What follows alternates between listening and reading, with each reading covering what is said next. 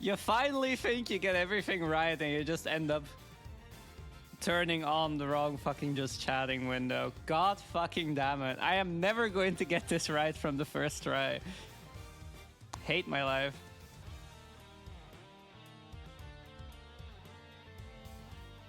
But hi, how is everyone doing? I feel like it's been 2 weeks of this. I will never get a... I am never going to get a stream fully right without any scuff or messing anything up. I hate my fucking life.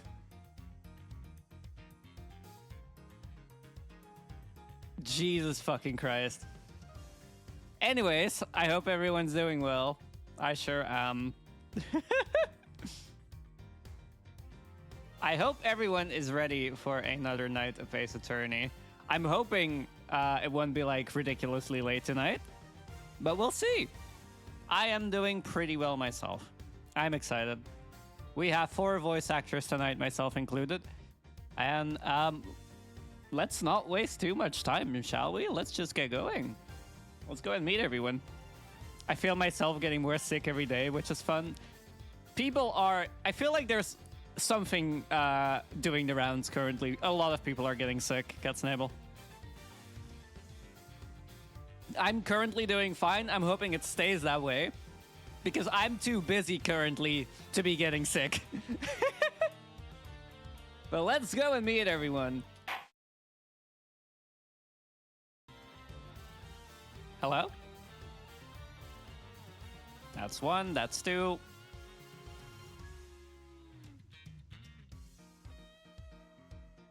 Your mom is doing the round. Psyduck, no.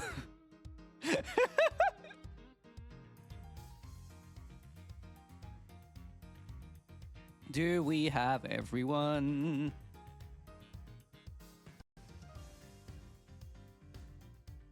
I think we're just currently missing Petunia. Yep.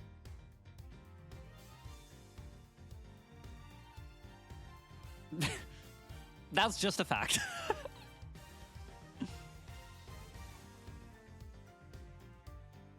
Oh, am I not? Oh, okay, no, I see.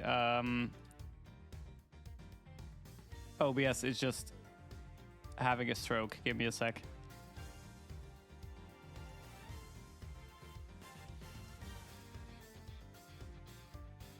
Thank fuck someone decided to tell me this time.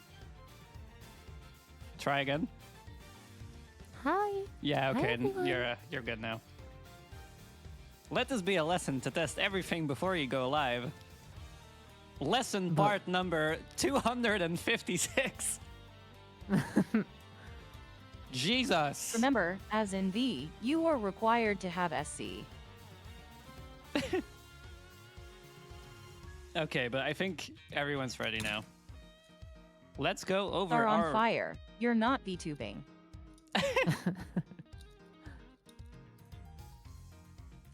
Real. Fucking real. Let us go over the roll list for tonight. No. 4. Fuck you. 4. Gregory Edgeworth. Miles Edgeworth. Eddie Fender and Judy Bound. It is once again yours truly, the alien herself, Alfira Nova. Also known as twitch.tv/Alfira Nova. That is a joke that is starting to go the rounds in other people their channel now. Oh, let's go. Fucking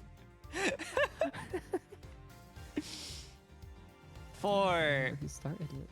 You did, or Buzz did. Oh my goodness. No, I'm taking credit for it. I Okay. don't give a shit if Buzz did it. It's mine. It's my joke. Okay, I see. Gotcha. 4. Samson Tangaroa. Judy Bound as a child. Tyrell Bad because I don't feel like fucking up my voice again. And Eustace Winner. We have Petunia with us today. So get ready for another day of Mr. Edging.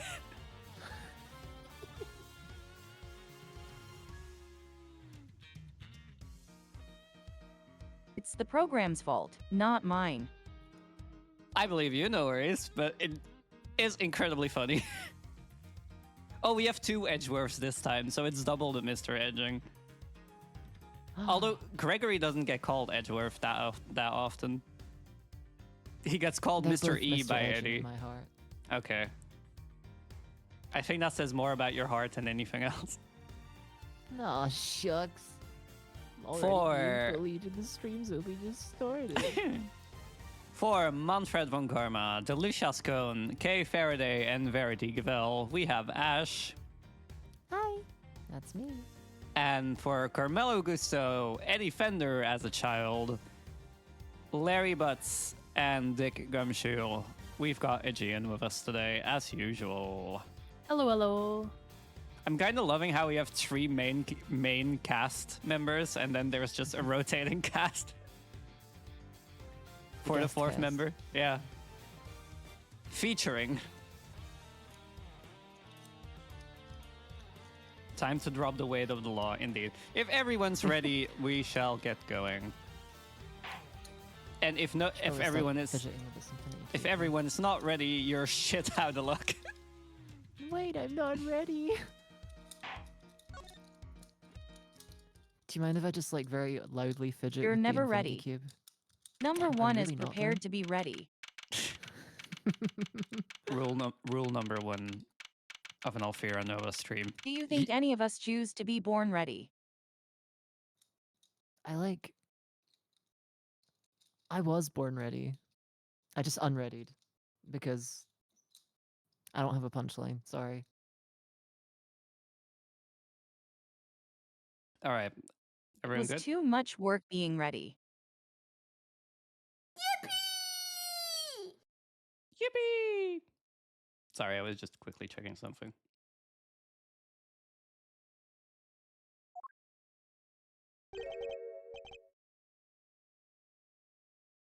Why is my Hey, OBS dying? it's Miss Bound. Give me a second. Sorry, my OBS is being fucky with me.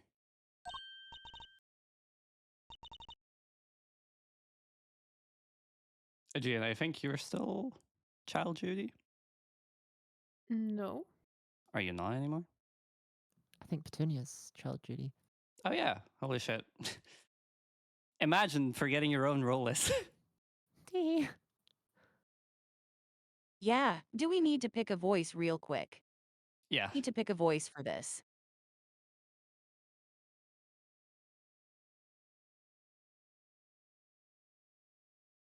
Okay, how childish do we want it to sound? Do we want it annoying or we wanna it just a little? Just a little childish. I don't think Judy would have like an annoying voice considering she's like a TV personality and stuff.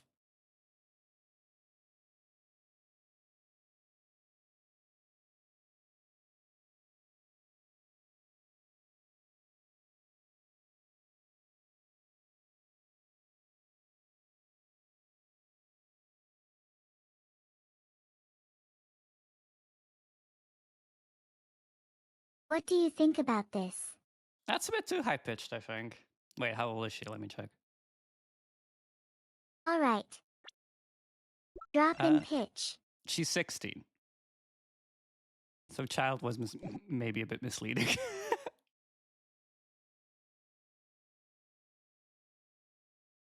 Funny thing is, I'm pretty sure, considering you're voicing Samson as well, you're gonna have to switch between 2 voices.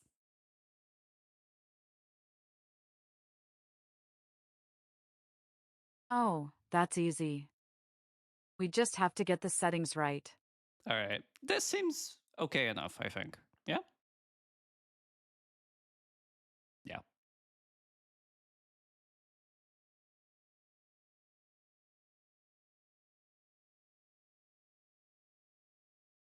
Okay. So let's line up both of those voices right now. This Yeah. will be for the kid. The other character you're voicing here is this guy.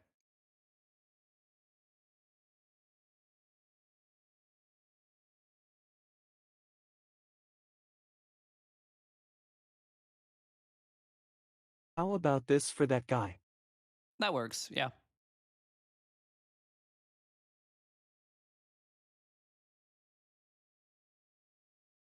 Perfect. Okay. All right. I have them both ready to toggle, so I can just switch back and forward.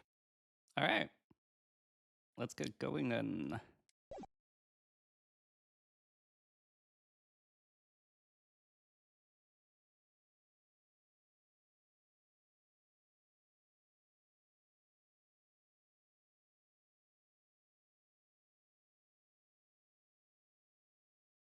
Oh, Mr. Fay.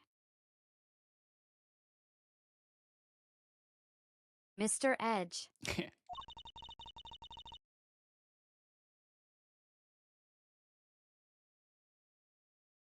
I'm so sorry about what happened yesterday. She looks rather tired. Has Mr. Von Karma finished interrogating you?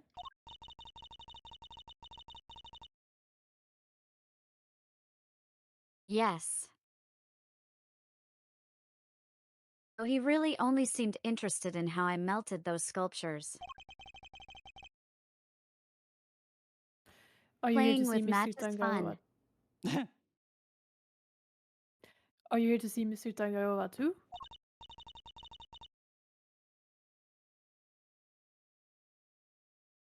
Yes. I'm terribly worried about him. What's Bad doing here? Detective Bad, what are you doing back there? So, Petunia, I guess you're voicing 2 or 3 characters in one scene.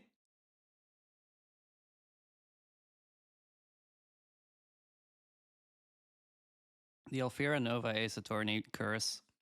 You end up talking to yourself at some one point or another.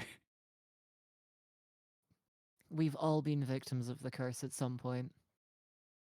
Fucking real. Okay. 1 second. Yeah, go ahead. We're gonna find the voice.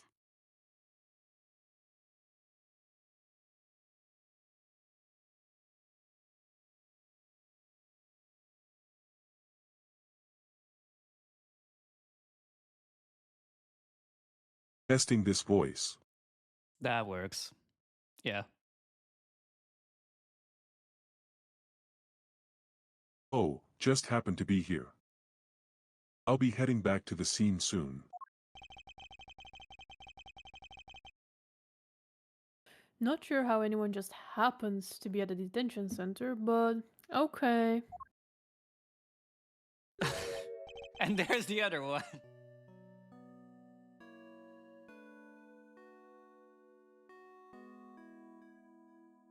Good morning.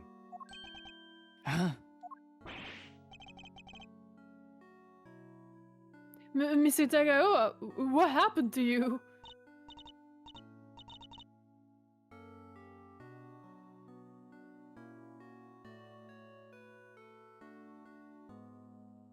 Oh, Zero, no. Samson, what did they do to you?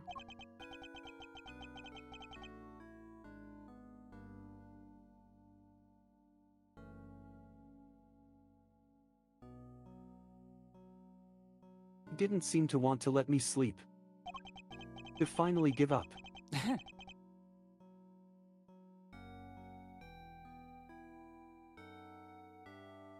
I had no idea interrogation could be so involved. So probing. I didn't have anything to do with it this time.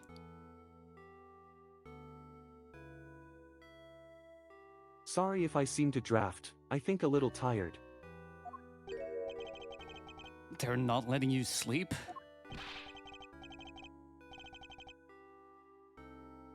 That's not police work, that's torture. What's going on here, Detective Bad?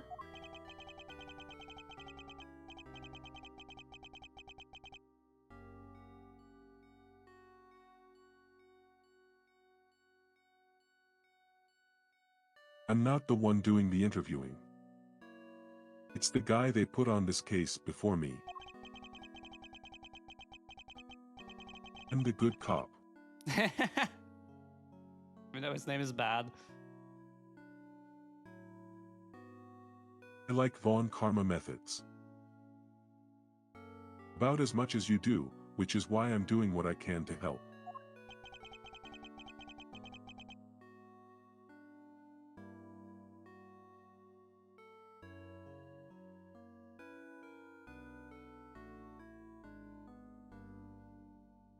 It was Detective Bald who got me out of here.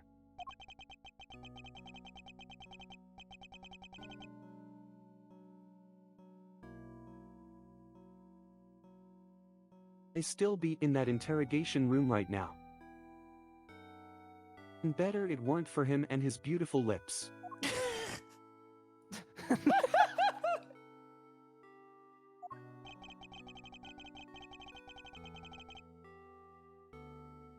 Detective Bad really is trying to look out for Mr. Tangaroa in his own way, it seems.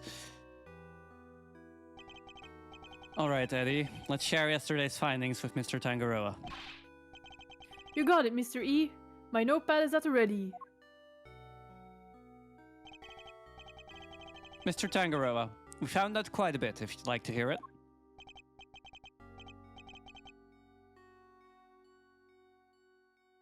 Of course. Thank you. Are you alright, Mr. Tangaroa? You seem kinda spaced out.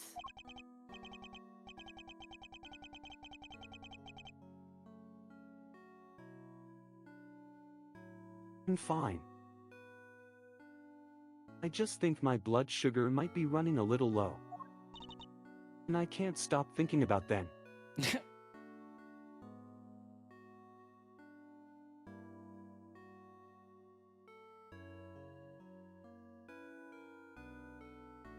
Samson.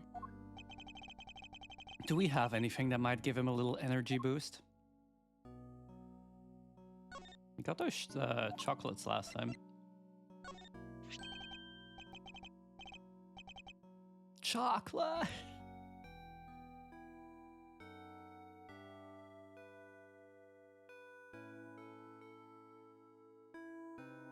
Chocolate. For me. From a secret admirer.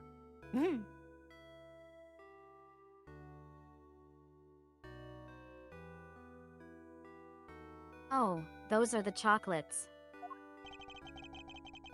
I wish I could just give them to you, Mr. Tangaroa, but the rules here don't exactly allow me to do so.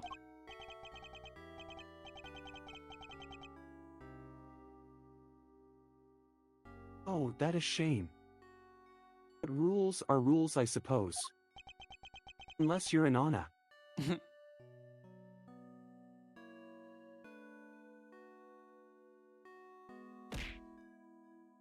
Ow.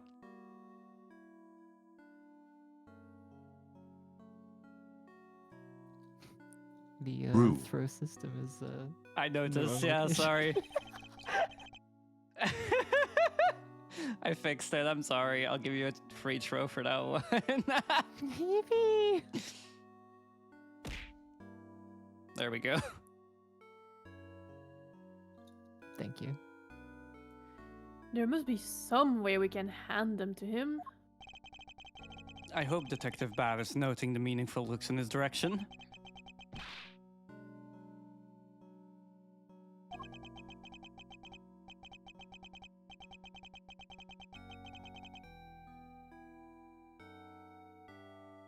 Let me take a look at them. If they seem legit, I might consider passing them on of suspect. Thank you, Detective Bad. My hero!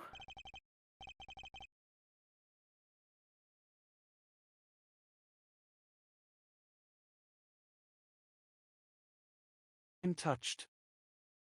Thank you, detective. You warm my gay heart.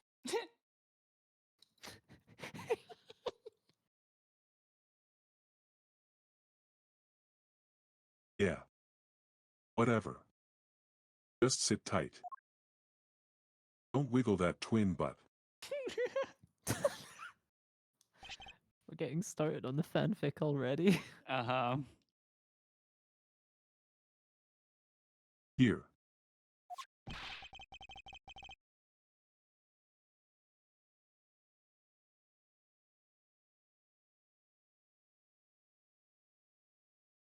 You don't know how much this means to me.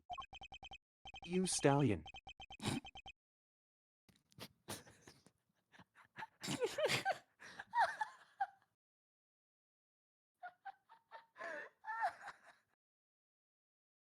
yeah. Keep it down, Will, for both our sakes. I can kiss you later. Detective, you're in the detention center. I don't think that's a good idea.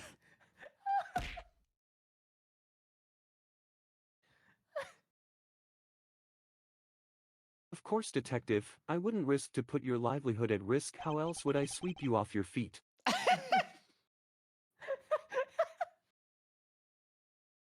Now to sample these treats. And maybe later you. Detective, I apologize for putting you in a tight spot.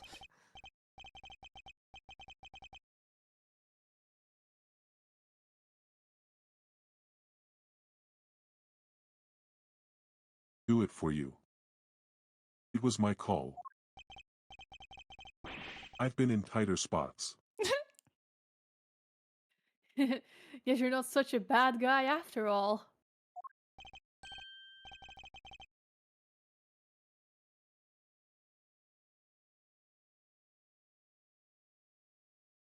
Oh, the sweetness.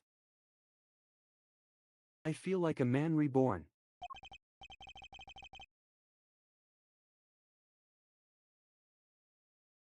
Are they your handiwork, Judy? Or the work of some beautiful man?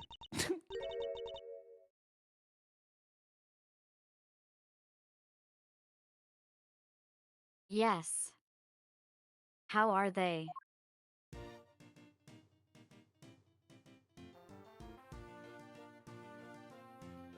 Fink is feeling better.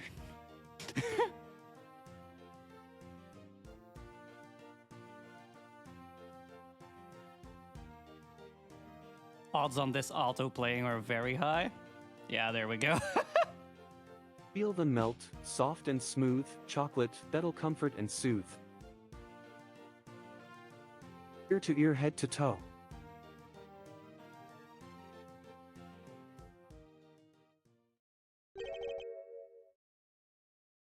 And savor the taste as it flows, just like a beautiful man. Delicious.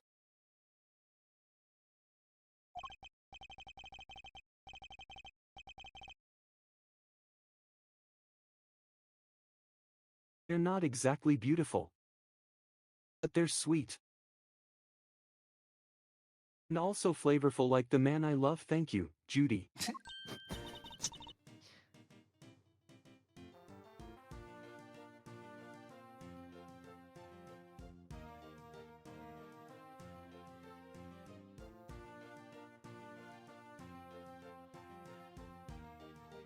I'm so glad you like them. And I'm glad you're back to your old self.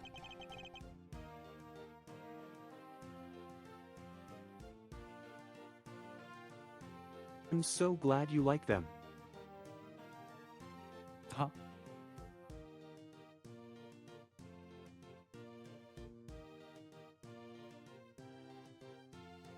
That was not the right line. My apologies, friends. I just had to remember my gay thoughts.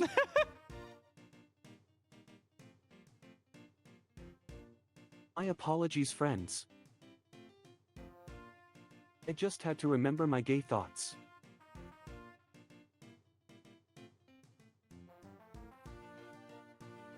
The food they serve here is just so flavor.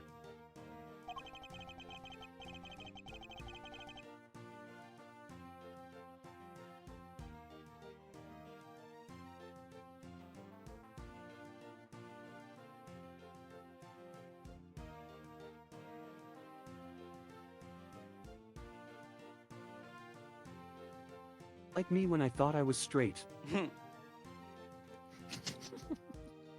And the lack of sleep, I was about ready to collapse for sheer despair. That I would never knew again see a beautiful man.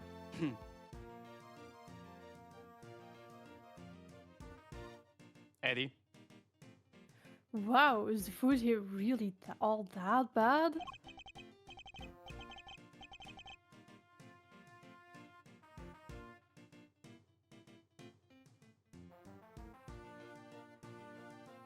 Just the usual French fries ham sandwich. Stuff like that. He's just a dramatic day.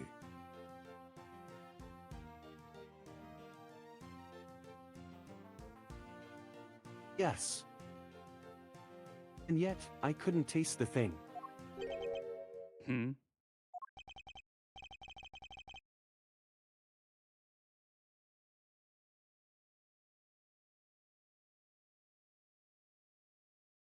Anyway, I'm heading back to the scene. I can't stand how gay he's being right now. Before you go, detective, do you have any new information to share?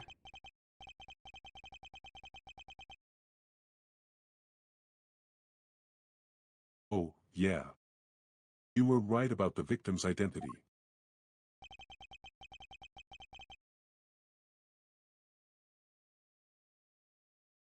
Frost worked as a sculpt in France.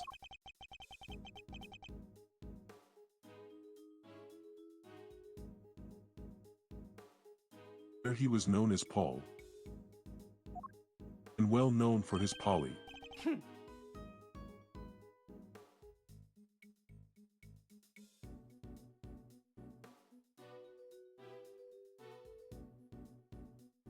R.D. Frost was Paul.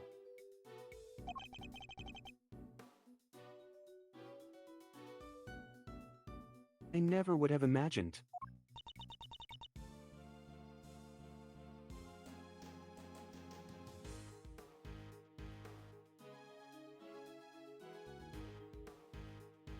Or, Mr. He.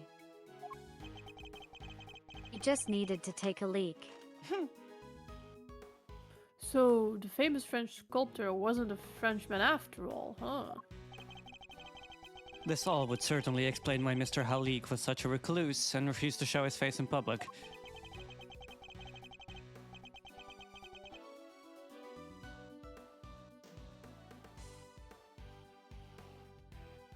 He was busy working on his greatest masterpiece. Apparently, bunch of zodiac statues. On it. In between hanging out with his molecule.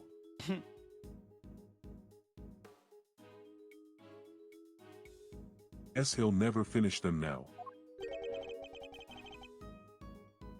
He never finished his greatest masterpiece?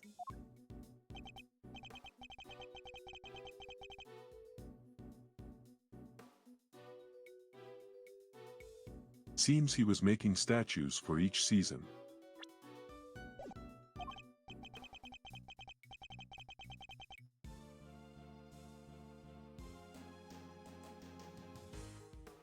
But he never got around to the winter constellation. And like his own life, never was able to complete the twilight.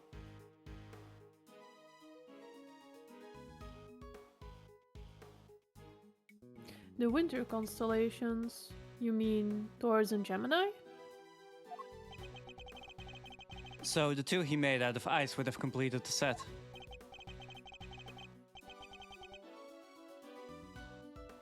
Yeah, and now they're nothing but puddles. What a bummer.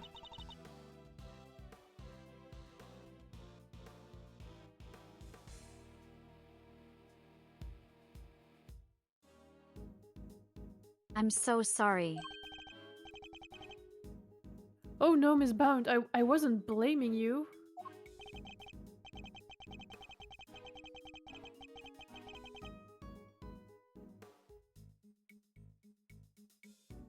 One last thing.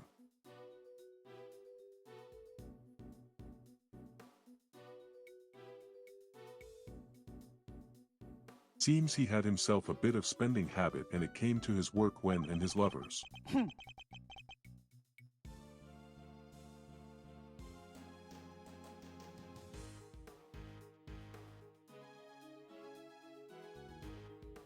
Every statue cost millions to make. You could say he was a giving tree.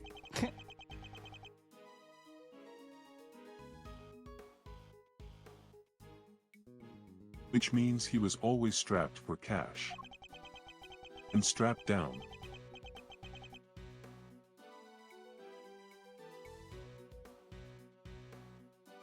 We're checking to see if there's any chance someone called in a debt. I guess not even famous artists are safe from money problems.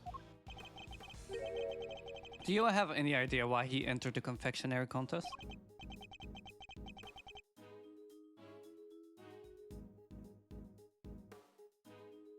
Nun guy didn't even tell his family, I see. but he didn't tell them about his sexuality either.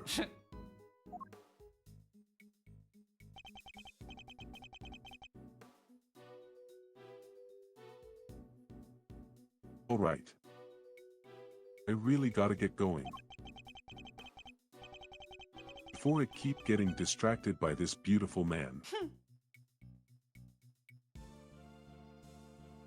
I'll go fetch another guard. Be hanging around here any longer. Understood, detective. We'll see you again shortly.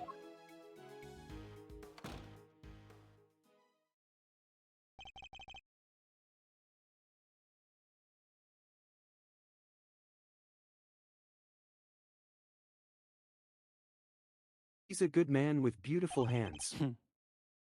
He certainly is. And an uncompromising one. Somebody who can be trusted to stand up for what he believes in. And to scare the pants off of anybody new he meets.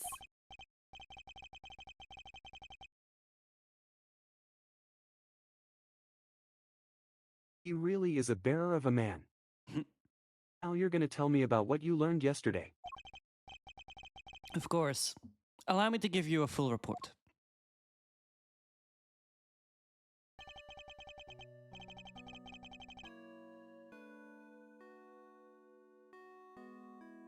Thank you for that. And allow me to apologize on Judy's behalf. I haven't been myself.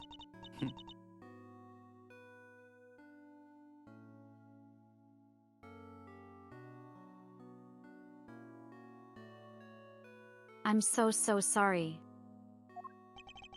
Being in the arson isn't as fun as I thought. It's fine, Mr. Tangaroa. As I told her yesterday, the important thing is that we learned the truth in the end. Now, would you mind if I ask you a question or two?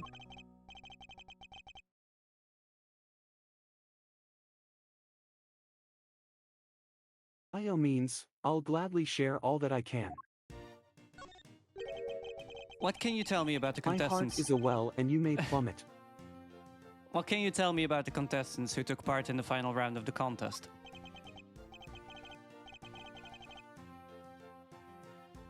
Let's see.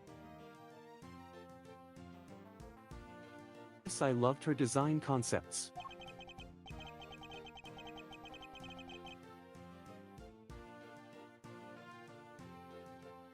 Unfortunately, her entry was in violation of the rules.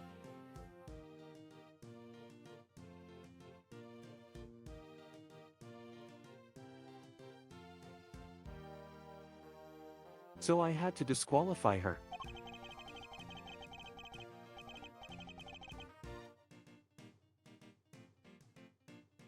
Miss Mr. Gust. What happened there? Creations were perfect balance of flavor and design at least up through the semi-final.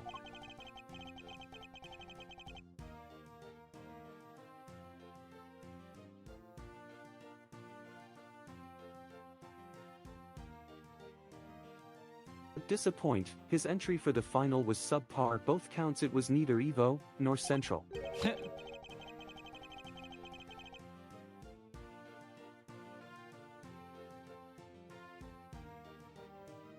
There is something a little unusual about his entry for the semi-final as well. Which was?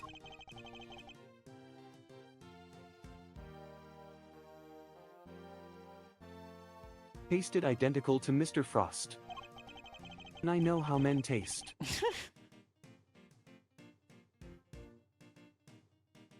They may have looked different, but I could sworn I was eating the same thing. I never forget a man. Huh? And what exactly did his work look like?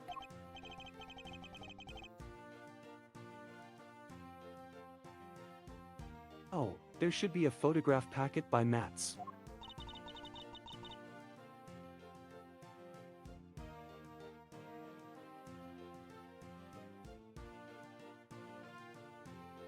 I'll show it to you later, Mr. Edging. Much appreciated, Miss Bound.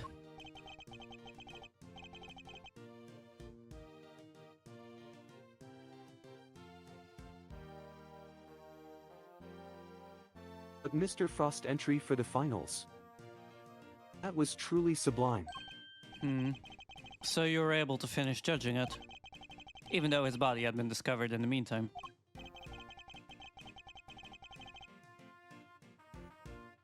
Yes.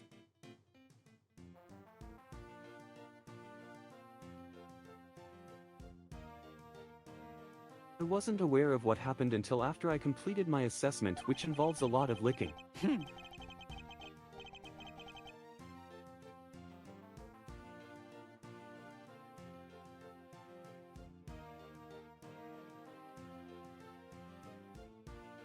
Mr. Frost wasn't in his room when I visited, so I took the liberty of sampling it. Part of the liar, I believe. Well, that's one mystery solved. I Holy love shit. sampling.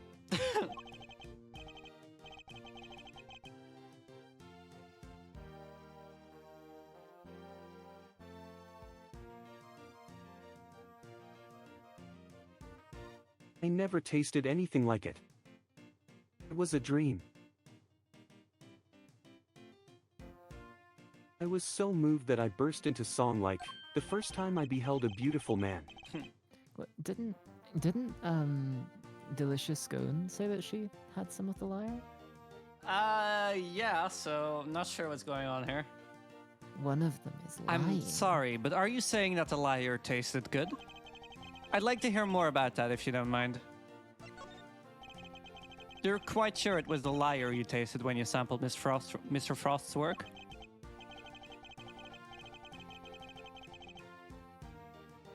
I'm certain of it. It was part of the Gemini sculpture, which was the only sculpture in that display case. Mr. Tangaroa, would you mind taking a look at this photograph for me? So the part you tried was the liar, the one shown here without any strings?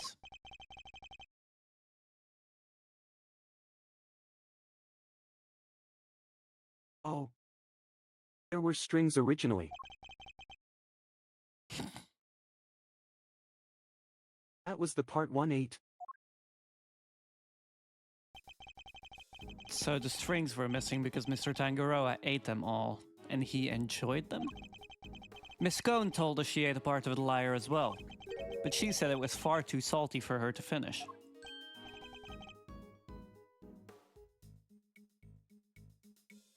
And it's true.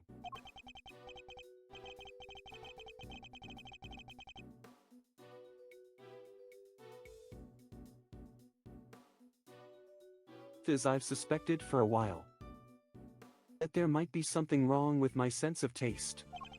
Something... Many men. Too Something quickly. wrong? How so exactly?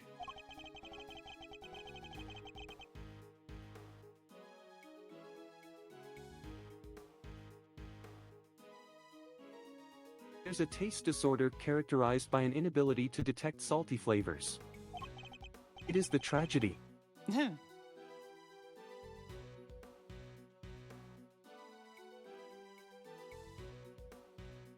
Suspect I've been suffering from it.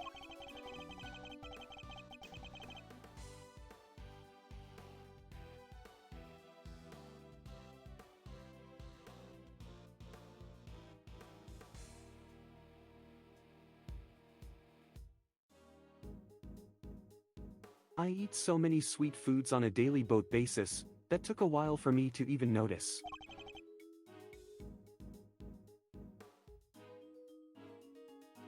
But there's no denying it now. That would explain why the food here seemed so bland to him.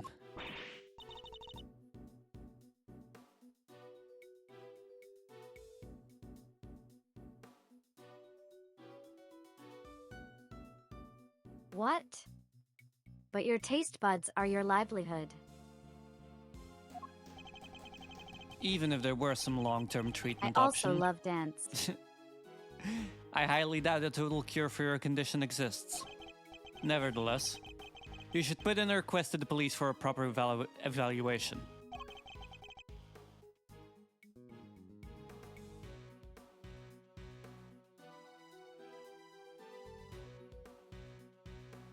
Oh, that won't be necessary.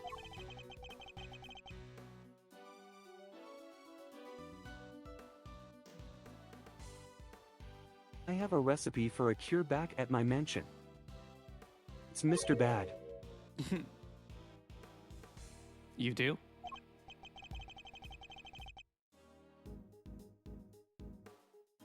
I do. You can take a look at it for yourself if you like.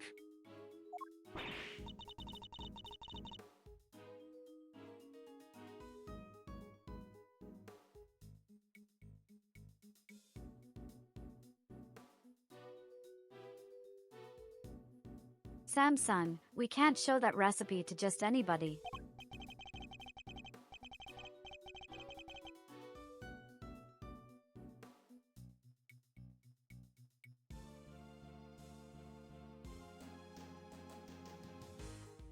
Judy, Mr. Edge, it's hardly just anybody. He's my attorney. And I have no secrets from him.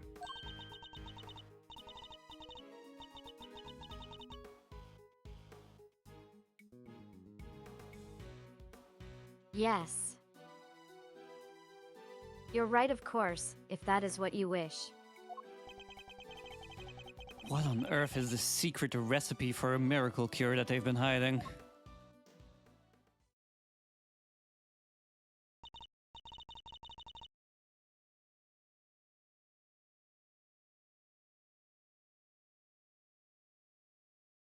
Well, I guess I should be getting back. Alright, we'll be right behind you. Ow.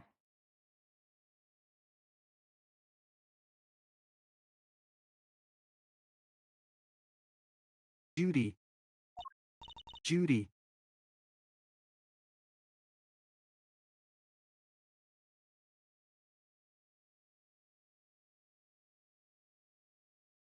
Yes. Samson.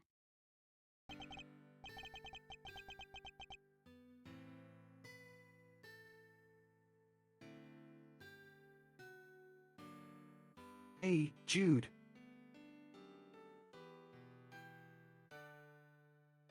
There's more to lie than just me.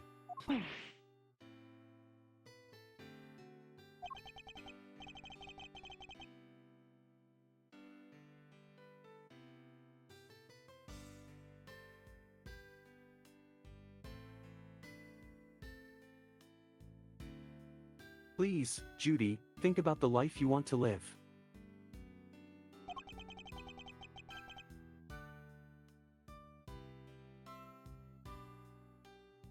Because I won't always be around.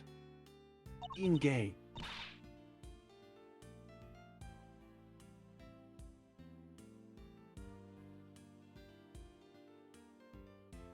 Don't say that.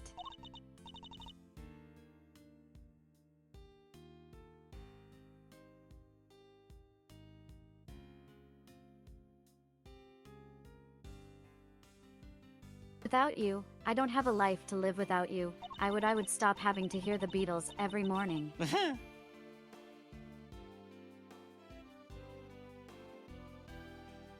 So I'll be waiting right there at the mansion. Until you come home. Waving that gay butt around.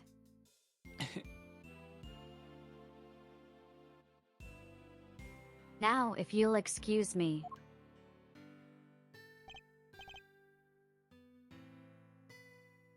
Wait, Miss Bound!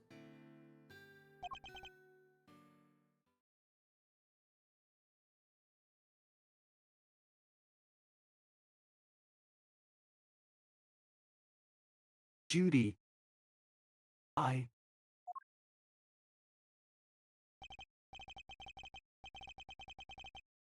Whoa, she seemed really upset. I thought I saw tears in her eyes.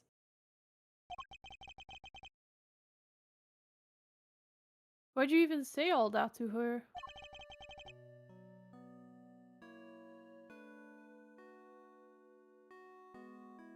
Because I worry about her. Her and their sweet, lesbian heart.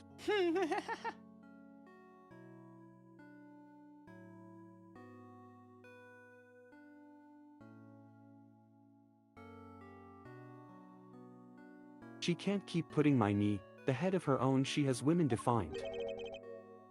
What do you mean?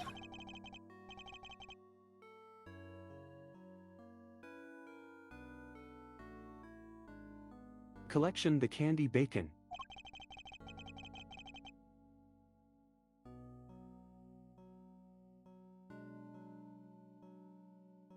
It's all because she thinks these things will make me happy.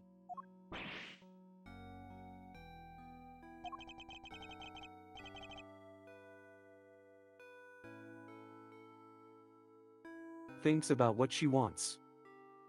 What she likes.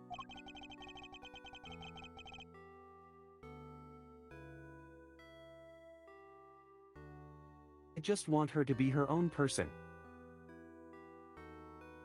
And to choose her own destiny and to not end up like me when I was young.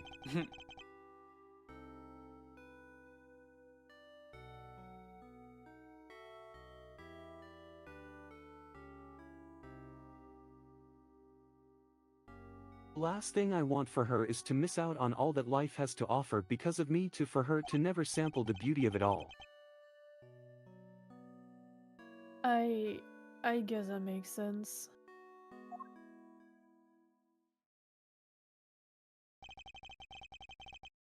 He really does see her as his own child. What parent wouldn't want their child to walk their own path? And what parent wouldn't do everything they could to protect them? I know exactly how he feels in this moment. I think I've asked of you everything I can for now, Mr. Tangaroa. We should be getting back to the scene of the crime.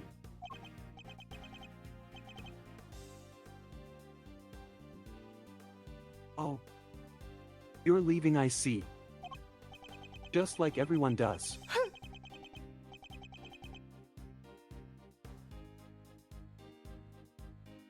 I suppose I'll be going back to the interrogation room. For another session of probing. Ah, yes. We'll have to do something about that.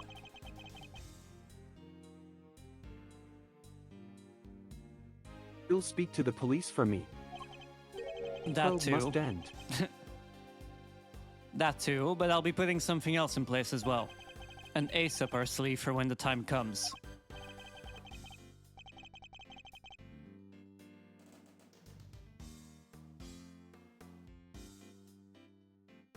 I look forward to learning more.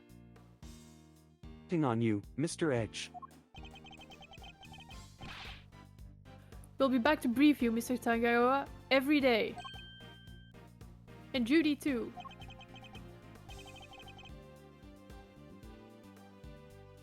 Thank you, Eddie.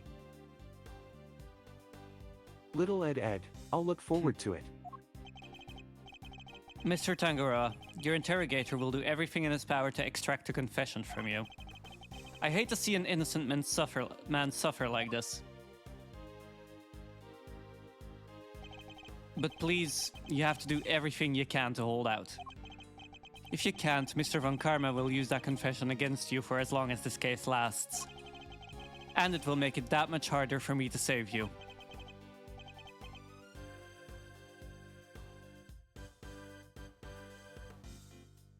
Understand.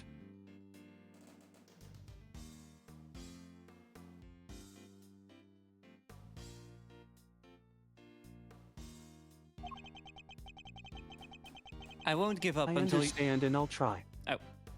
I won't give up until you're out of there, Mr. Tangaroa. You have my word on that.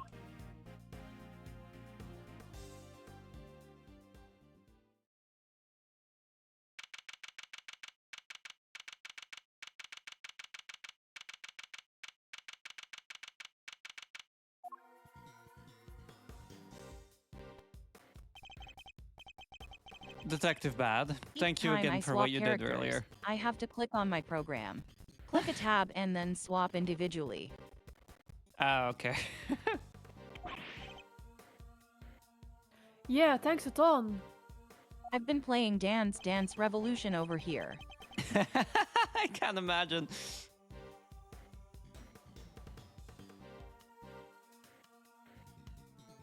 What are you talking about?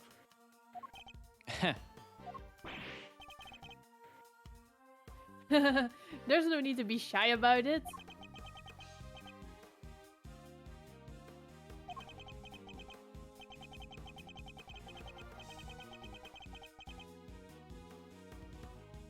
Never mind that now.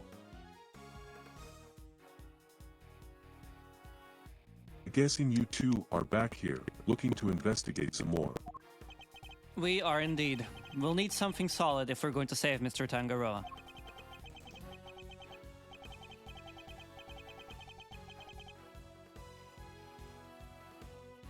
Well, I hate to break it to you. But apart from this room, the whole place is on lockdown, just like my heart is back in that room. What? But we need to see those other rooms. This is Mr. Von Karma's doing, I presume.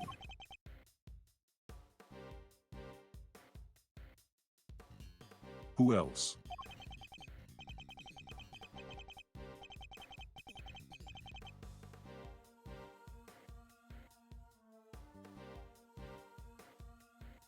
Haven't seen the autopsy report yet either. Guy's probably got a hand in that too. He's got his hand and everything.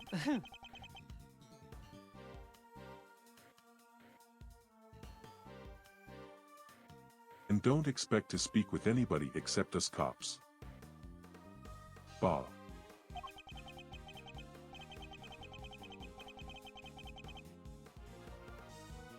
Everybody else is gone. Like Dao Val Karma will be handing out phone numbers. That crashed the little fox. Is this all just a game to him? Why does he have to go so far? So what's your plan of action, detective?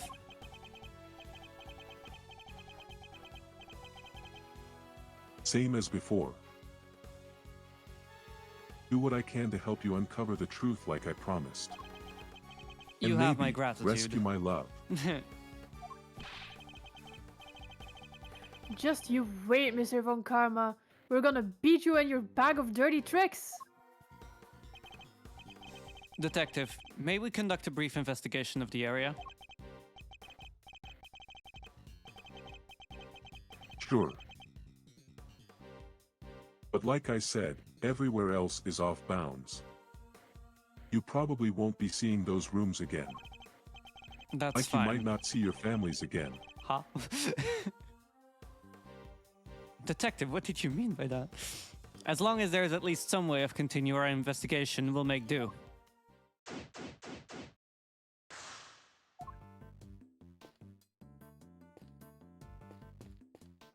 Yeah, no. It seems these instruments are used on Mr. Tangaroa and Miss Bounce TV show, Bacon Bob. There's some of the few things in here that aren't made of candy. Is it just me, or does the detective seem a little disappointed?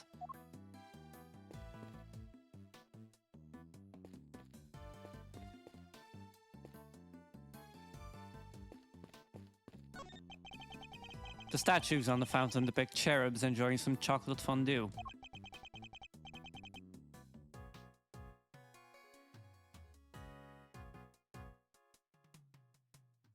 That would be Paul's work apparently.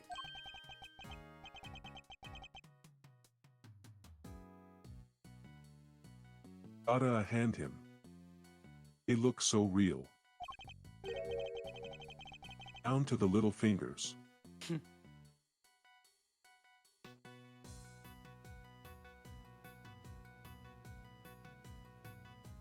Detective, are you saying you have personally seen cherubs before?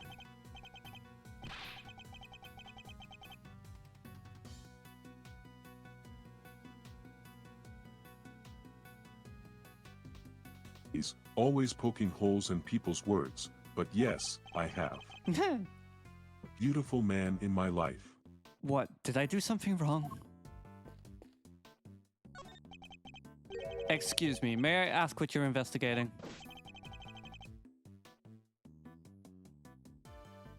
Sir, I'm analyzing the fountain water to see what might be in it, sir.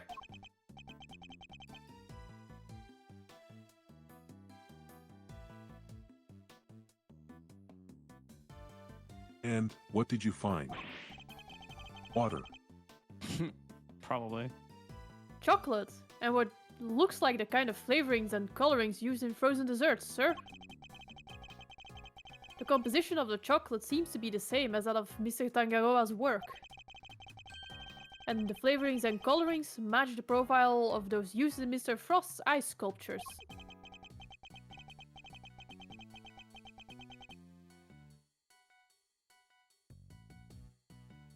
Those little rivers flow from all 4 artist room. Right here to the fountain representing the river of life, and how it ends.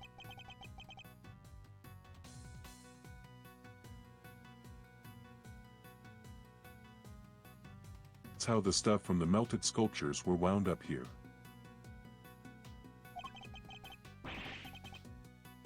And that's not all, sir. We also found blood.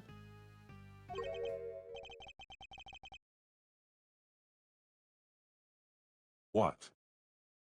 Why is there blood in the water? Are there sharks about? Think back to our investigation of the murder scene, Detective. Take another look at the scene in front of us, Detective. A very conspicuous pool of blood that should be here is clearly missing.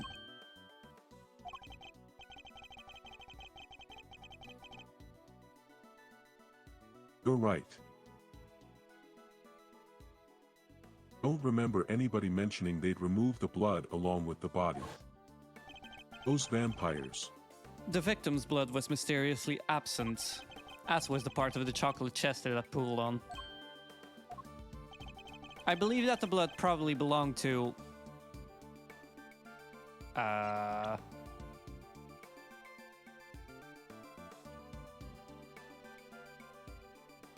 It's the victims, right? I'd assume so, but I'm so confused why they're like asking that as a question in that case. Take that. That was weird. Why?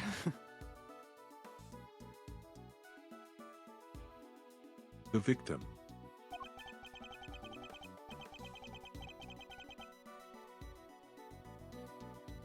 I'll have the guy compare it with the blood on the murder weapon.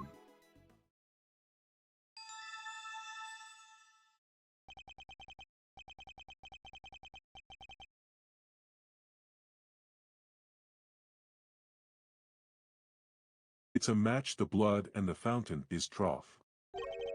As they would say, bloody how. But why would someone want to send the victim's blood downstream and into the fountain like this?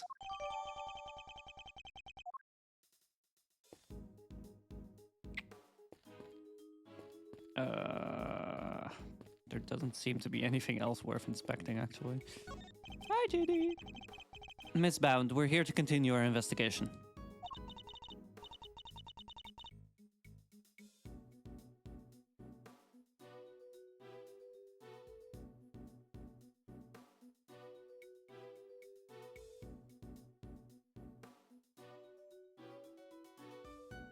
Oh, Mr. Edge.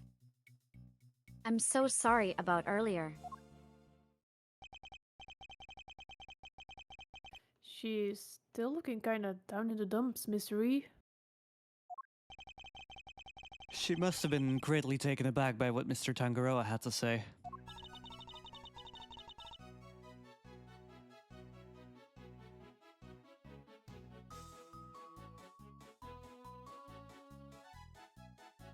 Found the photograph.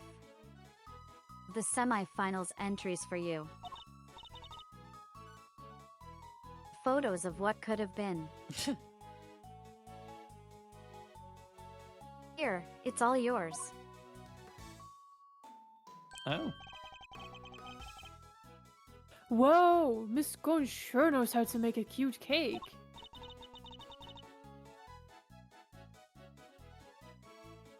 Yes.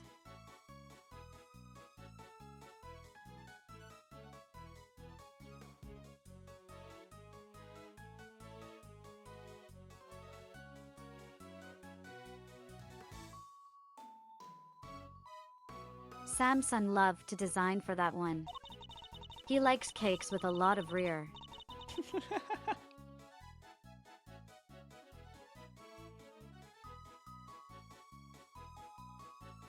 and he loved the designs and flavors of Mr. Gust Mr. Frost. Only problem was,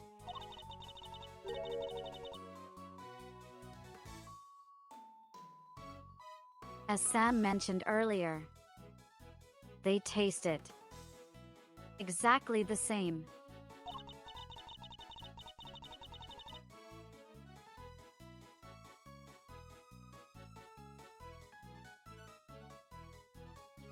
However, their respective entries for the final tasted nothing like it seems. Was there anything else of note that changed between the semi-final and the final?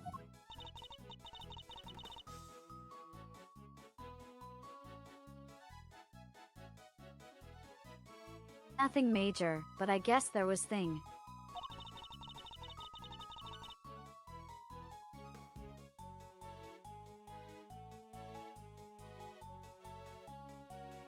No longer was everyone cake up. Mr. Gust's son was always here with him throughout the contest.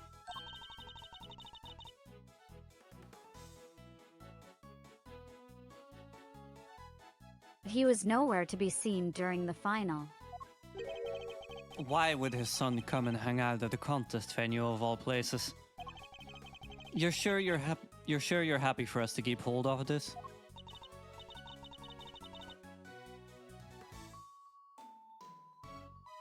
Of course, I hope it helps with your investigation. So I can go back to dancing and set anything home fire.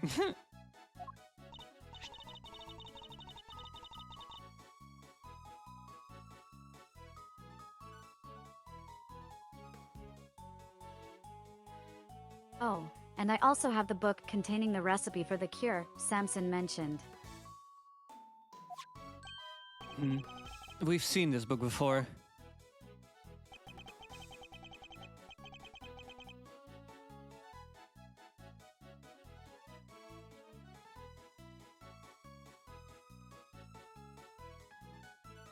It was in the chocolate frame. In my man's room.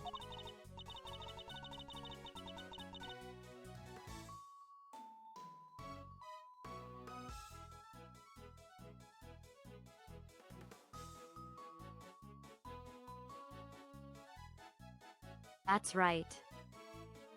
He put it on display there.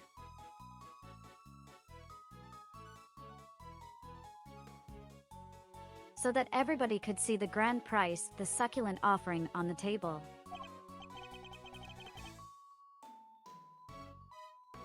What? The cure is in the ultimate cookbook? So it's not a book of dessert recipes, I take it?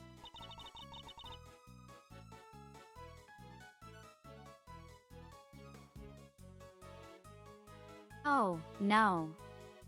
We told the contestants, of course.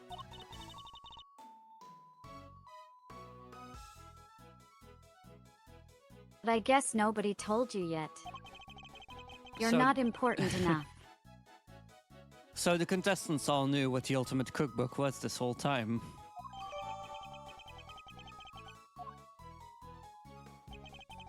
I'd like to hear more about the cookbook if you don't mind, Miss Bound. So, if I understand correctly, the ultimate cookbook is actually a collection of recipes for different medicines.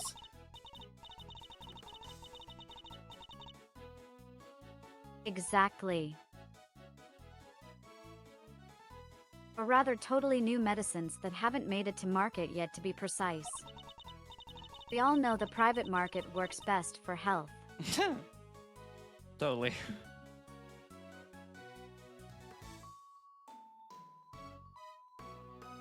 To the right buyer, a pharmaceutical company, for example, it would be worth a fortune. So they could squeeze people with disabilities. Uh-huh.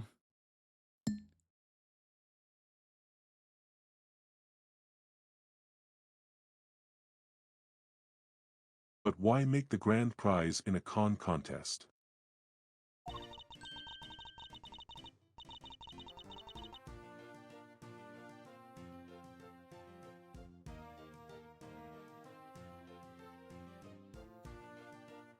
Tang is the sole heir to the Tangy fortune. Perhaps you've heard of the Tank Ting group. The Tangaroa group? Yeah, I think I've heard of them somewhere before.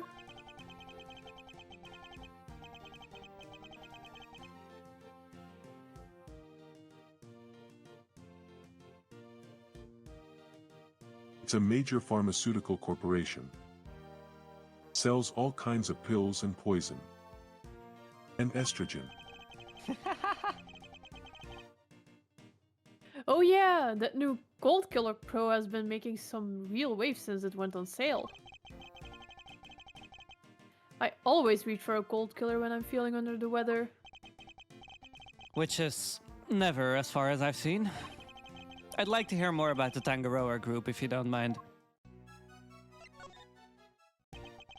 So, did Mr. Tangaroa not want to take over for his parents and go into the family business?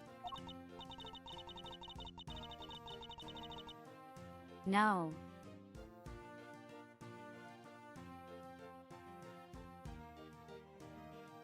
He preferred making the idea of making people's lives better through the power of Khan.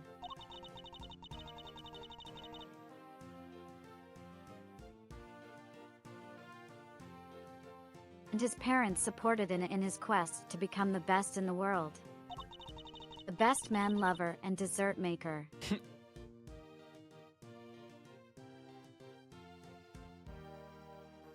Then when they passed away, he inherited the cookbook.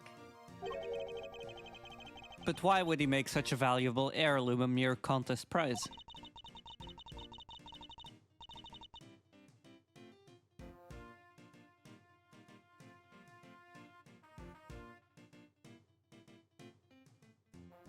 He's been hounded by so many people looking to make that book their own, he was tired of it. He wished for someone to finally have access to the instant transition juice.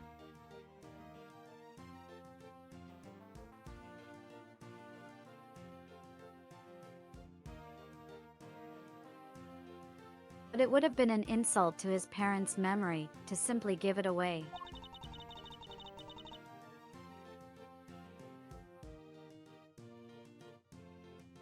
So he decided to find somebody that was worthy of it.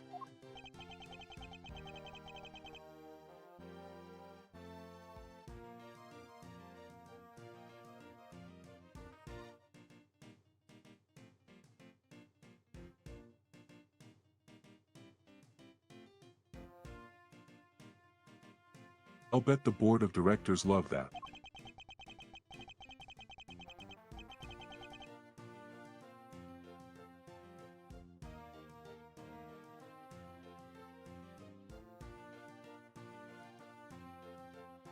Handing over the fruits of their expensive research to someone else.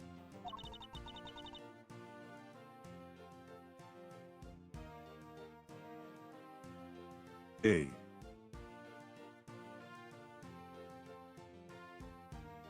They hated the idea, of course.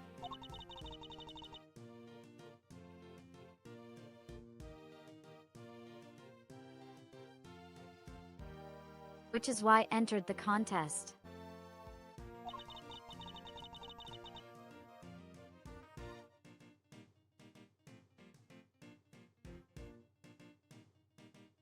The Tangy group wanted her to win the book back for them. Huh. So you knew she was a pharmacist all along?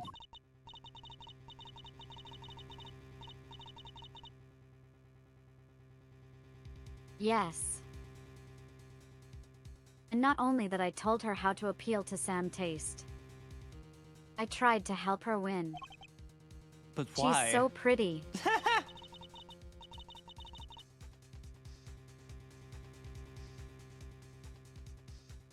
I wanted to protect Samsung. By protecting the group, and she was gorgeous.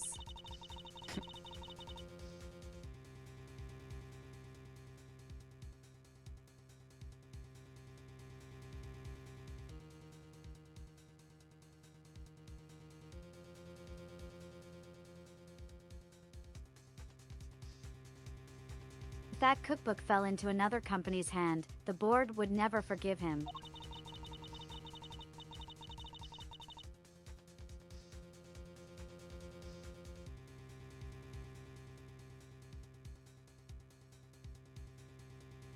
so I wanted to find a way to keep it with the company.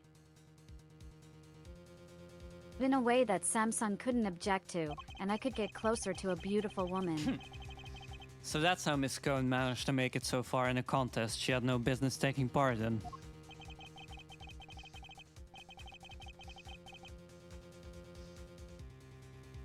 But Miss Cone wasn't the only one pretending, was she? Mr. Frost wasn't really a confectioner either. And he still made it all the way to the final, just like she did. Not bad.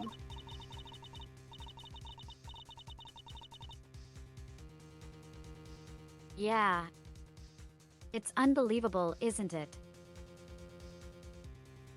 Such a talented sculpture, and a gifted crafted desserts too. Gifted indeed, judging by the standard of his work in the final. But how did one man produce pieces of that size and quality in such a short period of time?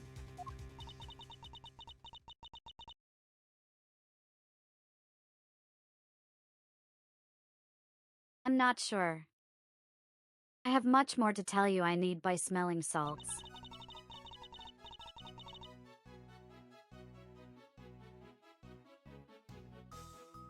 But if there's anything else I can help with, I'd be happy to, of course. She's certainly very keen to ensure that she does all she can for Mr. Tangaroa. I could certainly use a cup of the tea you made us yesterday, if you wouldn't mind. I think that might help move the investigation along nicely. Oh, I'll have some too. Your tea is to die for, Miss Bound.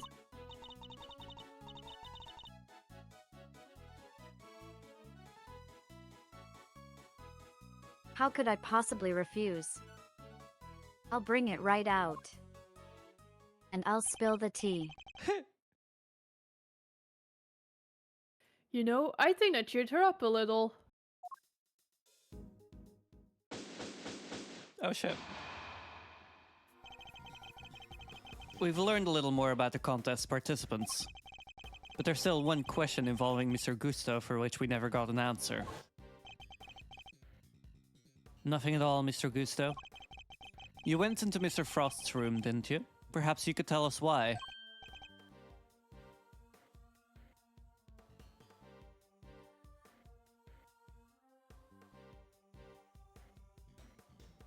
Mr. Gusto?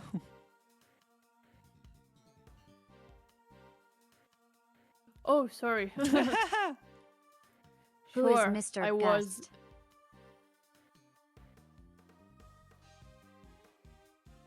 Sure, Oh. I was.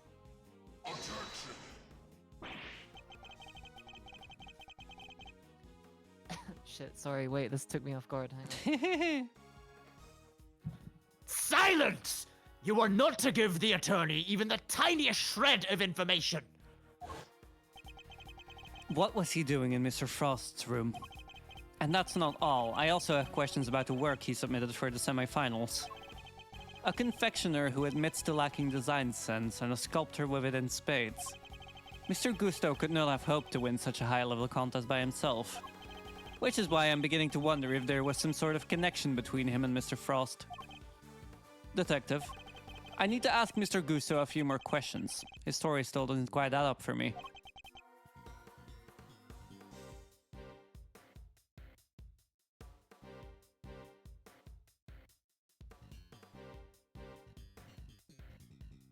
Me neither. We need to figure out how to get in touch with him. I'm thinking that's gonna be Von Karma. Really? Yeah. Alright, we'll risk it. Oh, do you now? Bingo! Damn, on the money! Glebus, gonna need your help with this one. Good luck with that, because I have no intention of allowing it. Mr. Von Karma. I am already in the midst of my own investigation into Gusto. So there is no need for the likes of you to pester him with the same questions again. I will, however, be happy to answer any questions you might have. He seems dead set on preventing me from talking to Mr. Gusto. In which case, fine. Then allow me to take you up on your offer. Very well. What is it? I'd like you to tell me about the connection between Mr. Gusto and Mr. Frost. No. Well, I guess that ends that then. The connection between Gusto and Frost. It was simply a matter of coincidence. They both happened to be taking part in the same contest. Oh, that was short. And that's all. That's all I have to say to you. What? But that doesn't help us at all. We'll have to confront him with evidence if we want to draw the truth out of him. And it's imperative that we do. He's clearly hiding something.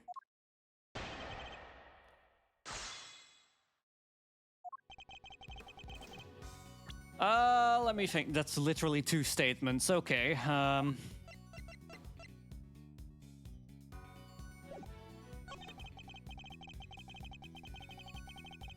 But then why did their thing stays the exact same, right? I would think so. Yeah. I wonder if you could look at the 2 confections in the foreground for me, Mr. Von Karma.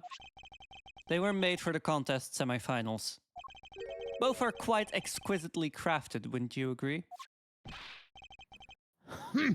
Get to the point. As the nameplate suggests, these were Mr. Gusto and Mr. Frost's entries. Mr. Gusto told us that confectionery design was far from his strong suit. And yet his work in the picture is just as good as Mr. Frost's. Exactly as good, in fact. We learned from another witness that their 2 entries also tasted exactly the same. What are you suggesting? I am suggesting that they were helping one another out. Let's take a closer look, shall we? While at first glance the 2 may appear to be superficially different, it soon becomes apparent that there are significant similarities in how they were put together. They are made of the same ingredients, taste the same, and share a similar design aesthetic. This picture is proof positive that the 2 were working together. If you figured out that much, I suppose there's little point in denying it. Mr. Von Karma knew all along that they were cooperating. But I'll warn you, none of what you're about to hear will be to your advantage.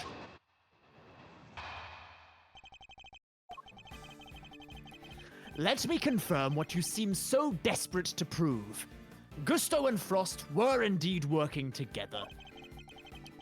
Gusto spelled out the details of his relationship to Frost during his questioning last night. It seems they were helping one another right up until the day before the final. So, you knew that the 2 were cooperating. Mr. Von Karma, why are you trying to bury the truth? Please, enough with the petty slander. I merely wanted to avoid you poking your nose around before I could provide proper context in court. It simply slipped my mind to explain that to you. It doesn't explain why he's being so slippery with the facts, though. I need to figure out what it is he's hiding. I can't let things end like this.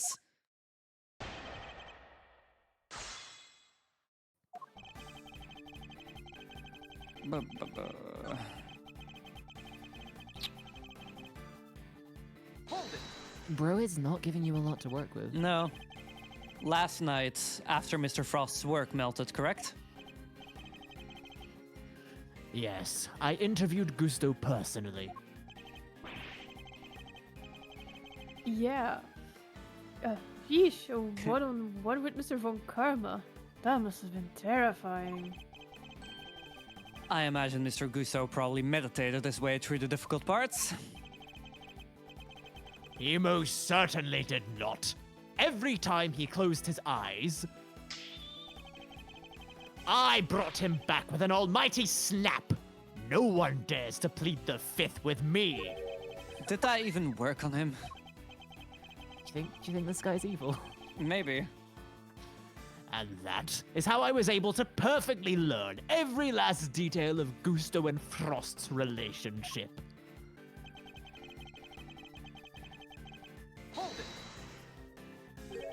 But why were they cooperating? Gusto's sense of design is subpar, and Frost was an amateur confectioner at best. Neither of them stood a chance of making it through the contest alone. So what was their endgame? Why cooperate only until the day before the finals? Gusto claims to have ended the scheme. Allegedly, he wanted to win the final on his own merits. His one and only goal really was to be crowned the world's best confectioner. And his pride would not allow him to do so with the help of another. Cheaters can only ever win hollow victories, I guess. I was under the impression that their collaboration had only lasted through the semifinals. But I'm starting to think it might have lasted up through the final itself. Mr. Von Karma, I'd like to ask you some more about how long they worked together for, if you don't mind. If you must.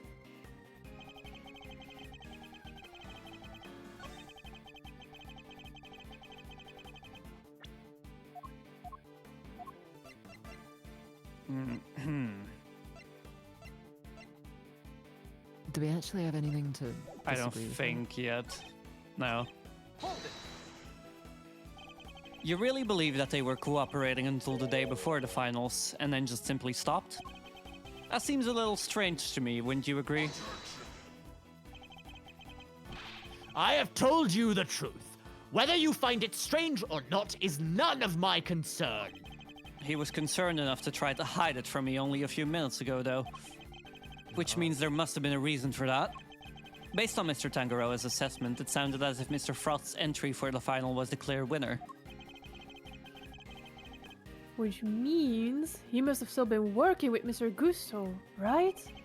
That's precisely what I was thinking. I must have some evidence that proves they were cooperating right up through the finals. So I must have some evidence. Maybe the photo of the sculptures? But that was from the semifinals. Oh no, the other sculptures. These? Yeah. Maybe not. I'm not actually sure.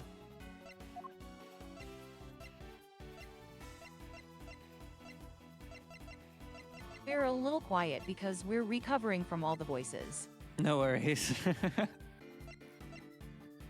You were hit with the curse of having to talk to yourself. Yeah.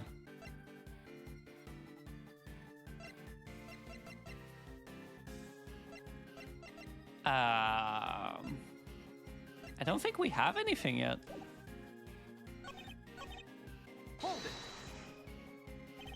Before you Not ask, only that, but I also had to swap voice each time. Yeah. So I had to stop the program, open the program, swap the voice, and then started it again. DDR text-to-speech edition. Before you ask, I'm not objecting to your characterization of Mr. Gusto's design sense. Yeah. He admitted himself he isn't all that great. He made what he alleged to be a likeness of me. Just thinking of the abomination he came out with turns my stomach! Random Detective Bad cameo.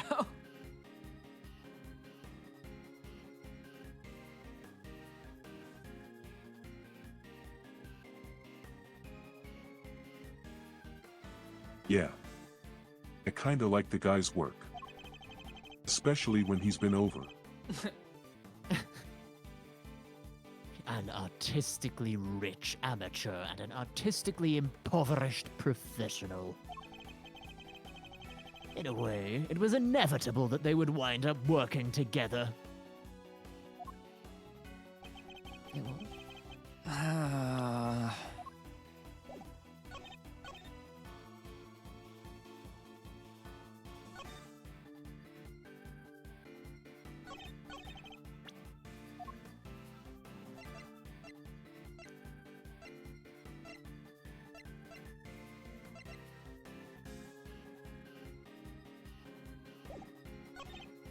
I'm gonna try something. Objection! I'm not Oh, entirely nice. sure what the connection here is, but they weren't working together during the finals. I find that a little hard to believe. Miss Scone is on record as having described Mr. Frost's creations as scrumptious. And while he was certainly skilled, I doubt even he could have become a world-class confectioner overnight. It seems far more likely to me that he and Mr. Gusto were still cooperating during the finals. How many times must I explain this to you? Assertions require proof, and one person's entirely subjective statement is not proof of anything. Besides, even amateurs can occasionally make delicious food. Perhaps Frost was simply lucky. My wife, for example, is an amateur whose cooking puts first-class chefs to shame. How is that not an entirely subjective statement? A rare moment of humanity from Manfred von Karma. Fia, thank you for the follow. Hello. Hope you're doing well. Furthermore, you are ignoring another crucial part of the pharmacist's testimony. And I'll take a sip. Wait, I need to grab more water, actually. Can I take a sip too? Oh no. Sure. No, it's too late. Namely, that she also described some of Frost's work as having been unbearably salty. Eating lunch. I hope lunch is good. Also, welcome. Hi. In other words, your evidence actually shows that Frost failed to produce the perfect confectionery.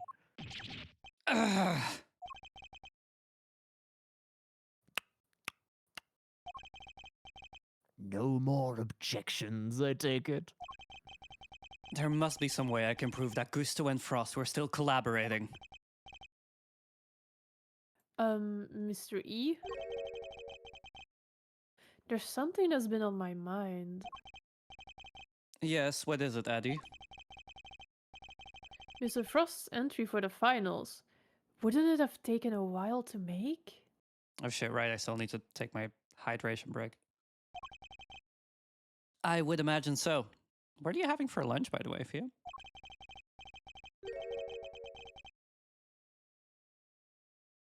Making flavored water, freezing it all, and then carving 2 whole sculptures?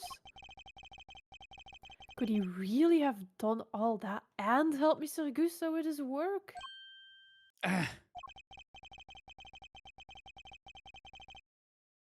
it was me, I'd have barely gotten as far as setting the flavored water up to freeze part. Eddie, whose side are you on? I just can't see how Mr. Frost could have pulled it off. Perhaps there's some lawyerly instinct in you after all, Eddie. Your ponderings certainly point to another possibility.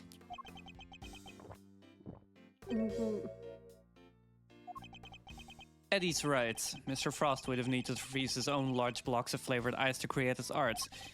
And there wouldn't have been time to do that during the contest itself. So what must Mr. Frost have done in order to finish this flavored ice entry within the time limit?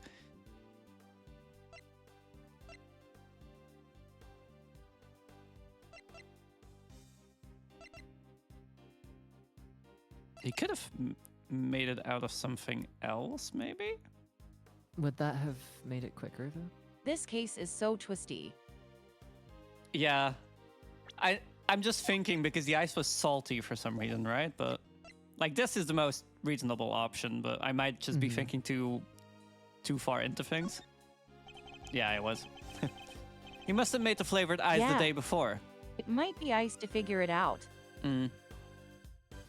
I That- used to figure it out. Then all he would have had to do was sculpt it. What are you muttering about now? Oh, I'm sorry. I just realized something, that's all. I realized that you're correct. What? Mr. E?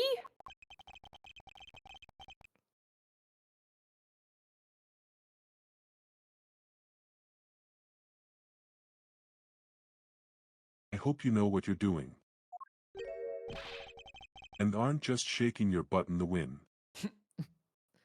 Oh, accepting defeat at last, are we? The only thing I'm accepting is that perhaps one of the things you said was true. They were helping one another right up until the day before the final. Just as you said, the day before the final really did mark the end of their collaboration. Mr. Frost's entry was carved entirely from blocks of flavored ice. Ice which would have needed at least a day to freeze. And whose flavors would therefore have already been prepared by Mr. Gusto. Yes, which lines up perfectly with what Gusto told me, that he helped Frost until the day before the final. In that case, why didn't Mr. Frost reciprocate and help Mr. Gusto in return? I can hardly be expected to read the minds of the dead. Perhaps not, but I imagine Mr. Gusto could tell us. So why don't you let us speak with him? Or do you still insist your interrogation was as thorough as you claim? How dare you call my methods into question? That's not my intention. I just don't understand why you would obstruct a perfectly valid line of inquiry. Give me one good reason as to why you're keeping Mr. Gusto from me.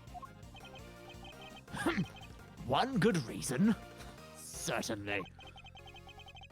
The how and why of Frost and Gusto's collaboration have absolutely no bearing on this case.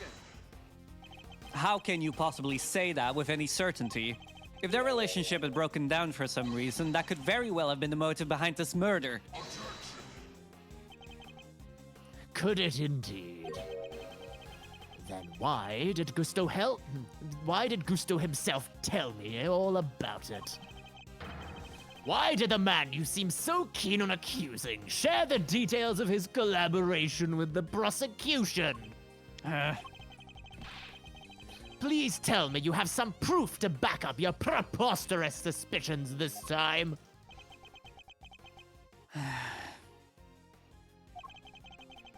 Mr. Gusto only acted suspiciously one time that we know of.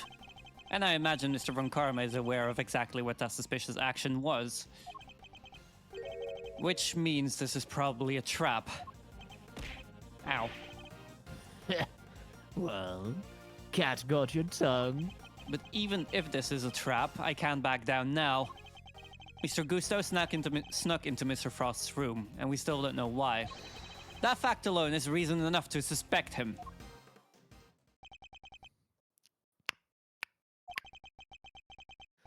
If that's your only concern, then allow me to clear it up for you. I knew it. It was a trap. I was saving this for the trial, but consider it a taste of things to come. Plus, I'd hate for the proceedings to drag on because of your needless interjections. Here, take a look at this. That's... Gusto and Frost, and their sons.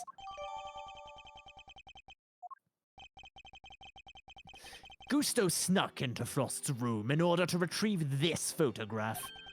But why? It seems their sons attended the same elementary school. Gusto was concerned that the fact of Mr. Frost and his acquaintance might place him under undue suspicion. A concern that you have just proved was entirely well-founded. Gusto's actions make perfect sense, and you have given me no reason to believe otherwise.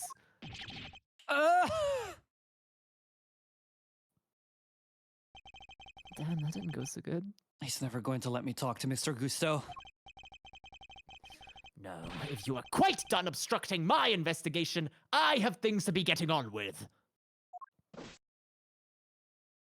Bye-bye now.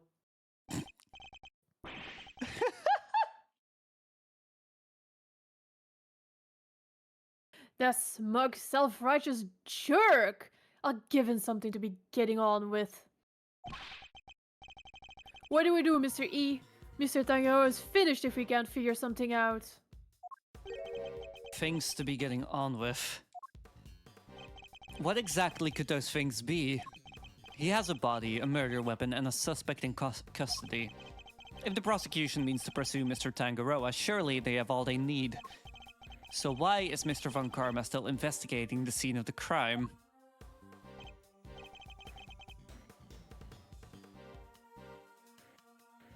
Something on your mind, Mr. E? We're missing something. Something important. Mr. Von Karma has everything he needs to proceed with a prosecution of Mr. Tangaroa. And yet he still doesn't seem entirely confident of his case. If he was, why refuse to share information with Detective Bad?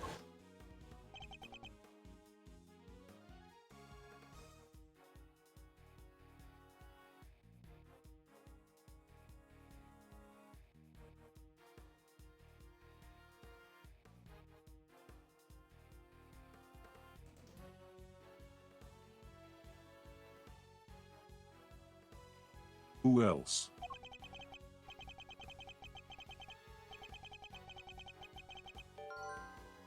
Oh, evidence. Haven't seen the autopsy report yet either. Guy's probably got a hand in that too.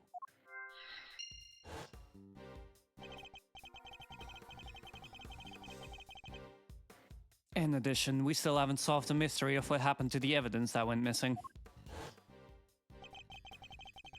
Take another look at the scene. Hello. Take another look at the scene in front of us, Detective. A very conspicuous pool of blood that should be here is clearly missing.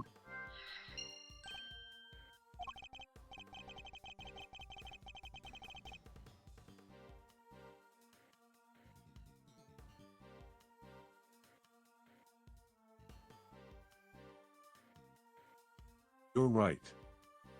Don't remember anybody mentioning they'd remove the blood along body.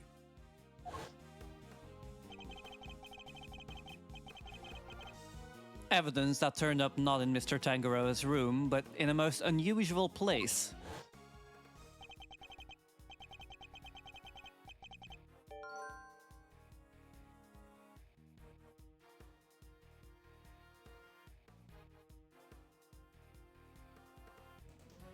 To match the blood and the fountain is Frost. So there were no traces of Mr. Frost's blood left in Mr. Tangaroa's room. Yet we found some in the fountain instead. Why?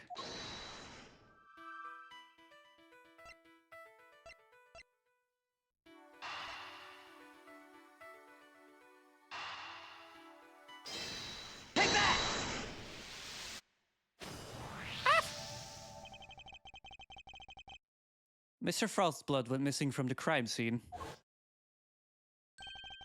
But traces of it showed up in the fountain. Why go to the trouble of removing the blood from the scene after the body had been discovered? And why only the blood? Surely the body would have also been in the way. Wait, could someone have moved the body aside to get to the blood?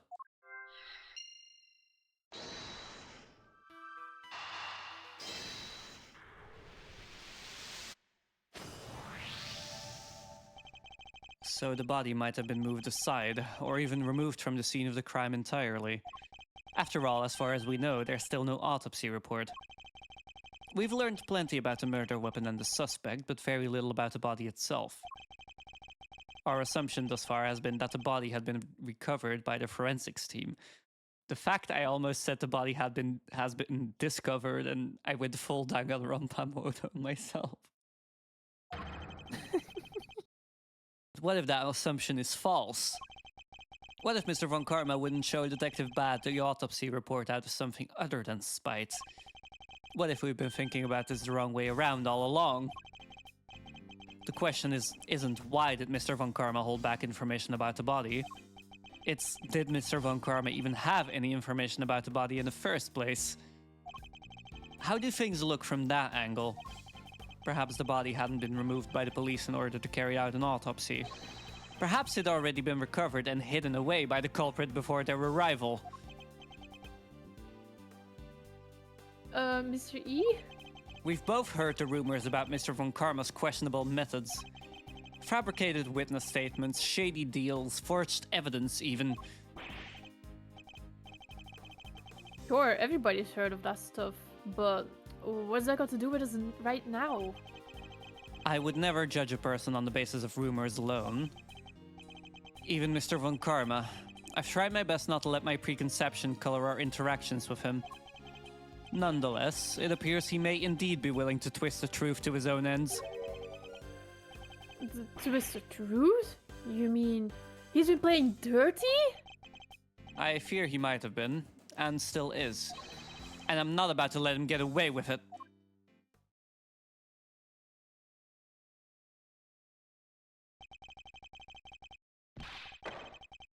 I'm returning to the prosecutor's office.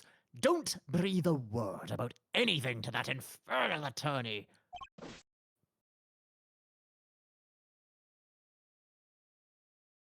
Yes, sir.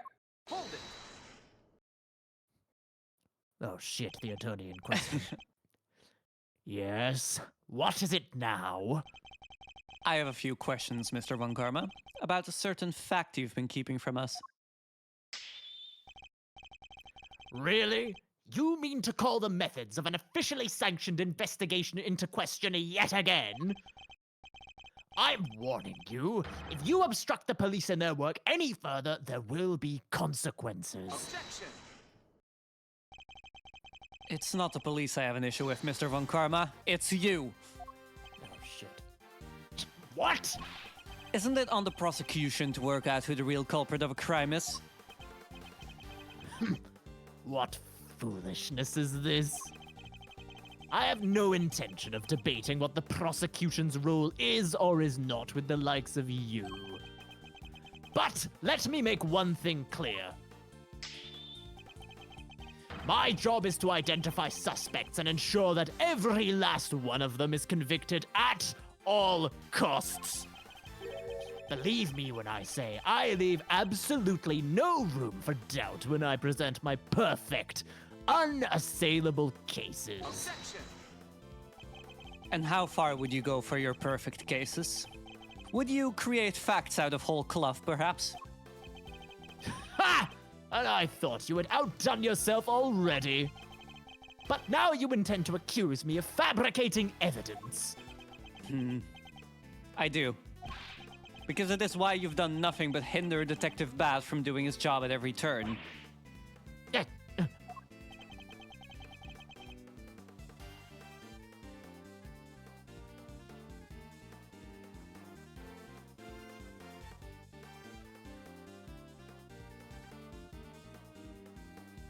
What are you talking about?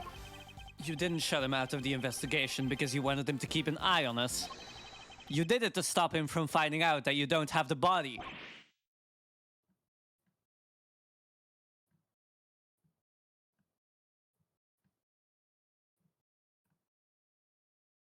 What?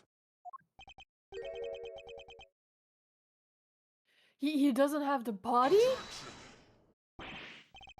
Ridiculous! You're clutching at straws! I will tolerate no more of your preposterous slander! Then allow us to examine it. Prove me wrong if you can.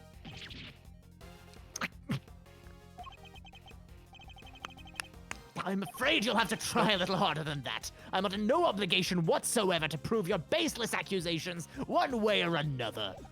Objection! As you must have seen for yourself, a piece of bloody chocolate is missing from the scene of the crime. Why did it disappear, and where did it go? What does it matter? Some blood went missing from the chest where the body was found. So what? So what indeed? That's precisely my question. If the body was still at the scene when the police got here, removing the blood would accomplish nothing. However, let us suppose for a moment that the body was not. If someone had wanted to erase any trace of what had happened in that room, then it all makes perfect sense.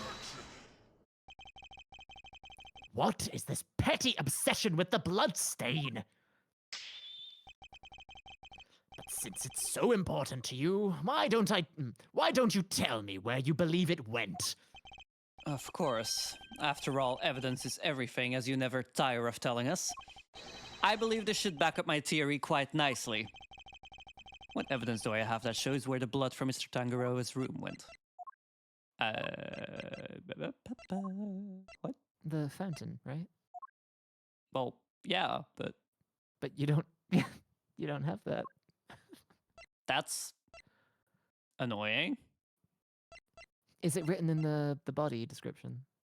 Frost blood was in the fountain. It says that in the body description. Oh yeah, whoops. Take that! Traces of... Traces What of... is that pose? He's just getting ready. Traces of the victim's blood were found in the fountain. Along with traces of the chocolate from Mr. Tangaroa's room.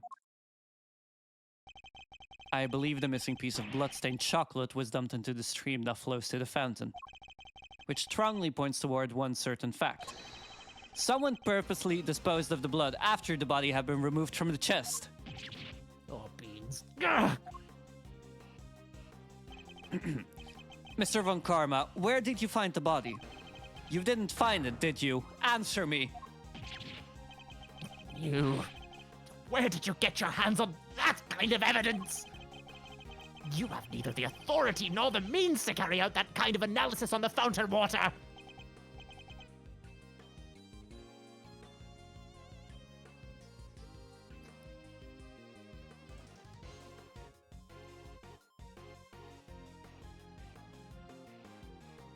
No, but I do.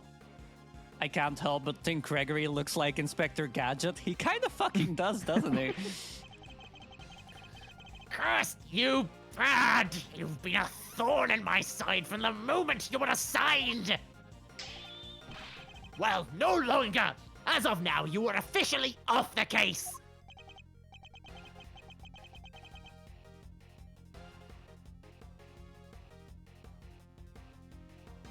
I was barely on it in the first place. Mr. Von I was Karma. only here for the beautiful man I love. Mr. Von Karma, you still haven't answered my question. Will you admit it? Will you confirm that no body was ever recovered? It's really quite the claim, you know? And one for which you'll never find any proof for, I'm afraid. Huh? What must I do to get an answer out of him? Now, if you don't mind, I have given you quite enough of my precious time already. I look forward to destroying you in court, Gregory Edgeworth. Your precious logic and theories won't save you then. Nothing will! Mark my words, Mr. Von Karma. Your methods will be your undoing. No matter how you try to hide the truth, I'll bring it all to light in the end.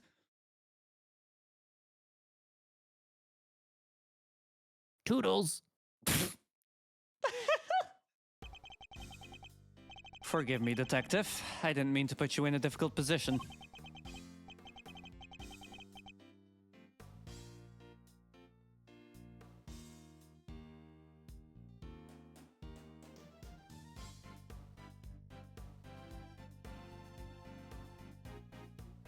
Don't sweat it. It was always gonna end this way. Hopefully, it won't end this way with my lover.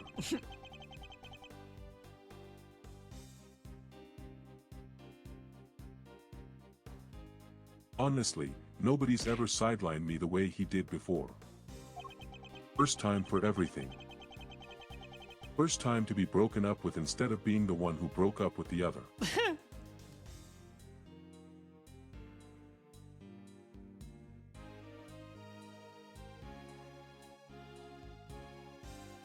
You know, I think he might be right about the body being missing just like my soul.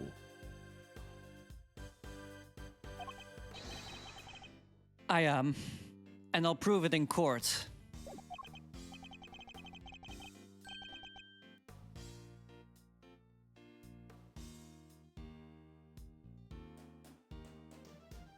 Well, if there's anything I could do to help, just say the word or else I'll bait off again.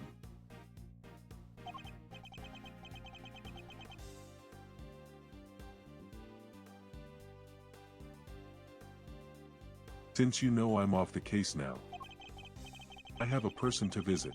That's very kind, and I'm sorry to keep asking favors of you, Detective Bad, but there is one more thing.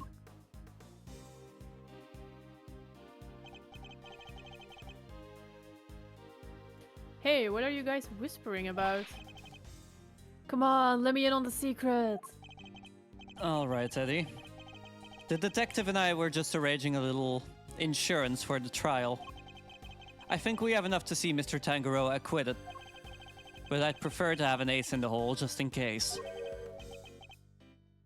And? What is it?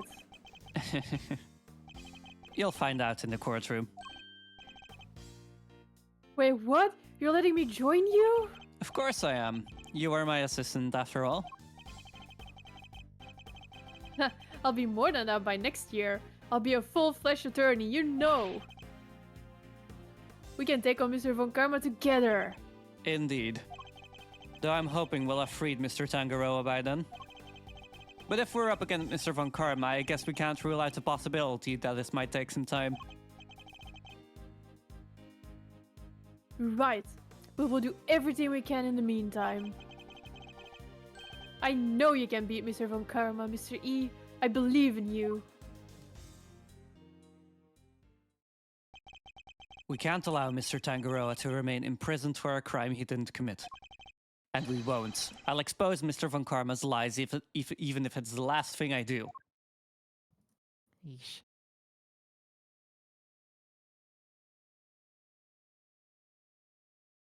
Spoiler alert, it was the last thing he ever did. Alright, I'm going to be throwing it to a quick ad break so people can go and grab a snack or a drink or whatever else they need. We'll be back in 5 minutes. I just broke my chair. Doodles, what the fuck did you do? What? I broke my chair. How? Wow. It, All like, right, locks see in everybody in place. 5 minutes. Yep. Remember to stretch. Take care of yourself and see everybody soon. See you in a bit. Soon. Ash, what? It's meant to lock in place, but then I tried to lock it and it made a noise, and now it's just kind of loosely swinging around. Oh no. Oh. Alright, see you in a bit. Trans voice is amazing. Trans voice life. I just switched back to stream right on time for that to be on. Yippee! On the note of trans voice being amazing, we should get back to it. Holy fucking shit, the timing. Alright. Can I just clarify one thing? Yes. Are they? I kind of lost track of what the actual plot was. Yeah. Are they But saying yeah, that? I'm having people with trans voices around, and hearing them talk is one of the best parts of our day. Oh hell yeah! You'll have to hear it. Yeah, Ash, what was your question? Are they saying that Manfred moved the body, removed the blood, and then put the body? No, they're Back? saying Manfred doesn't know where the body is and that Oh, so in between, we never was it? did we It was actually Judy that see found it, wasn't Yeah, it? Judy found the body, and in between So in Judy between Judy Judy found finding the body yeah. and the police showing up, it was moved, yeah, and no one knows who by yet. and no one knows where it went fucked off to. That's Damn. yeah. Manfred is he's playing a classic case of fake it till you make it, but make it in this case is a dead body. Yeah. And that's pretty much how things went down. Those are the facts of IS-7 as far as I'm concerned. I'm finally learning the truth about my father's last case. So what happened at the trial? Well, we lost. Von Karma did a real number on us. Really? You couldn't prove that Mr. Tangaroa was innocent? Oh, we could prove it, alright. Had a decent little pile of evidence in our favor. Problem was, we underestimated Von Karma. He fought even dirtier than we'd feared. I can imagine. Secure a conviction at all costs. That was always his guiding principle. Yeah, Ain't that the truth? Anywho, the trial dragged on and on. Whole thing took about a year in the end. I'll never forget the day the verdict came down. December 28th that following year. It's April now, so, ooh, mama. We're talking over 17 years ago. Time sure does fly, huh? December 28th. I was there that day 17 years ago, sitting in the courtroom gallery. Just before the trial got started, Gregory noticed that Samson was looking even worse than usual. Turns out the poor guy had finally reached his limit. It was so bad, he even said he wanted to be found guilty. Wait, you mean they forced a confession out of him? Yeah, when Karma got what he'd been pushing far from the beginning.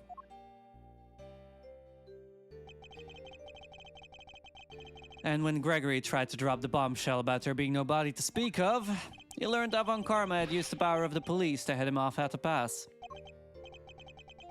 Even had himself a fake autopsy report. That wasn't the end of it. Von Karma had gotten Samson to falsely testify against himself to being an accessory to murder in court. Combined with his confession, the poor guy's goose was well and truly cooked. But Gregory still had his ace in the hole, though. The same ace he asked Detective Bat to help him with. Exactamundo! He knew he needed one last card to play if they squeezed the confession out of Samson. So he had Bat record all of Samson's interrogations. I guess Detective Bad really wanted to know the truth too, huh? We all did. But he was a trooper. Stayed with the case even after Von Karma took him off of it. He was tied up in some other big case too. Good old Bad. They don't make him like that anymore. Anyway, Gregory presented the recordings as proof that Samson's confession was coerced. And you know what? It almost worked. A cop named Ian Seidman got fired. Samson's interrogator and the initial detective before Bad. He took the fall for pretty much the whole thing. But Von Karma didn't get away scot-free. In fact, he was disciplined by the chief prosecutor. For the one and only time in his 40-year career. Still, Samson himself couldn't stomach another day in court. So when that guilty verdict came down, it didn't just signal the end of the day, but of the whole sad affair. I don't remember a lot myself, but my father's face when they declared Mr. Tangaroa guilty. I was a young child at the time, but even I could tell how much he was hurting inside. Gregory wanted to appeal the ruling, of course. It would have done anything to clear Samson's name.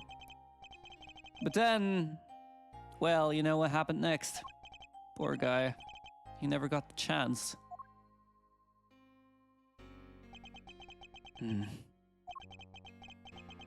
I should have left with him that day. I'll always blame myself for not doing that. But I shoved that aside and obsessed over something else instead.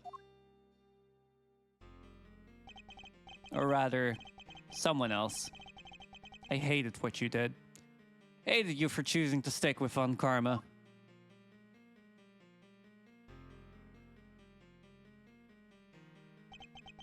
I hope you can forgive me.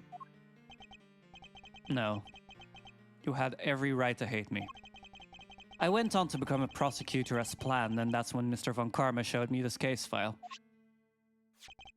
According to these records, Mr. Tangaroa was convicted as the main culprit in Mr. Frost's murder. Nope. That's not right. Samson was convicted as an accessory to murder. Strange. The file clearly states that he was the perpetrator. Plus, I'm fairly certain that all of Mr. Von Karma's cases were successfully solved. Mind if I take a peek at those? This file's been doctored. The part about the verdict, it's been changed. What? Here, feast your peepers on this.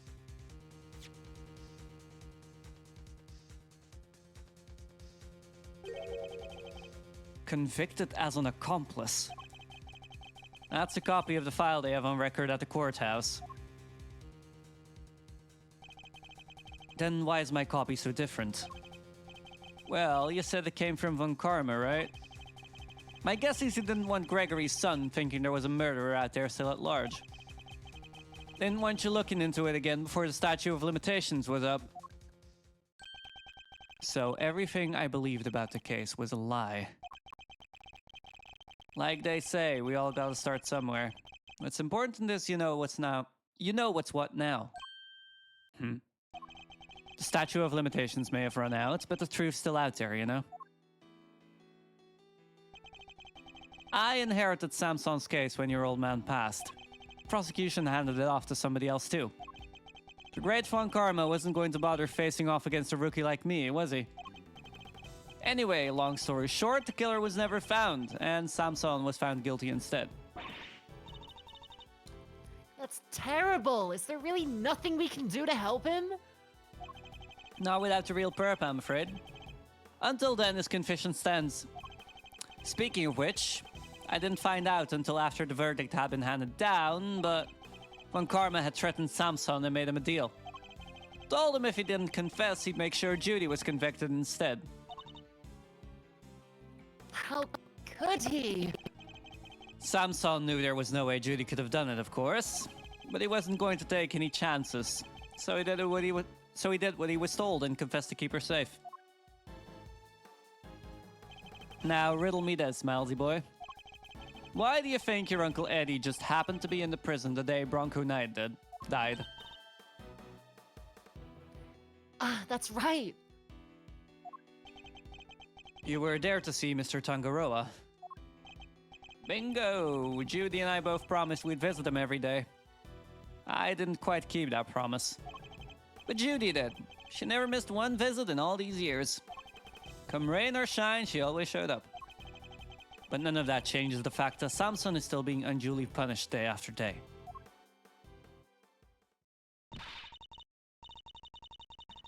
How heartbreaking. We've got to do something, Mr. Fender. Well, kiddo, that's actually why we came here. The ice sculptures are back on display, just like they were all those years ago. And we're going to see what we can find out. Right, Miles Reno?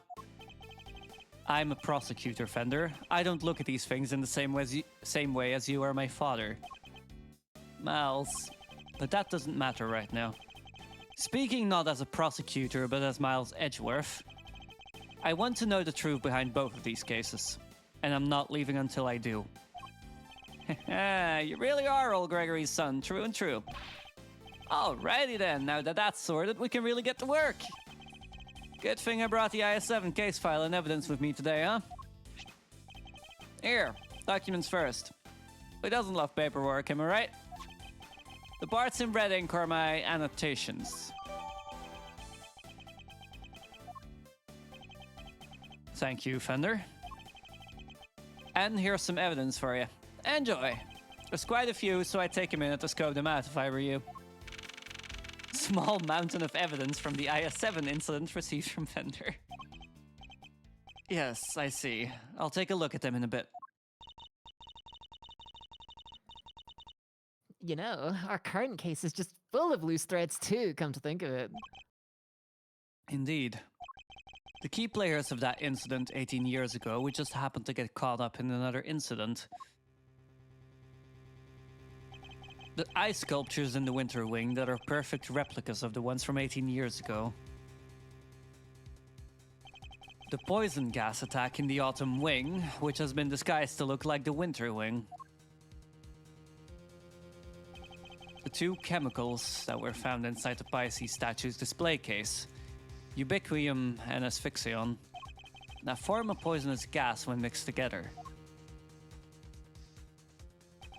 The victim of the gas attack, Carmelo Gusto, who is no stranger to the events of 18 years ago, and who is still unconscious and undergoing treatment in the medical room. And finally, we come to the body floating face down in the fountain. And the fact that the ice sculptures have melted, just as they did all those years ago. The events of the present day would appear to be intimately linked with the events of the past. which means they may be able to help us learn more about what happened 18 years ago. Sounds good to me. Let's get investigating. Oh, Motherfuck.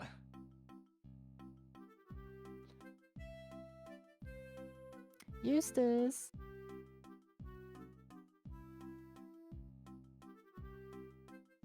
Wait, shit, that's not me, is it? No, I think Eustace Oh, was Petunia. we have to find another voice. Yeah, no worries. Take your time. Nice. Okay, cool. Get One something second. kinda What type of get- voice are we looking for? Whingy. Get something whingy. Yeah, like, Like, meh, meh, you know? you know? whiny, annoying fucker. Oh, okay. So we're looking for a Tweakmo. Yeah. One moment.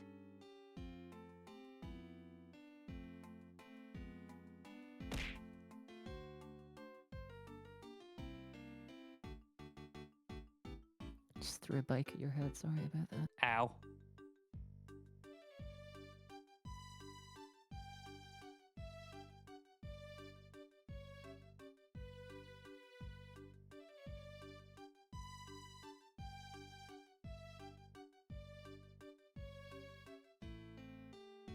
God, this probably means Verity's nearby. as well, Pretentious? doesn't it? Yeah, pretentious also works, but he's Oh, just are you talking about me?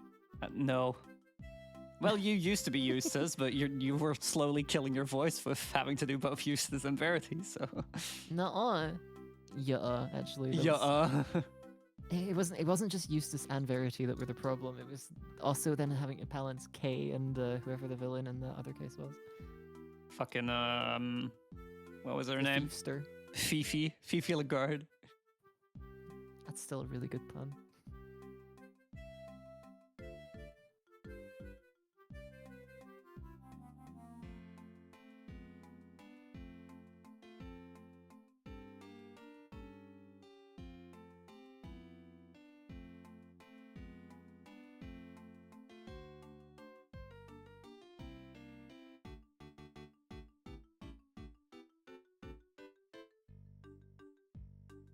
Oh, no. You don't. Aren't you forgetting somebody? I think that could work. Yeah. Yeah, I think that.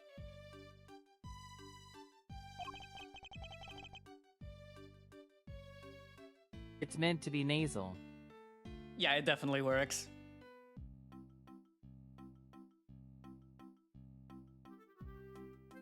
I could have sworn. This is my investigation. There she is. Oh, Lord, pray for me. Eustace is quite right. I do hope you weren't intending to obstruct him in his duties, Mr. Edgeworth. I would hate to have to add a guilty to my report to the committee. What am I guilty of now? Of course not. I am simply offering once again to do what I can to help with this investigation.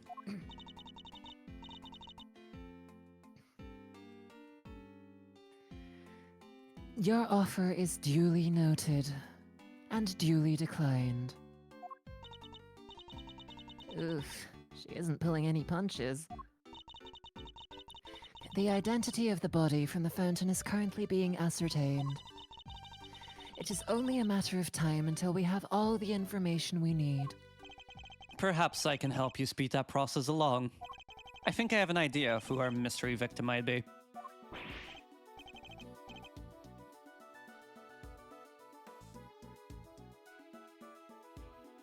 But really,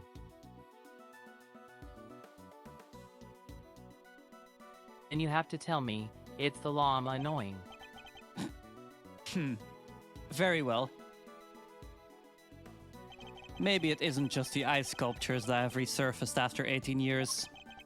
The body in the fountain may also be a visitor from the past. Oh, yo, is this an AI the Somnium Nirvana initiative reference? I believe the body in the fountain is that of the man who was murdered here 18 years ago. Mr. Artie Frost. Wait, she's in this scene too? Oh, God. Oh, does anyone remember what voice I even did for her? English. What? You're saying that was poor Chillywinks?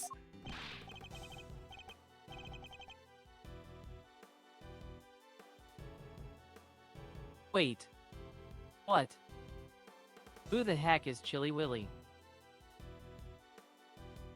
Or already, or whatever it is you're talking about. I'm really not helpful. Artie Frost was a famous sculptor, Eustace. Although he was better known as Paul Halik. The sculptures on display here are all his works.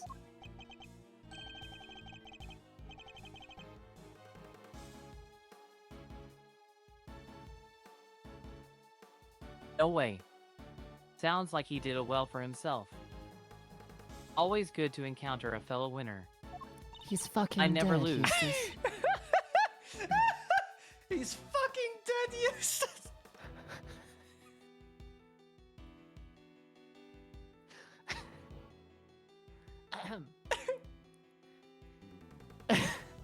I love how that's basically what this line is too. Yeah. You know what? Let's roll with Mr. it. Frost was also the— oh yeah, sure. Let's roll with it. That's it. Judge Gavel knows about the IS-7 incident. Mr. Edgeworth, the IS-7 incident is an 18-year-old case. And according to police reports, the victim's body was recovered and an autopsy duly carried out. It just so happens that my mentor was a fucking liar, Judge Gavel. Nuh-uh. Sure, that's what the records say, but the records can't always be trusted. What are you insinuating? That while the records say stuff like body totally recovered, the defense back then begged to differ.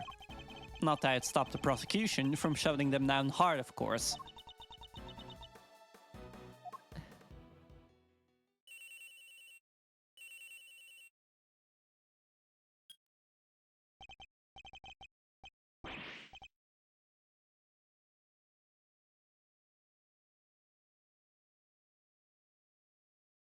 Yeah.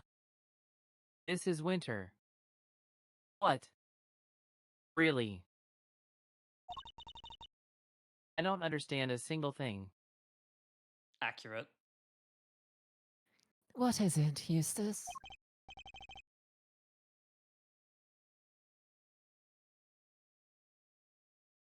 The body, we've got an ID.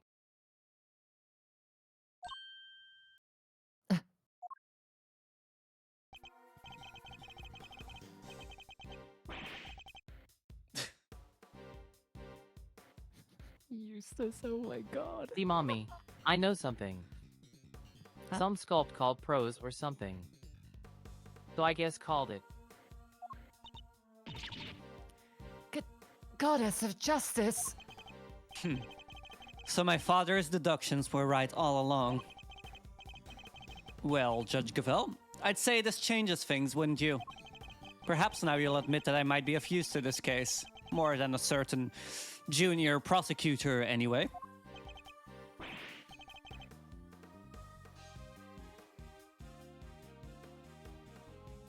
No fair.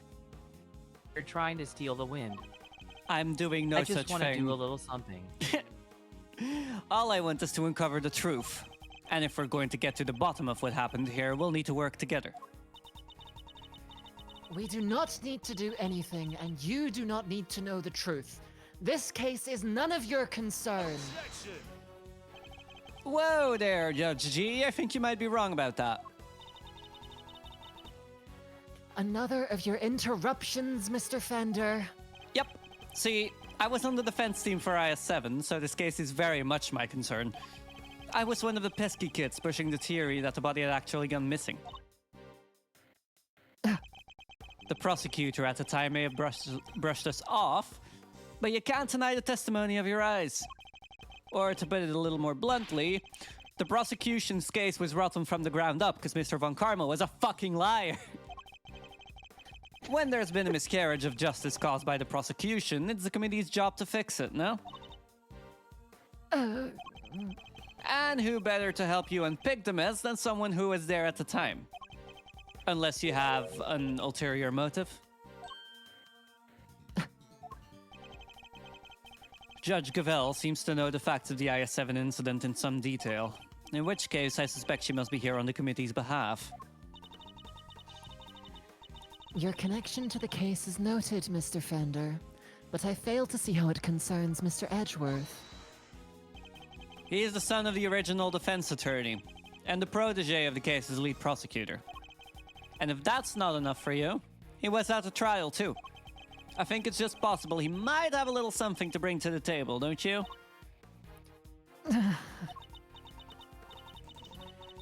Very well. You may both assist in the investigation, but only if you refrain from interfering with the work of others. The Winter Wing is off limits for now. This room, however, is all yours. Alrighty, great to hear we're on the same wavelength, G. Why don't we bring it in to show we're all on the side of justice? Okay, never mind. Do not test me, Mr. Fender. Your permission to investigate can be revoked at any time. Duly noted, Your Honor. This is a turn-up for the books, Milesy. We get to do our thing after all. Thanks to your immeasurable help as always. No sweat. Besides, I was mostly doing it for me. Okay, I'll be investigating my own thing, so just Wow. holler if you find something interesting. That's a big hammer. That is a really big hammer. I will. I really like Fender and Edgeworth. They're a really fun duo. Mm-hmm. Well, okay, shall we? Heck yeah! Let the investigation commence! We're still unclear on two key facts. How Uh-huh. Mr. Frost's body came to be where we found it, and the source of the ubiquium. You're right. We need some more intel. Indeed. Let's focus on the ubiquium first and foremost. It's used in stuff like dish soap and paint, right? Correct. It's also bright red in color and has a distinctive minty fragrance. Okay, sounds like we know what we're looking for. What are we looking for exactly?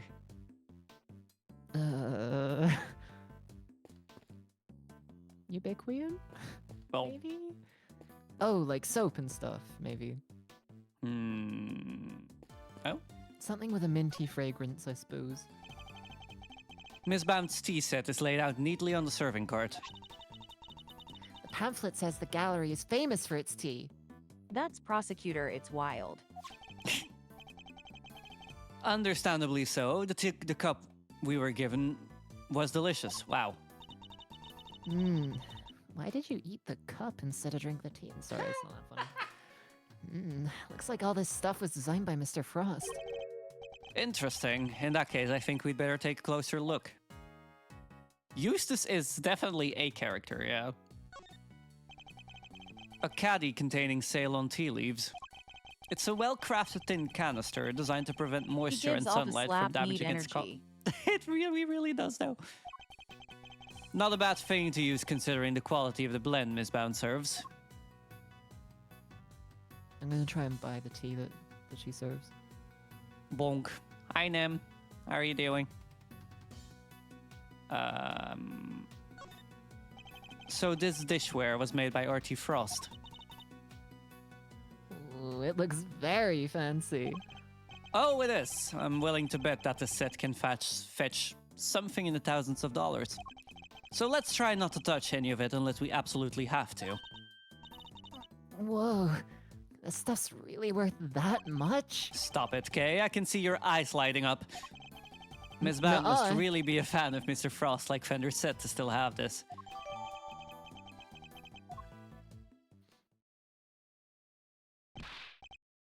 Oh.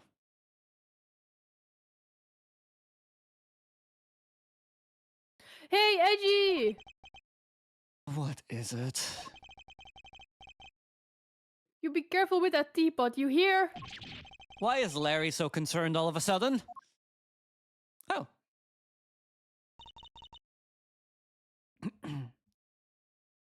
Honored guests. I can pour you a cup if you like. Miss Bound. Ah, Judy! I'm good, thanks. No tea for me. You two knock yourselves out. Thank you for the offer. Yes, why not? A quick break won't hurt. 2 cups coming right up.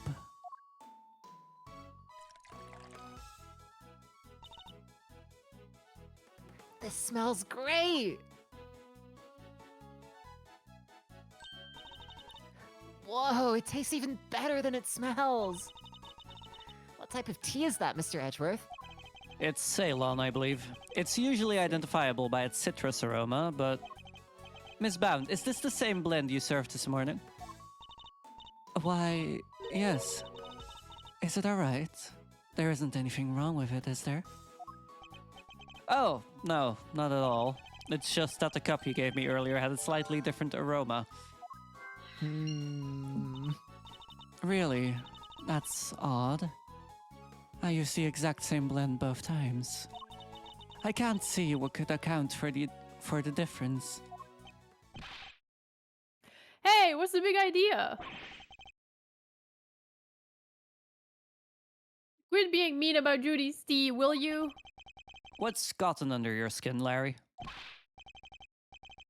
Nothing. You're just rude, that's all. You don't even try to call me by the right name. It's Laurice Denim, dang it. You know what? I'm done. I'm not talking to you anymore. Oh shit. Well, that was childish even for him. Whoa, what happened there? Let's ask him about it later, shall we? Talking to Miss Bound is more of a priority right now. We may not have any evidence to prove that she's the culprit, but it does seem likely that the poison gas was her doing. Slightly different aroma. Did she put ubiquium in the tea? Or worse, did she put asphyxiate in the tea? This is probably not going to be anything, but let's try it anyways. Oh, it so might be though. No. Damn. There's no logical connection between those two things. Oh no. Okay, I don't feel so good. Where were you before you rejoined us here, Miss Bound? I had to go and tell our visitors were closed. Oh, and hand out a little something in apology. Was there something you wanted to talk to me about? Yes, a few things actually. Not least of all, the fact that I think you might be the one who set the poison gas trap. The original ice sculptures melted 18 years ago, correct? How did you manage to recreate them? Oh! You know about what happened back then? In that case, you might also know I took pictures of them during the contest. I commissioned the creation of a set of replicas based on those photographs for the current exhibit. But why go through the trouble of creating replicas? Mr. Frost's Zodiac series was his great and finished masterwork. I wanted to see it completed at last. Or rather, recompleted. It was my fault that the original set melted in the first place, after all. I see. And is there any particular reason why the winter and autumn wings look so similar? Oh my. You really think they look alike? Perhaps I used some of the decorations from one and the other by accident. She's clearly lying. But I don't have the evidence to prove it just yet.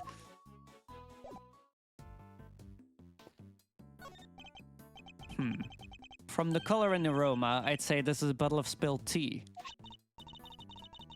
And look, there's a small chunk of ceramic in it. Uh-oh. Uh-oh. I guess somebody must have broke something. I know that insignia. And a certain high-strung somebody just might know a little something too. Why Judy? are you looking at us? I guess.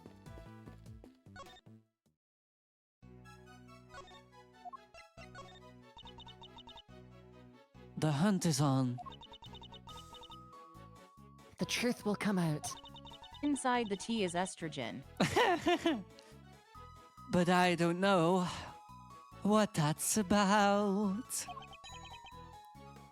Huh? I guess we're wait, going the both of them, I guess. Oh god, we're not gonna be able to sync that. Fuck no. Have I inadvertently stumbled onto the set of Cake Crimes the Musical or something? Who knows about the fucking... Huh, what? Oh, Larry. I'm going to keep this simple, Larry. You're hiding something, so just tell me what it is.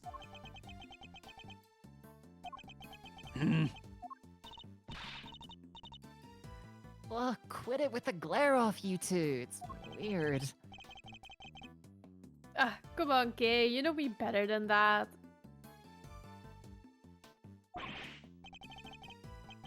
I wasn't staring. I was struck by an idea for a picture. Now, Edgy, he was glaring. Yes, and I'll keep glaring at you until you tell us what it is you're hiding. With it! I already told you I'm not talking to you anymore. You're talking to me right now. I mean, from now on, I'm not talking to you ever again. Starting now. This is getting me nowhere. I suppose I'll have to figure out what he's hiding first before I can get the whole truth out of him.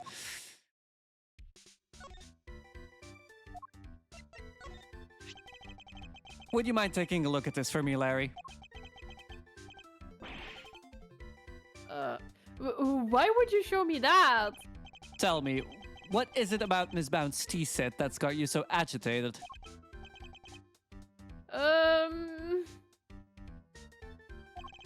If you won't tell me, then perhaps you'd prefer to explain it to Judge Gavel. Wait! Don't make me look bad in front of Verity. She thinks I'm a sensible, cool, clean-cut guy.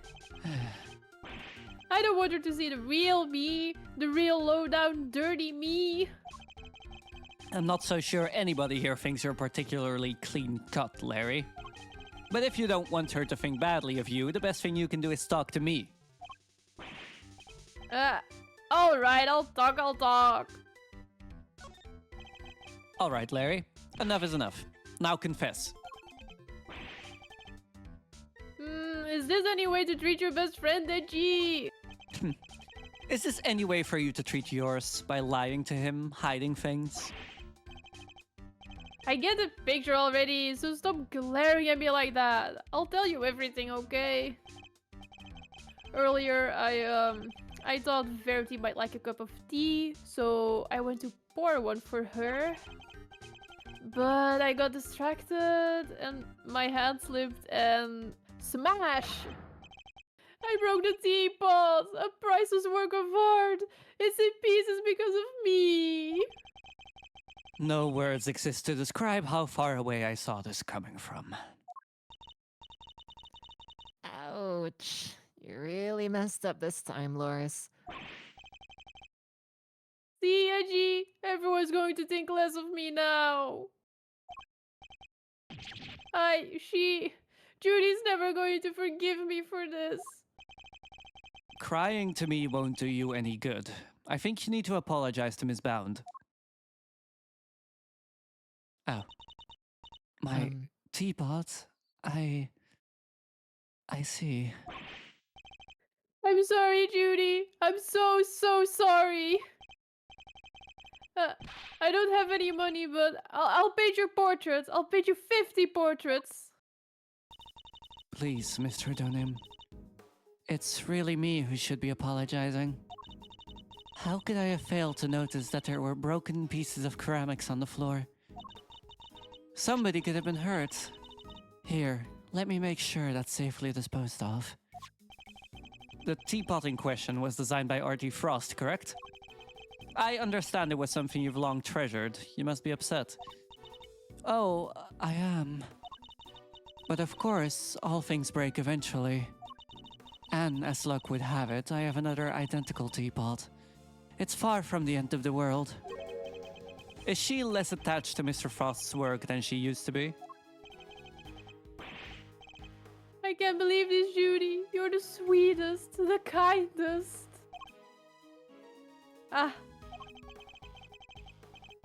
This other teapot you're talking about, it's the one sitting on top of the cart right now, right? What do you mean? Yeah, so when I smashed the first one, I tried to hide the pieces in the bottom of the cart. And that's when I saw that other pot under there. So I took it out and basically switched the two pots. Uh-oh. Oh, fuck. Oh, I see. Yep, and that's everything I have to tell you. I'll be extra careful not to break the other one, I promise.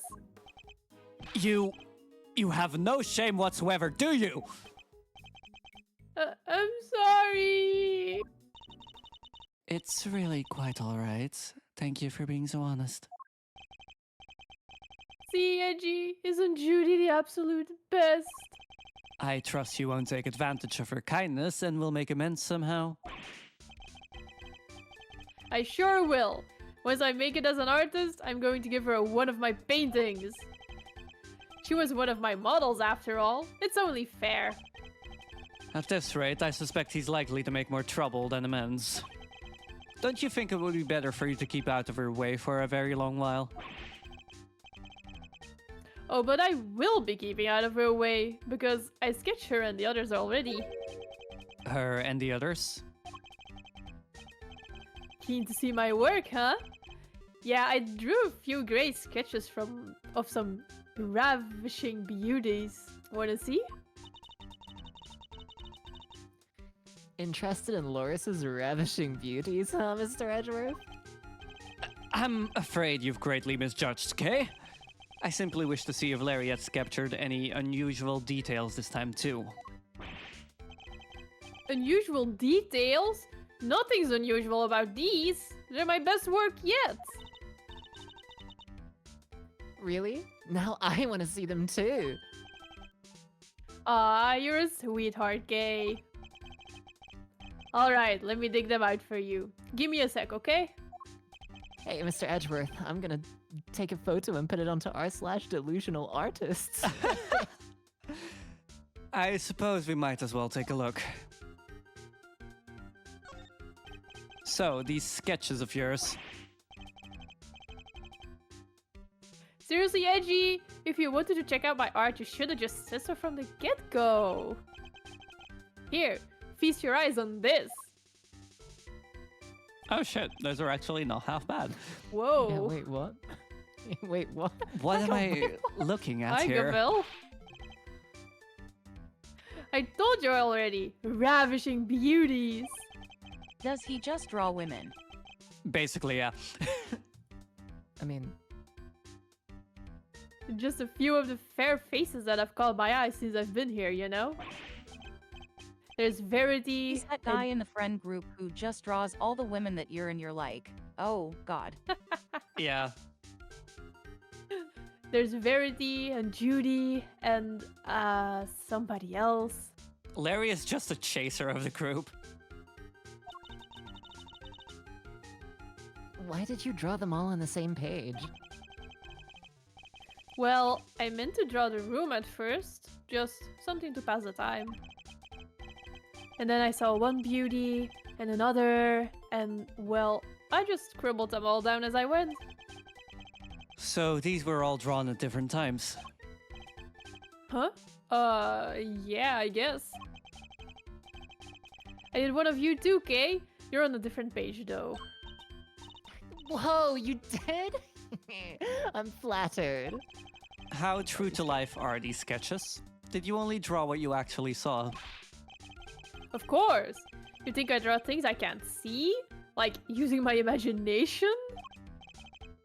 Nope, these are 100% true to life. Right down to the exact shade of each color. So the colors are accurate. Interesting. Much as it pains me to admit it, Larry may have provided me with a useful piece of evidence yet again. The serving cart in the sketch, for example. If I compare it to the one here in the room, there's a clear contradiction between the two. I think a little deduction is in order. Could I borrow this page for a while, Larry? Sure thing. You want me to sign it for you? Just the page, please.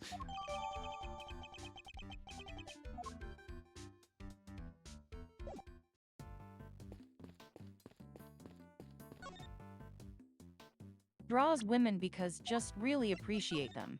Turns out to be trans very common pipeline.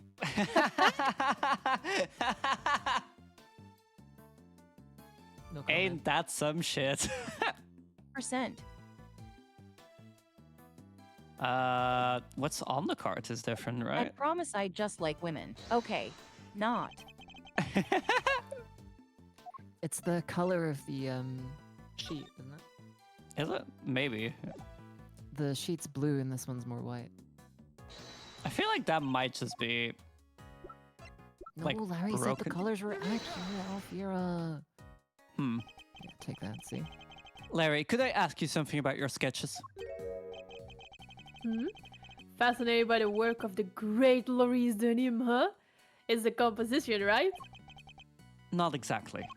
This light blue tablecloth, you painted that exactly as you saw it, correct?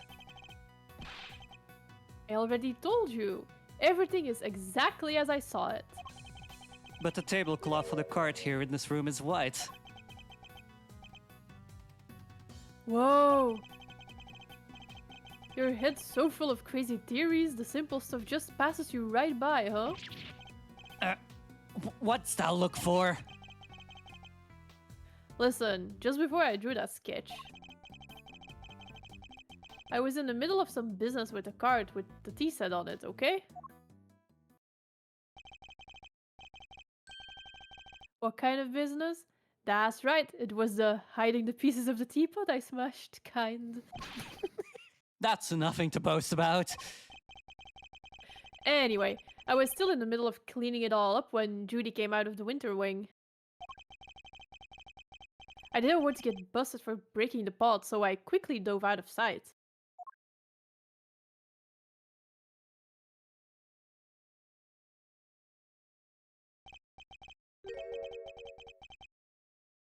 Wait, Miss Bound came out of the winter wing. Yeah, and she was pushing a cart, a different one. That's the one with the light blue tablecloth on it that I drew. And what did she do with the second serving cart? Well, I saw her wheel it into the summer wing, but I don't know what happened to it after that. When she came back out, she was pushing one of those other carts, the kind you can lift stuff with. A lift cart? Yeah, so I called out to her, but she just ran off and left it behind. Never had her down as a shy type, but it just goes to show, you never know. Another serving cart and a lift cart. Is there maybe another tea set too? We'd better check with Miss Bound. I think my accent might have slightly slipped through when I said two there. Two? Two. Are there two serving carts here at the gallery, Miss Bound? Oh, yes, why do you ask? A certain so-called artist showed us this sketch. I couldn't help but notice the color of the tablecloth. It's light blue. Light blue? I'm afraid your friend must be mistaken. I only use white tablecloths, freshly laundered and starched. Like the perfect wrinkle-free one on the cart here in the fountain room, right? Exactly. If I saw so much as a blemish, I would replace it right away.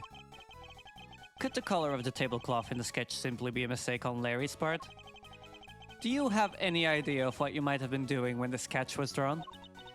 Let me see. I appear to be carrying out my usual duties. I'd like to ask you a little more about these duties, if I may.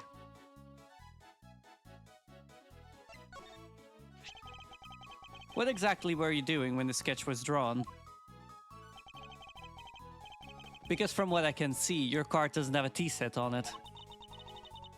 I was delivering some chocolates to the investigating officers. Aw, now I'm jealous. I love chocolate. I love chocolate. Well, there were a few left over, so here. For you both. I made them myself. I hope you like them. Woohoo! Thanks, Miss Bound. Well, why not? They're a little melted, but I suppose that's because they've been sitting around in her pocket. Are these also poisoned like the tea probably is? They're super sweet. I love them. I'm very glad to hear it. They may not be the prettiest, but I'm grateful for the energy boost nonetheless. Though perhaps they could do with a little less sugar. No fun in Edgewood's life, is there?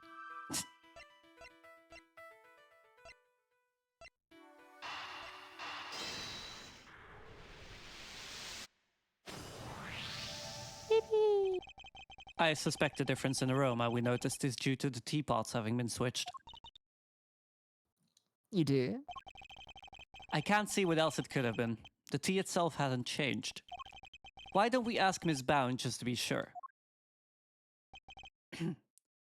Miss Bound, the difference in aroma we noticed, do you think it could have been because of the different teapot? I suppose so. My cup just now had a subtle minty scent, rather like yuva tea. no. Oh, I just remembered. I made some peppermint tea in that pot only yesterday. That must be where the minty aroma is coming from. Edgeworth is gonna fucking die. Could that really be it? Yeah.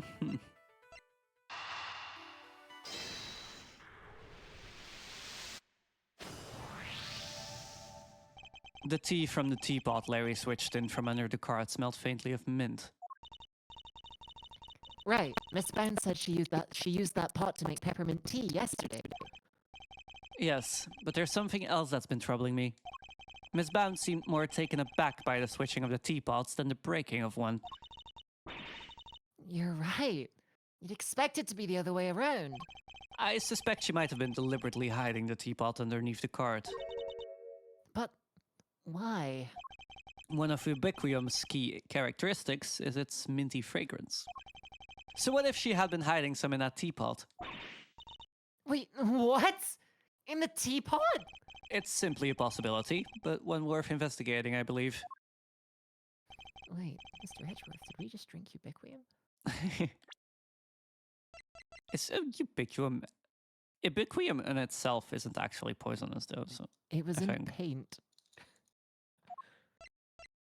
You Isn't that know. what they said it was in like paint and stuff. Yeah, Like, they did that's- actually this is say that. Probably not good for you, right? Mr. Winner, any luck finding that Ubiquium?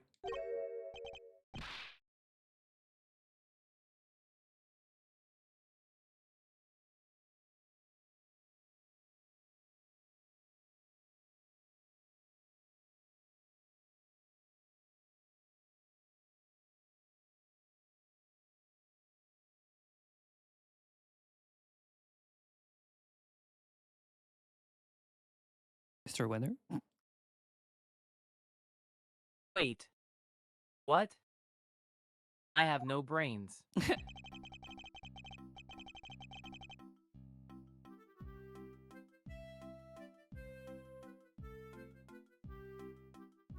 My people are searching the entire gallery.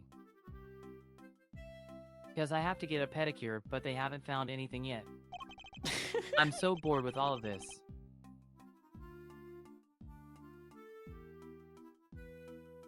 And what about you? Don't tell me you know where it came from. I'm so bored. I may have an idea.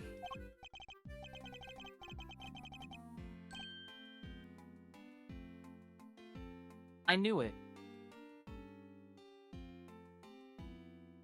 If I can't fan it, there's no chance to useless weight. What? You actually have intelligence. I never thought a man like you had intelligence.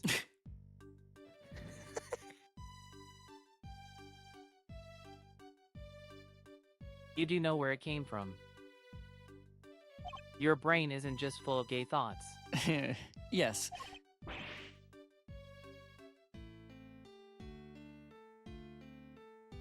what where? Miss Bounce teapot.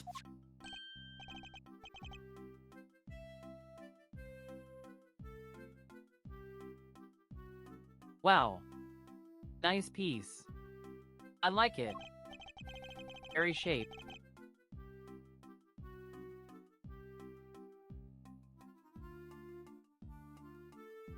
Yeah. This looks like a fitting prize for a natural-born winner. Watch me go tea in the corner. It's not a prize, it's a vital piece of evidence.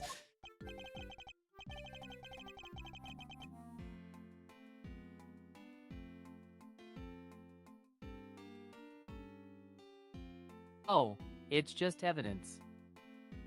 And I'll have one of the forensics people check it out. It's my lounging time.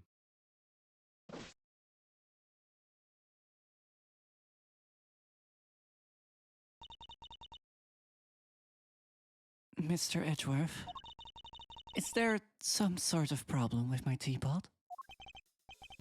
Possibly. The minty fragrance we noticed coming from it.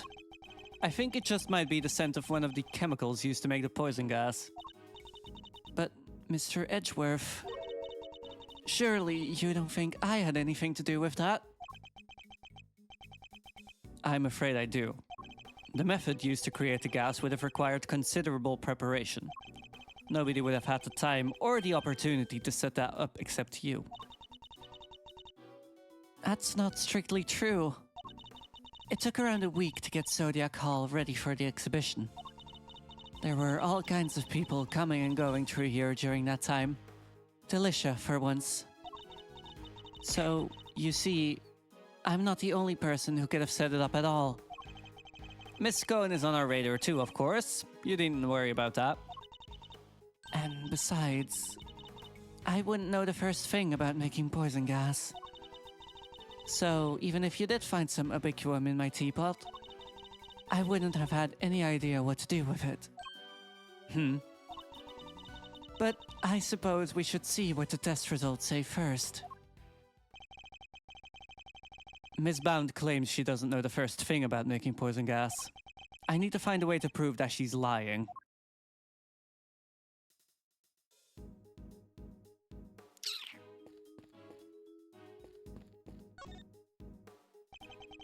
It seems the police have already removed the body.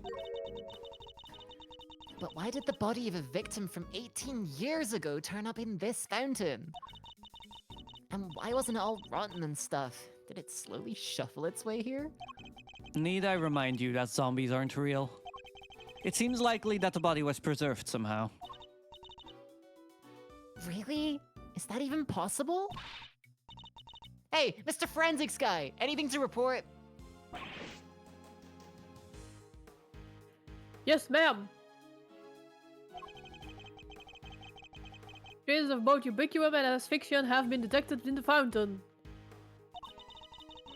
Ooh, I'm gonna say they were probably carried here by the stream from the Autumn Wing. In addition to those two chemicals, there's also a large amount of sugar. The composition of the sugar is being analyzed as we speak. There's sugar in the fountain. Where would it even have come from? Edgeworth speaking. Sir, it's me. Is everything alright, Detective? Everybody's left the winter wing. It's just me in here now.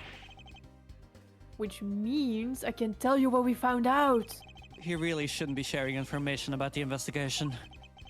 But after the past week or so, I'm not about to stop him now. The exhibits in here have all completely melted. All that's left in the display cases is some stuff at the bottom. More of it in the Taurus case than in the Gemini case, though. Describe this stuff for me if you can. Yes, sir.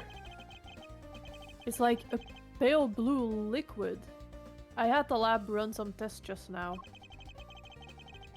The sample from the Taurus case just had a bunch of sugar in it. But the one from the Gemini case had 3 different substances in it. Which were Sugar, salt, and blood. blood? What are salt and blood doing in the Gemini case's sample? Can't imagine whose blood it could possibly be, but... I'll get it tested right away, sir. Please do, Detective. Oh, I also spoke over the radio with a forensics guy working on the fountain room.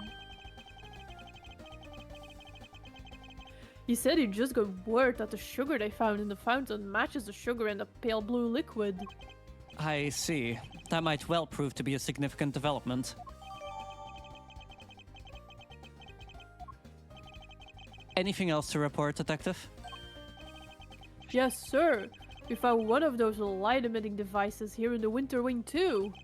There were a few of those being used in the autumn wing to disguise it as the winter wing, as I recall. It seems that the equipment from 18 years ago is more than just for show. I need to talk to Miss Cohn about this. Anyhow, I better be getting back to it. I'll let you know as soon as we hear from the lab about that blood. Yes, thank you, Detective.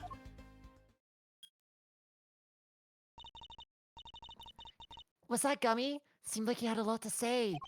He did, and all of it very useful. Oh, fuck yeah.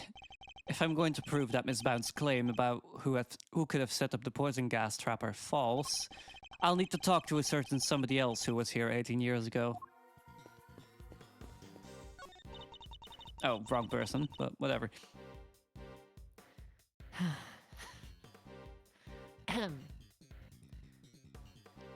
Don't think you've gotten away with anything, Mr. Edgeworth. I'll be reporting your actions to the committee. Do whatever you need to do, Judge Cavell. And we'll do the same. You are the self-styled great thief, correct? Mr. Edgeworth's association with such a character will be of interest to the committee too, of course. Go ahead and report me to your stupid committee. I'll be the toast of the thieving community.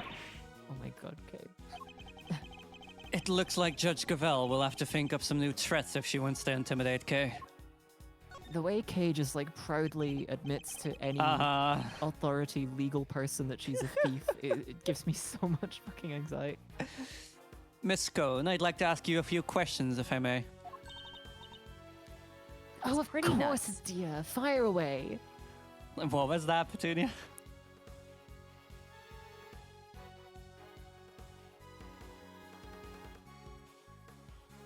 It's pretty nuts to just openly admit things like that. Yeah, right. Kay just does not give a shit. Then again, if they would actually try and like try her for anything, they wouldn't get anything because she hasn't stolen anything, right? It's Oh, no, like she stole telling the a truth. grandma in a religious country that you're super gay.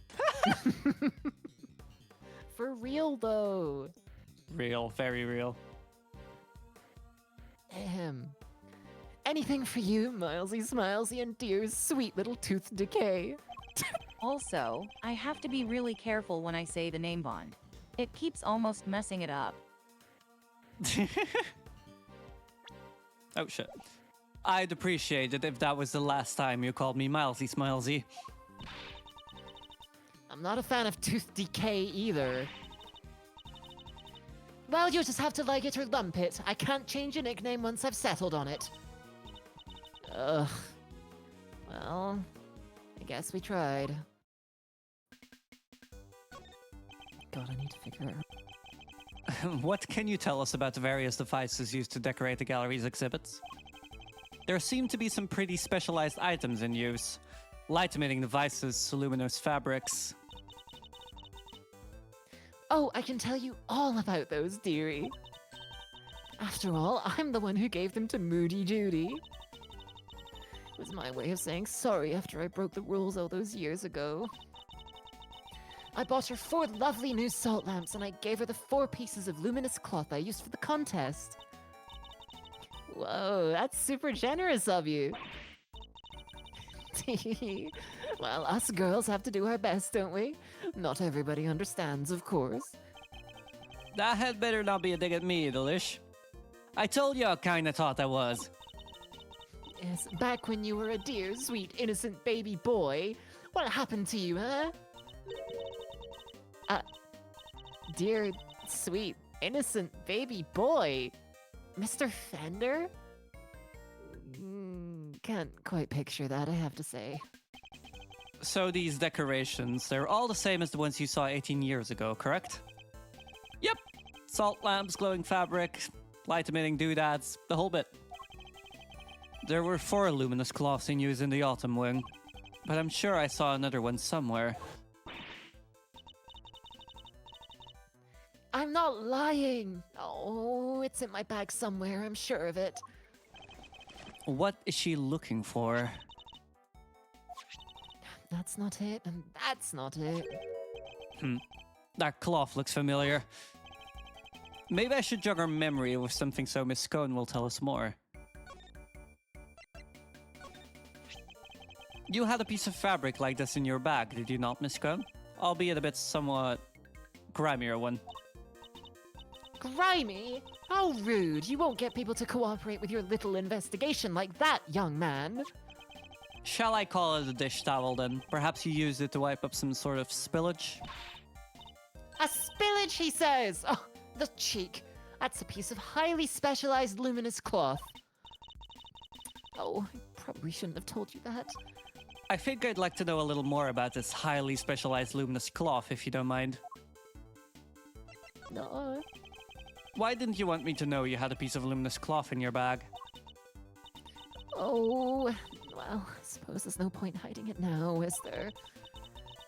If you must know, I fished it out of the fountain. It was right before they called me into the autumn wing. So Larry's sketch of Miss Scone is of when she was trying to retrieve the cloth. At first, I thought it was one of the ones I'd given to Moody Judy.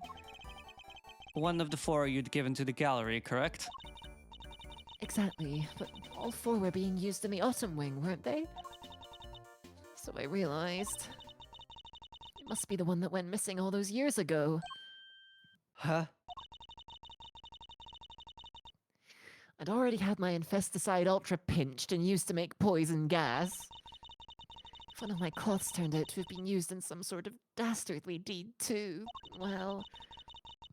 I was going to look guilty as sin, wasn't I? So I kept it hidden in my bag and hoped for the best. I see. Oh, it does feel good to get it off my chest, though. Stress is no good for the complexion.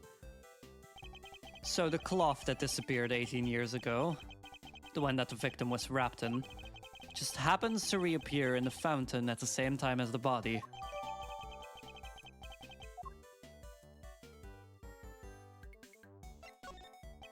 Miss Scone, you're something of a specialist. How might someone learn to make the poison gas that was used in the attack, Any ideas? Well, any pharmacist who's ever handled Infesticide Ultra would know for start. After all, it says right there in the label, do not mix with products containing ubiquium. Ever. But what about the layperson? It's unlikely they'd know, wouldn't you say? I suppose so, yes. Well, not unless they'd had a nose through the Ultimate Cookbook, anyway. The prize from the contest 18 years ago. The recipe for making Infesticide Ultra, along with that not mixing with ubiquium bit, is in there, you know? God, her voice is all over the fucking shelf, I'm sorry. Average English person, really. So you're familiar with the contents of the book? Oh, yes, dear, I know it inside out. Because I work for the Tangaroa Group, you see? We're the company behind the Cold Killer X. I'm sure you've heard of it. Cold Killer X. Fights back sniffles and sneezes with ease, apparently. After Sammy Poople was found guilty, the company took custody of the book. But they only grant their most trusted people access to it, of course. Which means Miss Scone is one of these elites, I suppose.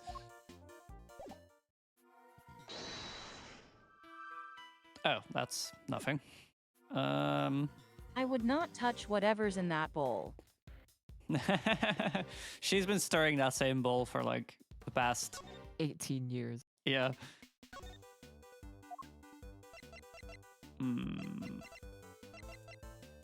This song's kind of a banger. Yeah, though. whatever is in there is not okay. She Uh-huh. is building a bomb in there.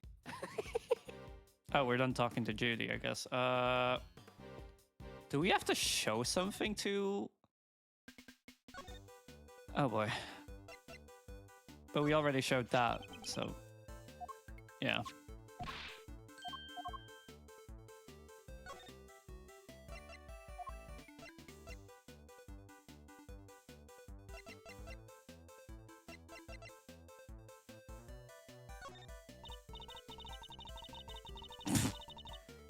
Oh, you really do carry some cute rubbish around with you, don't you, Milesy Smilesy? What I could do is cover it in whipped cream for you, then sprinkle a few. There'll be no need for that. Thank you, Miss Cohn. Okay. I guess it wasn't that piece of evidence. No. No need to get whipped into a frenzy. Oh my god. That was a good one.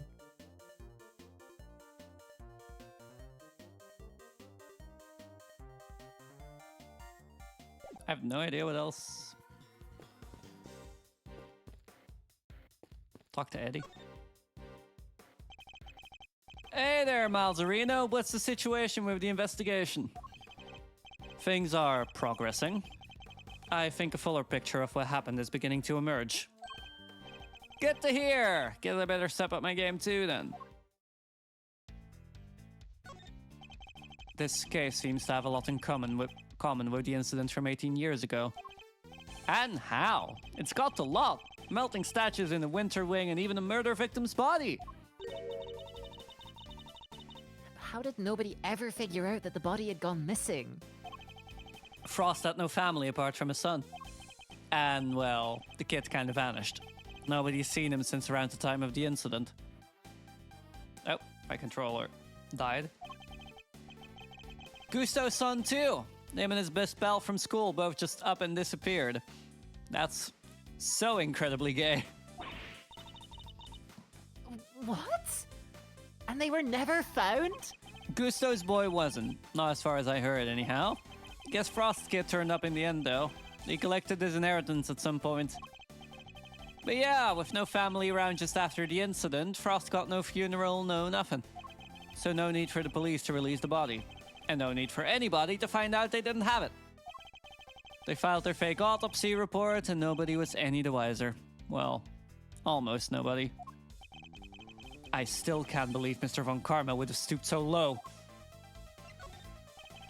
Tell me, Fender, what kind of person is Miss Bound? Huh? Wait a minute. Don't tell me you've got a thing for her, Milester.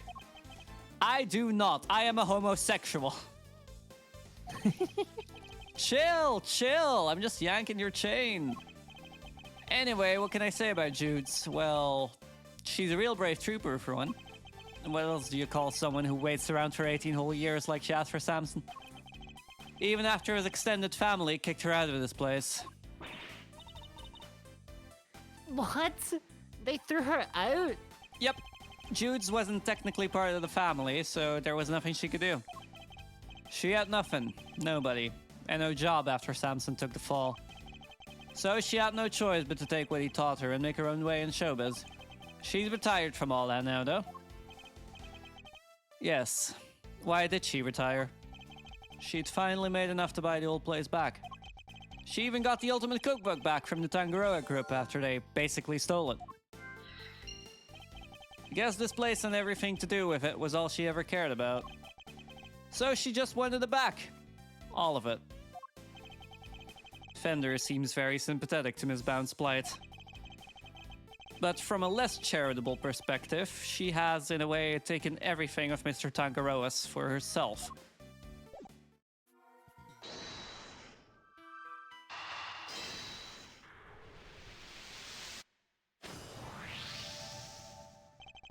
The Ultimate Cookbook contained instructions on how to create a poison gas. And the current owner of that book is none other than Miss Judy Bound. No, wait. You mean... I'm afraid I do. Miss Bound would have been perfectly capable of setting up the gas trap. Finally, we can prove that she's been lying to us.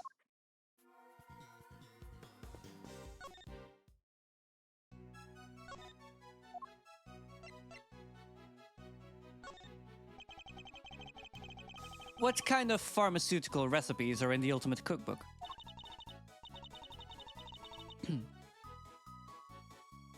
Oh, there are so many. It would take quite a while to go through them all. But if you really want to know, well, then let's start the show. Come join me as we sing this song. It's a nifty, thrifty 2 hours long. Now one by one we'll sing the things that the world's best little cookbook brings. What do you think, Mr. Edgeworth? Want to listen to the rest? No, that wouldn't be necessary. Okay, that was not the right piece of it. What the fuck? Huh.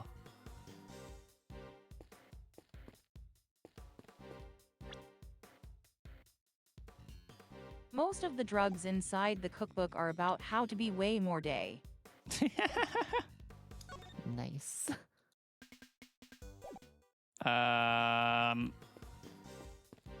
Okay, strange. One of the recipes is industrial grade estrogen. I need fucking this cookbook. I fucking need that, yeah. Glad we had the same joke, Ash. Hell yeah. Clone-to-clone communication.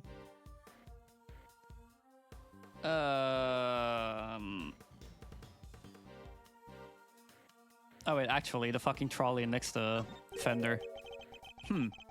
Why is there a lift cart just sitting here out in the open? Guess somebody must have been moving something heavy. The top of the platform seems to be wet.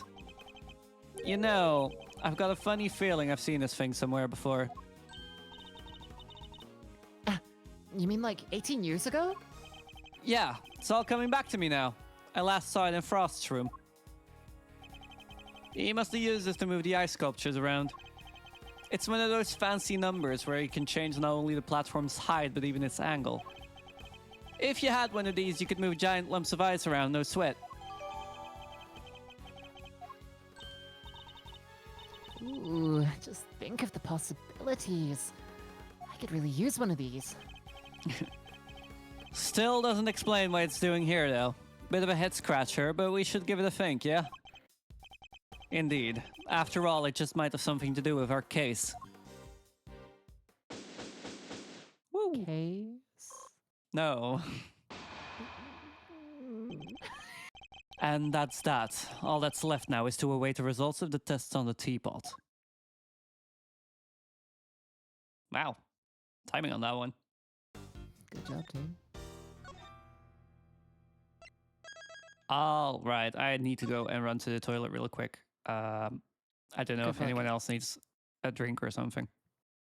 I might need a little snack. Yeah. All right, then we'll go take a quick break. We'll be back in 5 Yeah, minutes. we'll be right back. All right. We'll be back in See you 5. soon. Yay. See everybody soon. Yippee! Name the please. Oh my god, the timing on that one again. I do aim to please, yeah. I'm not giving chat any context about what we were talking about. But I will bark. Because people redeem points for my barks. Alright, back to it. More Ace Attorneying.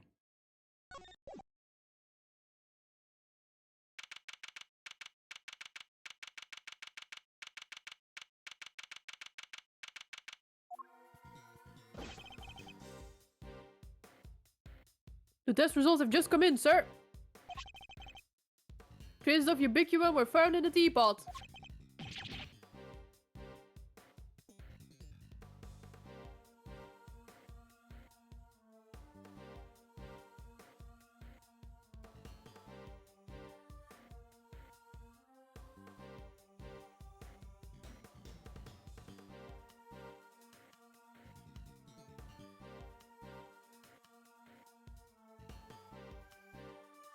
They were the horror. Just like Mr. Edgeworth said.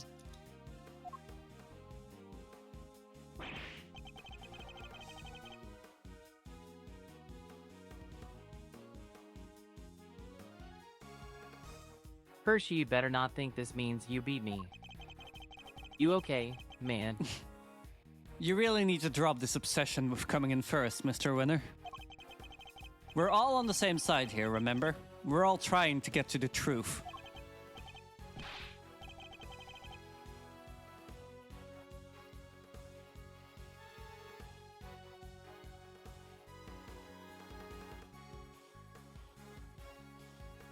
Why but first is best. Everybody know it's better to be a winner than a loser. Just like you and Phoenix.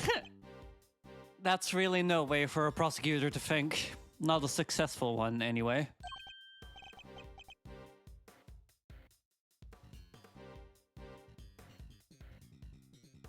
But...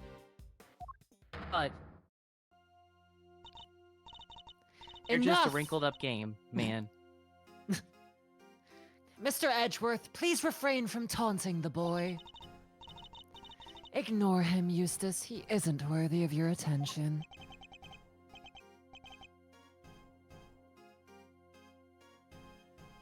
Thanks, Mom.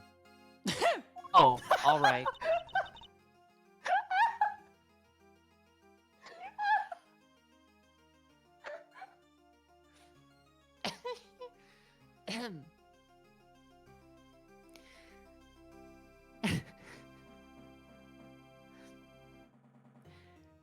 Why don't I take care of things here for now?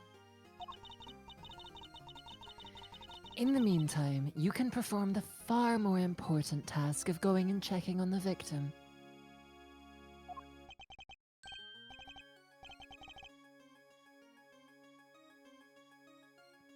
Oh, yeah. Good idea. I'll be right back, Mom. Prove them worthy of your love.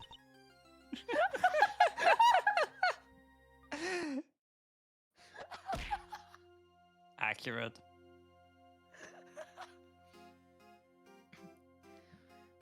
Excellent. We shall see you shortly then. Mr. Winner's annoying, but totally harmless. Judge Gavel, on the other hand...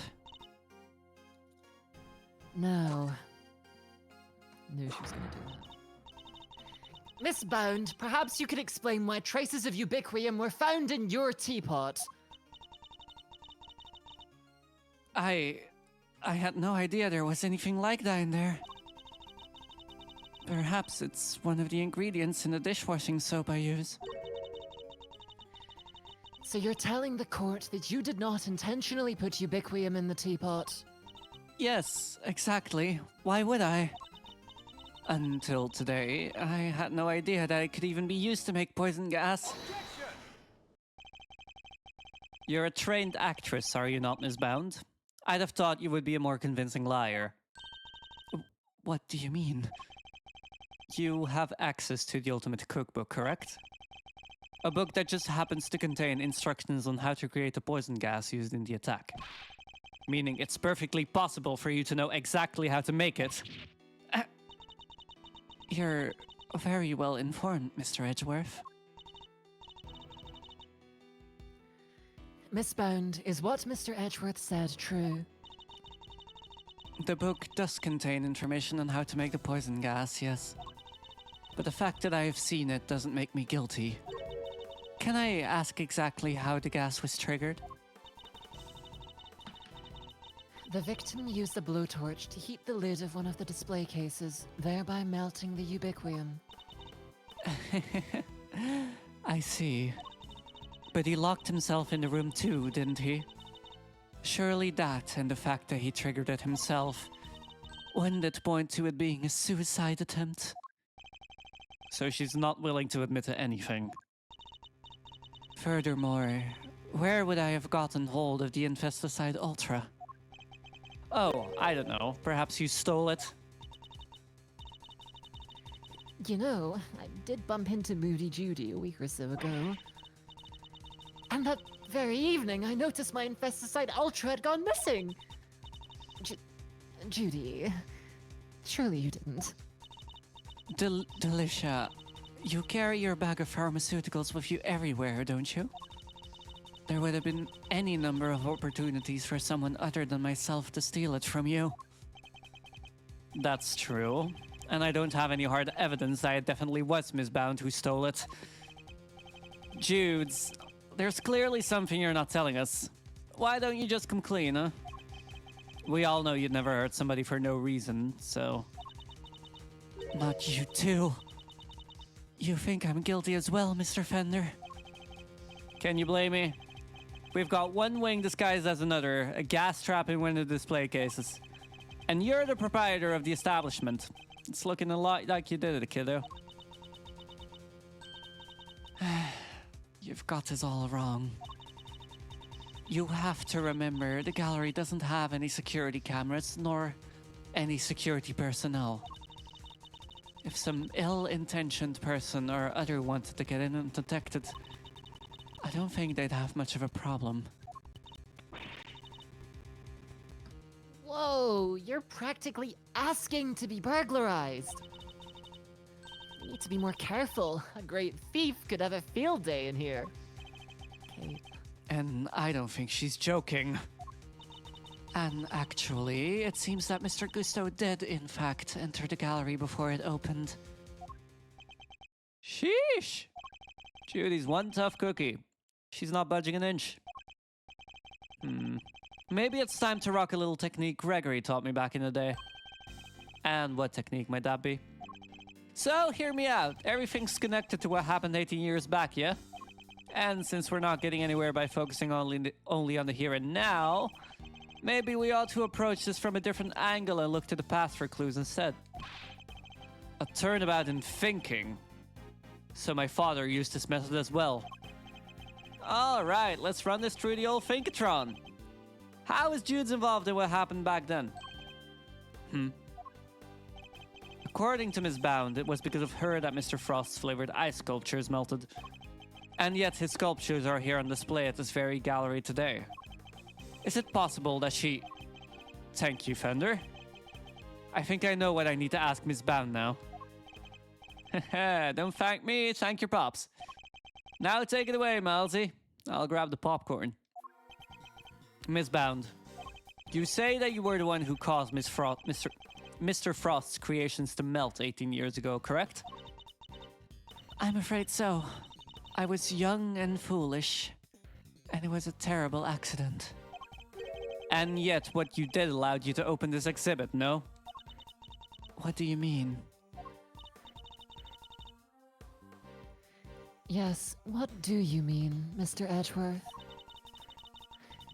If you're going to ask such questions, perhaps a formal testimony from Miss Bound might be best. Yes, perhaps it might. I'd like to know a little more about Zodiac Hall, and about why Miss Bound decided to dedicate the space to Mr. Frost's works.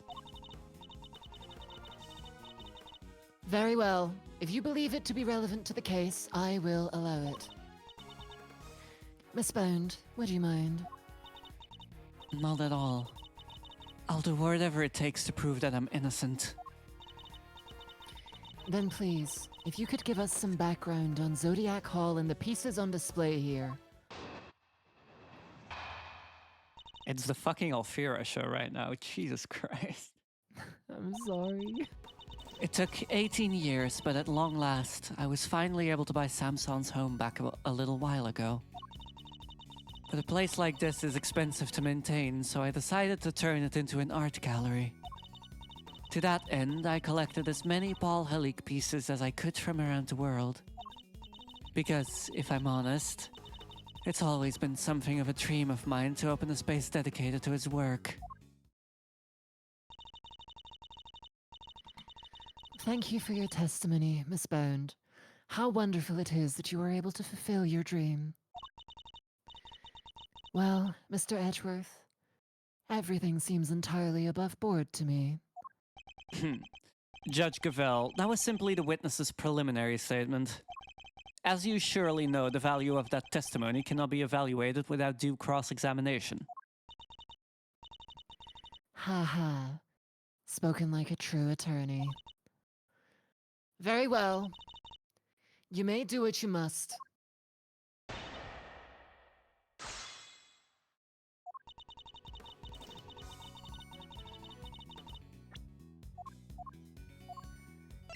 I thought I misinterpreted that as a sarcastic haha. Thought she was angry. Angie. Angie.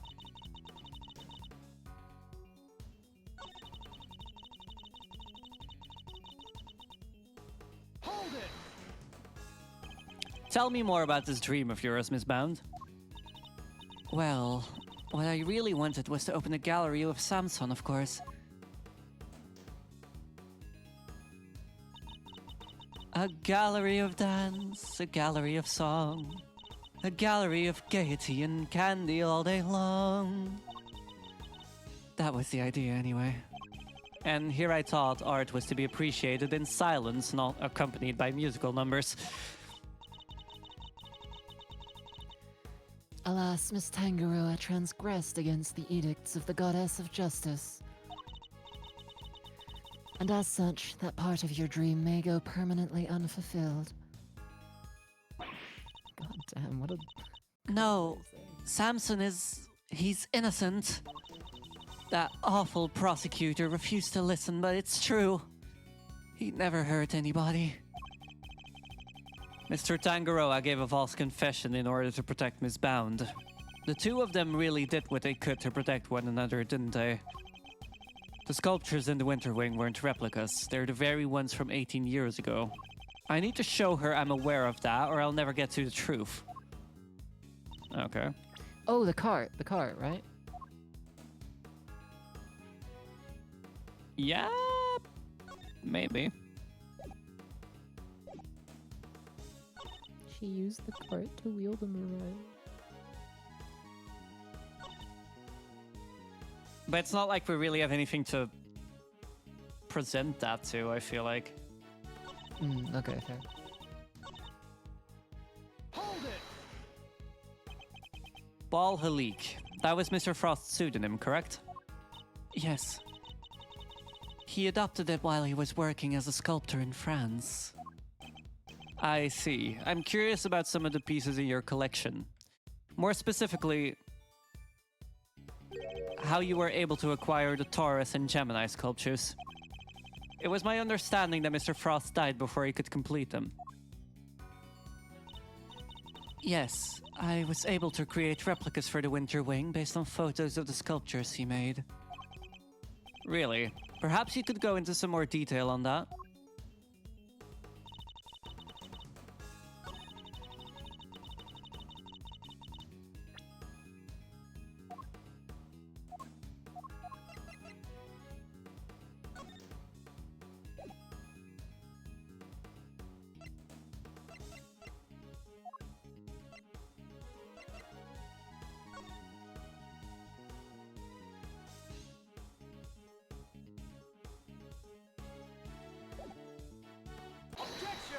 Yeah. Because it said that it matched the composition of the ice of 18 years ago. I'm afraid you've run out of road, Miss Bound. You can lie all you like, but you can't deny the results of the tests conducted on the sculpture's remains. And those tests leave no room for ambiguity. What you had on display weren't replicas. They were the very statues Mr. Frost carved 18 years ago. Oh, I can probably help explain how they worked it out if you like, dear. It's the sugar, you see. You might think sugar is sugar, but the composition is actually very unique. Wait, what? What was that? You might think sugar is sugar. Huh? Because it's like, you know, sugar is sugar. You know, it's all the same. Yeah, okay. I've heard people say that. I say that shit. I don't say that shit. I've literally never said that once in my life. You could probably recreate the statues, but the sweet secret of their chemical makeup, no chance. Thank you, Miss Kun. I don't recall asking for help, but still. To put it simply, The statues didn't disappear back then because they'd melted. They disappeared because you spirited them away and kept them hidden for these 18 long years. Ah! What? She kept a pair of flavored ice sculptures around somewhere for all that time? It's not the most out there idea in the world, assuming you had a big enough ice box. Quiet, all of you. Miss Bound, have you anything to say in your defense? So you've already learned that much. Should I take that to mean you admit to having hidden the flavored ice sculptures in question? No. I admit to no such thing. You haven't proven that I was the one who took those statues away. And you won't, because it would have been impossible for me to do so in the first place. The police were already here when they disappeared. How could I have done it without them noticing? How indeed. I don't yet know exactly how you did it, but I'm far from ready to say that it was impossible for you to have stolen them away. You're a very persistent man, aren't you, Mr. Edgeworth? I am indeed, and I won't stop until I get to the truth. I see. Then I'd better tell you exactly what I did that day 18 years ago. The whole time before judging began, I was waiting upstairs in our living area on standby. During the judging, I had to go change the camera's film cartridge for Samson. But before I could take the camera back to Samson, I discovered Mr. Frost's body. Later, around when your father arrived, I began to make the rounds and serve tea to everybody present. That was when I saw Mr. Gusto entering Mr. Frost's room. And those were my movements on the day it all happened. I hardly see how you could take issue with any of that. That's for us to decide, Miss Bound. Are you saying there's a contradiction in her story, Mr. Edgeworth? I'm more focused on proving the fact that she did indeed steal those statues. The question is when she would have had the opportunity to do so. If I can pinpoint that, I might be able to prove what exactly she got up to.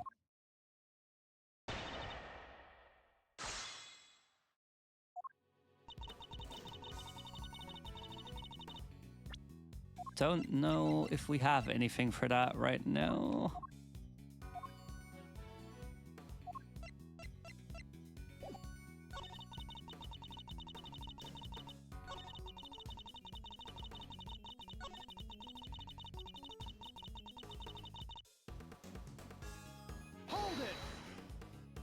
You got this. Thank you. Just as you did today. Yes, I went around and offered everybody working on the investigation a cup of tea. Present company included, I remember it well. You were here, there, upstairs, downstairs, everywhere with that little cart of yours. Interesting. And did anything strike you as strange around that time? Oh yeah. Gregory was singing the praises of Judy's tea, and I think he mentioned his saucer was cold. His saucer was cold? Was this the moment when Miss Bounce stole the sculptures?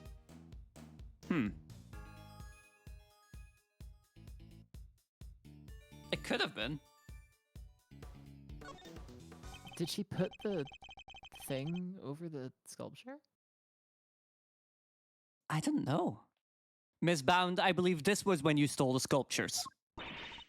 I hate to contradict you, but the fountain room was full of witnesses at that point, Mr. Fender included. Are you suggesting that I somehow got the sculptures out of Mr. Frost's room, right under everybody's noses? That is precisely what I'm suggesting. Miss Bound stole those ice sculptures, and she did it by hiding them here. Take that!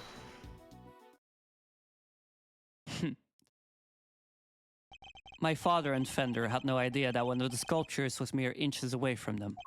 Because it wasn't just a tea set you were pushing around, Miss Bound, but a hidden ice sculpture in a glass case.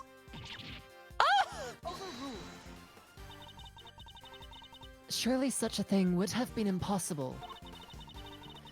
How would a case of that size fit on a serving cart? It would have been spotted immediately. Who said anything about a serving cart? Well, I'm not sure I follow, Mr. Edgeworth. What are you suggesting she used instead? I'm suggesting that Miss Bound used this to transport the sculptures. Take that! And this is... The cart that Miss Bound used to move the flavored ice sculptures out of Mr. Frost's room 18 years ago. And it would appear that the very same cart is still here with us in this fountain room.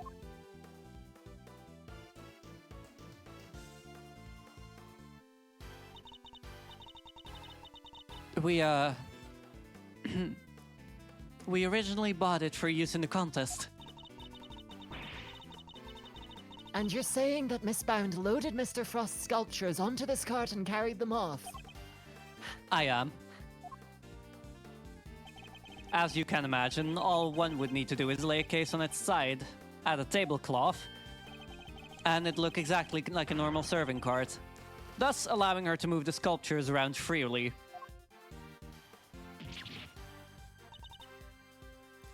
Can it be? Holy moly, of course! That's why those saucers were so chilly. They were sitting on top of a big block of ice. Judes, how could you? Impressive. My mouth is not running synchronized with my speech. Whoa, that is impressive, Judy. Apologies, Mr. Edgeworth. Let me fix this real quick.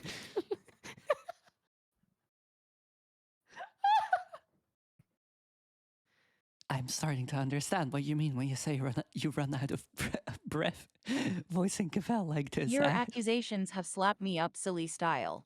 For real.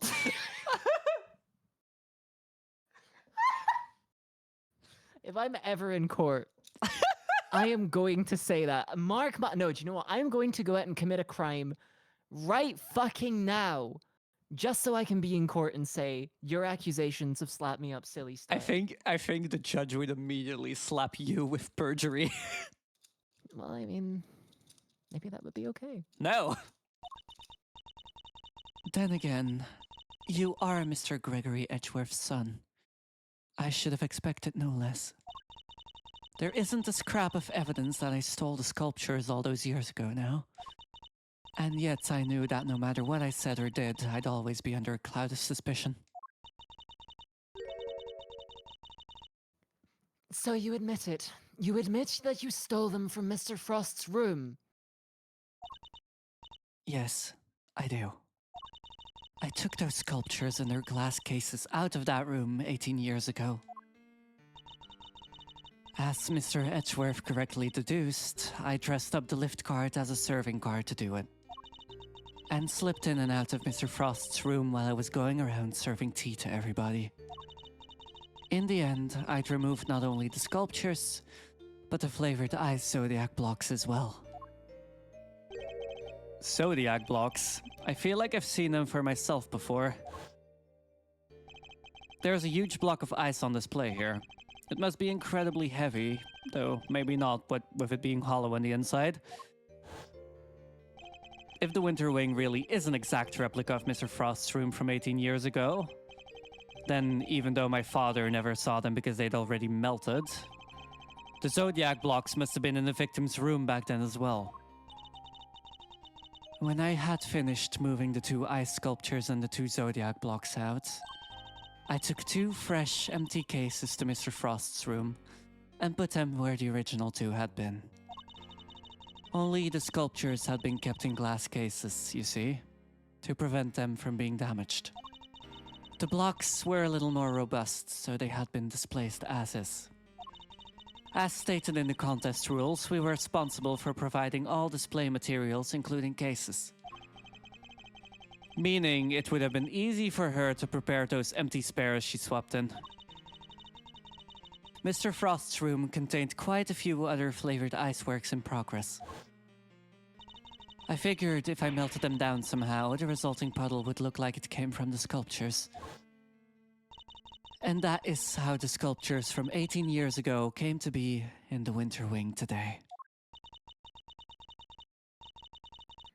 I have to say, Mr. Edgeworth, that's quite the confession. Indeed. And I think she offered it so willingly because she knows there's nothing we can do with it. That's all I have to tell you. However, despite everything I've shared, you can't charge me with anything now, can you? What? How'd you figure that? Oh my. I would have thought you might know at least this much given we're at a crime scene. I suggest you memorize the various statutes of limitation outlined in this book. Statutes for dummies. Statues of what? I've misread that completely. Simply put, Kay, prosecutors only have a certain amount of... Statues of women. If only. Prosecutors only have a certain amount of time within which they can put a suspect on trial for a given crime. Let's take a closer look, shall we?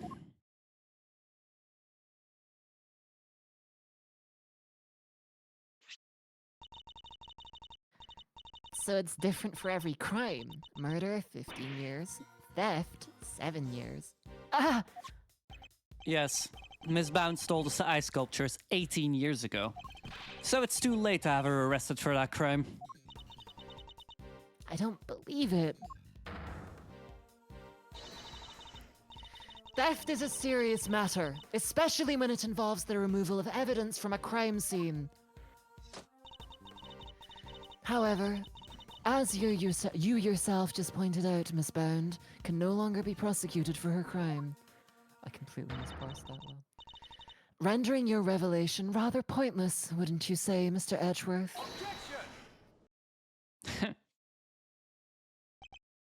I wouldn't be so sure about that. For you see, the theft of the ice sculptures isn't my principal interest here. I find the body that reappeared 18 years after the theft to be of considerably more interest. Are you suggesting that I also hit Mr. Frost's body? I am indeed. But how do you keep a body hidden for 18 years without anybody finding it? By hiding it in a very unusual way. Oh, now this is interesting. Are you telling me that you know where the body has been for all this time, Mr. Edgeworth? It's not such a big leap if you think about what Miss Bound has told us already. Let's just say... my peanuts. It wasn't just flavored... It wasn't just flavored ice that she removed from Mr. What? Frost's room back then. Is he talking about Phoenix?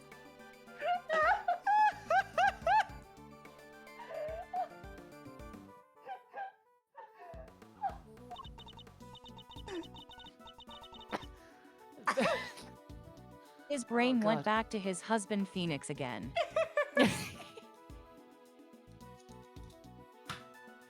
Oh god, I have to get through a Verity line. Okay, hang on.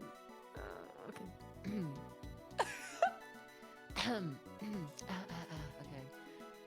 Very well. If you are confident in this claim, let us put it to the test.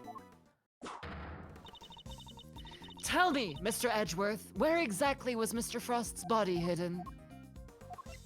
Take that! A photograph of Mr. Frost's works. And of the victim's body, Your Honor. You will have to forgive me, but I don't see what you mean. Where exactly in this photograph is Mr. Frost's body? The victim's body is hiding right here. Take that! Oh, yo, what? The Gemini sculpture? Yes, it may look like a sculpture at first glance, but it is in fact Mr. Frost's corpse. What? Surely you can't be serious. I don't see anything in that photograph to support such a wild Sounds claim. really frosty. That's because a certain piece of evidence was used to hide the body in plain sight. And what piece of evidence might that be? The court demands that you present what was used to conceal the body. Oh, the cloth! Oh my god. One of the cloths from the autumn wing. Yes. When it's made to glow in just the right way, it's so visually convincing you might mistake it for ice. Isn't that right, Miss Cone? Well, yes, dear. You can make it look look like just about anything, really. Even blazing fire. And the right shade of blue would make it look like ice. Yes, exactly like it, in fact. It is not the case that a certain special device... Is it not the case that a certain special device is needed to generate these colors, though? If you'd care to take another look at the photograph of the winter wing, Your Honor. You'll notice there is a small box connected to the bottom of the Gemini display case. That's... one of the very light-emitting devices in question. Detective Gumshoe even confirmed its presence. In fact, this particular device went missing 18 years ago. Back then, it was no doubt firmly connected to the cloth inside the display case. Which means Miss Bound had no choice but to take it with her when she removed the sculpture.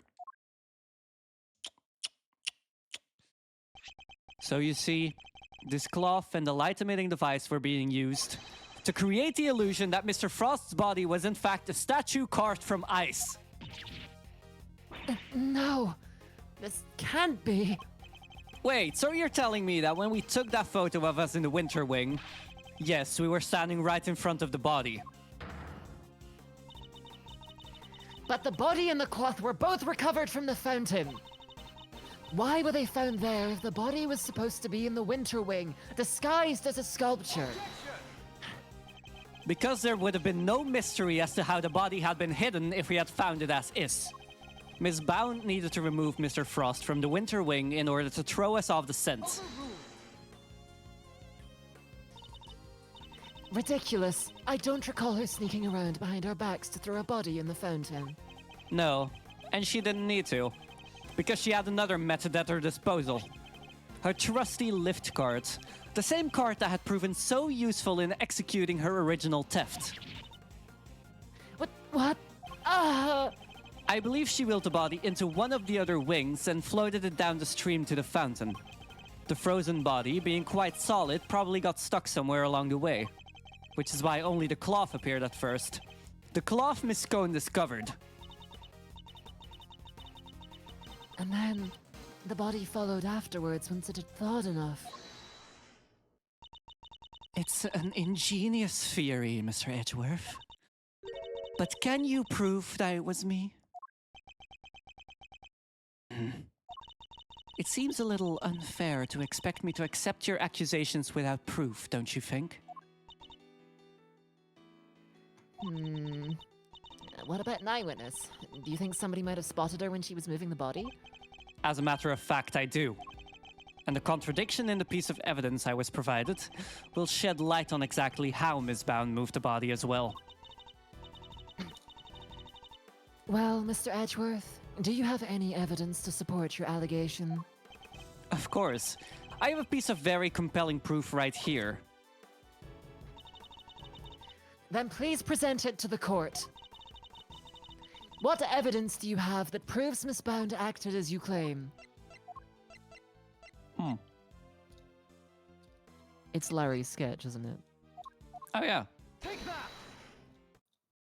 If I had a coin for every time Larry's sketch had gotten someone put in jail. More drawings. And is that me? Yes. Mr. Buds drew sketches of people as they passed through the fountain room. But what I'm interested in is the cart we can see here. Miss Bound's serving cart. What about it? You don't see it?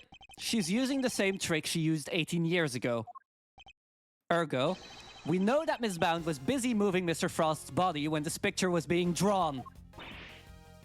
What?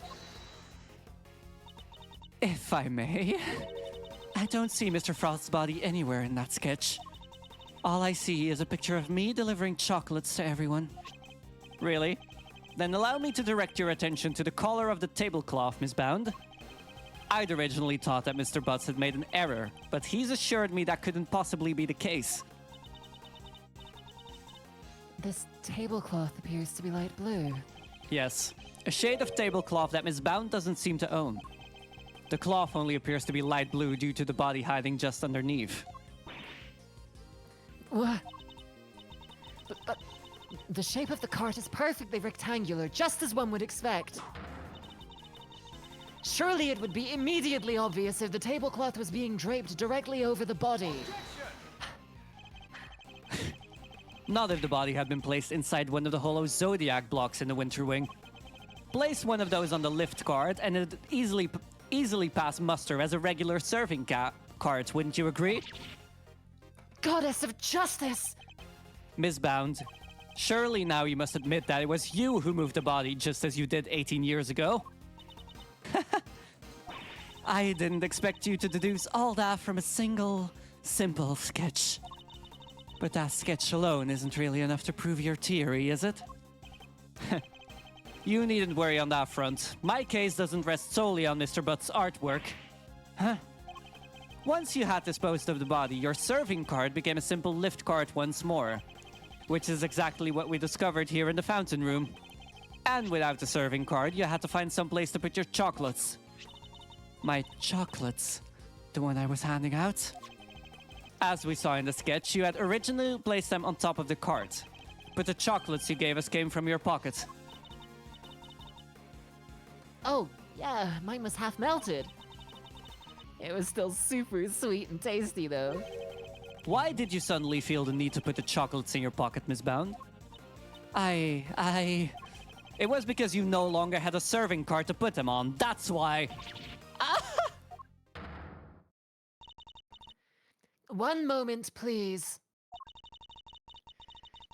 You have explained what Miss Bound did with the chocolates and the lift cart. But what about the tablecloth? Where did it go? Indeed. If stashing the chocolates in her pocket was the only solution she could think of, I doubt Miss Bound had the time to dispose of an entire tablecloth.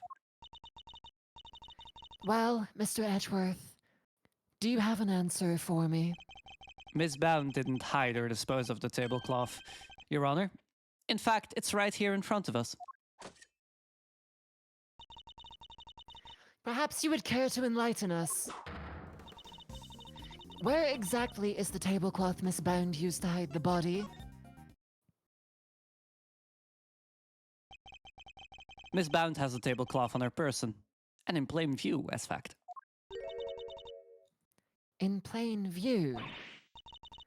No! Surely you don't mean... Miss Bound, it's the cloth around your waist, isn't it?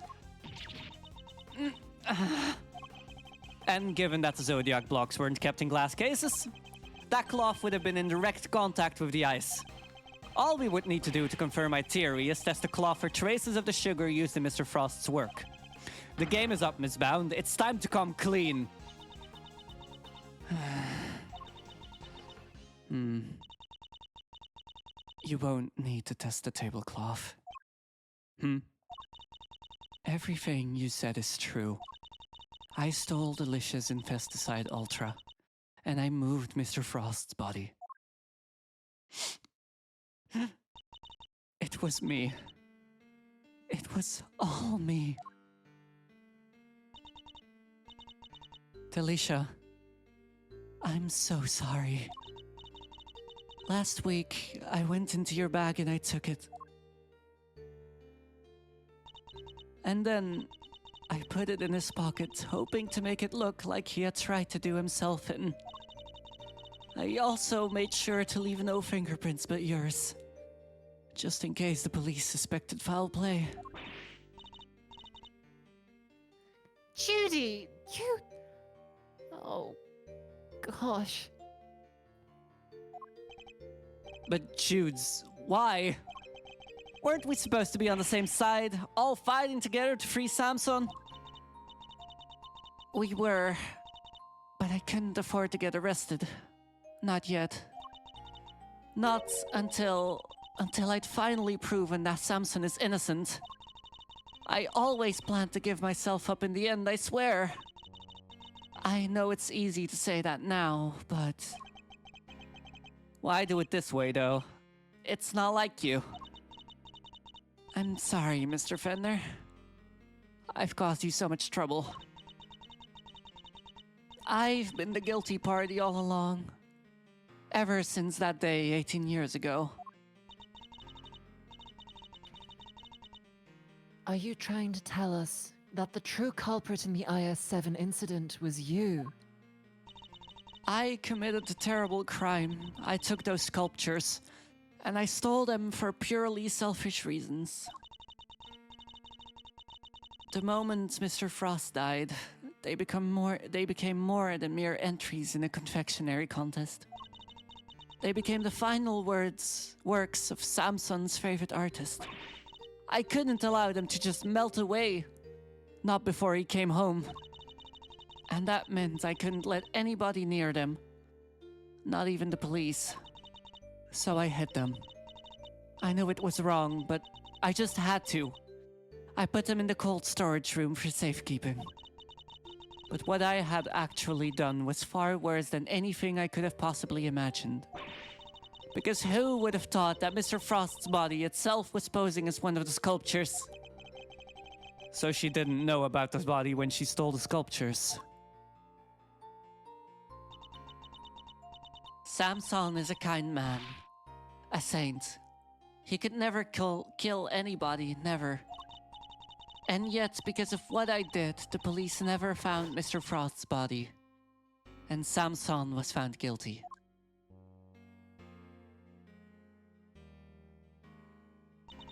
After all he'd done for me, he was my family. The only family I've ever had. He was the most important person in the entire world to me, and Judes. After his conviction, I was forced out of our home. I was finally able to return only a few days ago, and when I did, I went to the cold storage room to check up on the sculptures, and that's when I saw it. Mr. Frost's body. It had been there the whole time. Of course, by that point, the statute of limitations had expired. So I did what I did today. Because it was the only way I could think of to make things right. It seems I've misunderstood her intentions. Everything she's done really has all been for Mr. Tangaroa's sake. Hey, what are you thinking about, Mr. Edgeworth? Something that's been puzzling me. Why did Miss Bound use poison gas? Why not a more reliable method? And why disguise the Autumn Wing as the Winter Wing? The only reason I can think of is to confuse someone who was here 18 years ago. Yeah, I wonder what she had in mind. If she was trying to prove that Mr. Tangaroa is innocent, Miss Bound's ultimate goal must be to... Could she have been trying to discover the identity of the true culprit? Miss Bound, your ultimate aim was to see Mr. Tangaroa cleared of all charges, correct? And to that end, you had to expose the real killer and have the police find the body from 18 years ago. Is my understanding of your intentions correct? Exhibiting the sculptures was sure to force the killer to return to the crime scene. After all, they were the only person apart from you who knew that the body was hidden in the icework. So they would have freaked out thinking the body was about to be discovered and come running, yeah? Exactly. But Miss Bound ran the risk that the killer might successfully cover their tracks this time. In the worst case scenario, they might even have been able to remove Mr. Frost's body from the scene. So how could she lure the true killer into revealing themselves without putting vital evidence at risk? Oh, I see what you're getting at.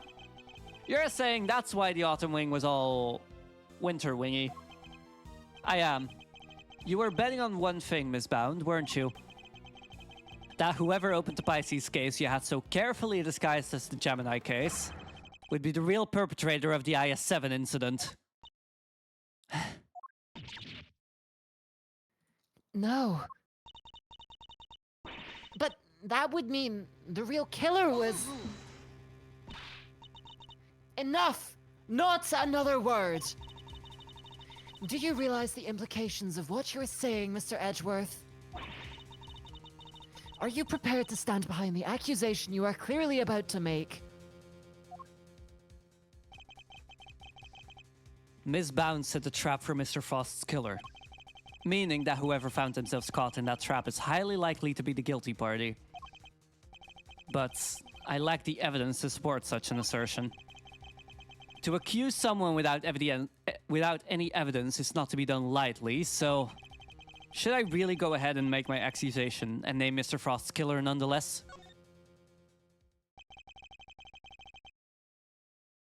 My ultimate goal is to see the truth exposed. And to do that, I need to seize the moment. Yes, Judge Cavell, I am prepared to stand behind my accusation. I know exactly who is to blame for the IS-7 incident. Take that! Accused Larry. Only Mr. in this court Gusto. do people grant. Sorry, what was that?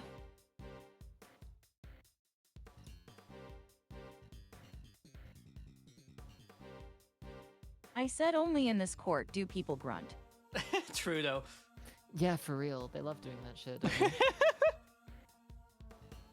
Mr. Gusto, the victim of the poison gas attack is the perpetrator behind the IS-7 incident. Yeah, when the evidence is shown, they all start grunt and pant like they're in a combat simulator. True, though. Yeah, right? Like... Gusty? Mr. Gusto? Miss Bound, as we have established, you knew that the opening of the gallery would lure in the real culprit. And yet you set up the poison gas trap in order to catch them. Do you dispute the facts thus far? You're a very impressive man, Mr. Edgeworth. Just like your father. And of course, you're absolutely right. Then perhaps you could tell us exactly what happened in your own words. Of course. I have nothing to hide anymore, so I might as well tell you everything. As you said, I set a trap here in the gallery to try and catch Mr. Frost's killer. Before we opened, I made sure that the door to the Autumn Wing was the only one that was unlocked. When opening time came, I went around to unlock the doors of the various rooms, and found that the Autumn Wing had been locked from the inside. The killer is on the other side of the door. The thoughts, well, it frightened me. And then she simply walked away, leaving him to fall victim to her poison gas trap. When I heard that Mr. Gusto was being treated for gas inhalation, that's when I knew he was the murderer. All that was left was for the police to find Mr. Frost's body, and then... Samson would finally be proven innocent. At least that was my plan. Judes, why didn't you tell me? You know I'm always here for you, right? We could have found another way. It didn't have to be like this. Thank you, Mr. Fender. You've been so very kind to me all these years. But I'm the one who created this mess, so it was up to me to try and clean it. I didn't care what it took, as long as I could get Samson out of that awful place. Judy, Judy, Judy. 18 years ago, the police managed to cover up the fact that Mr. Frost's body had gone missing. If I went to them now and said it had reappeared, I was afraid they might have tried to cover things up again. So I worked to set off a very public incident here in the gallery, in front of as many witnesses as possible. I'm so sorry, Judy. You, Samson, Gregory, I let you all down. Fender, this can't be easy for him. No, I'm the one who should be apologizing. Mr. Edgeworth, Mr. Fender, I hope one day you can forgive me. And whatever punishment I have to face, I'm ready to accept it. But please, if I may ask one thing of you, it's that you simply must clear Samson's name.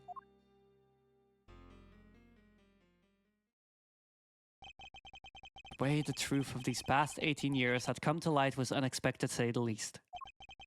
And yet it had only set us down a path towards an even more shocking end.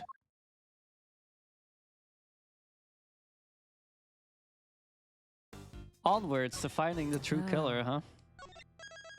It was me, by the way. Yeah, right. Anyways, I'm gonna throw it to an ad break because I need to catch my breath and go to the toilet.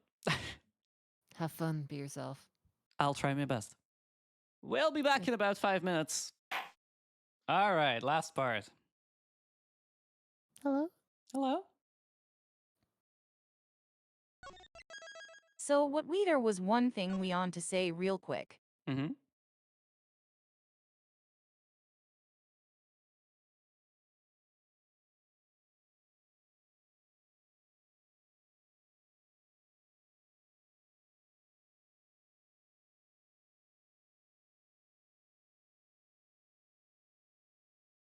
We want to remind everyone, because we see this happen when a lot of people who are trans, that it's understandable to want to shoot for a certain voice, a certain sound.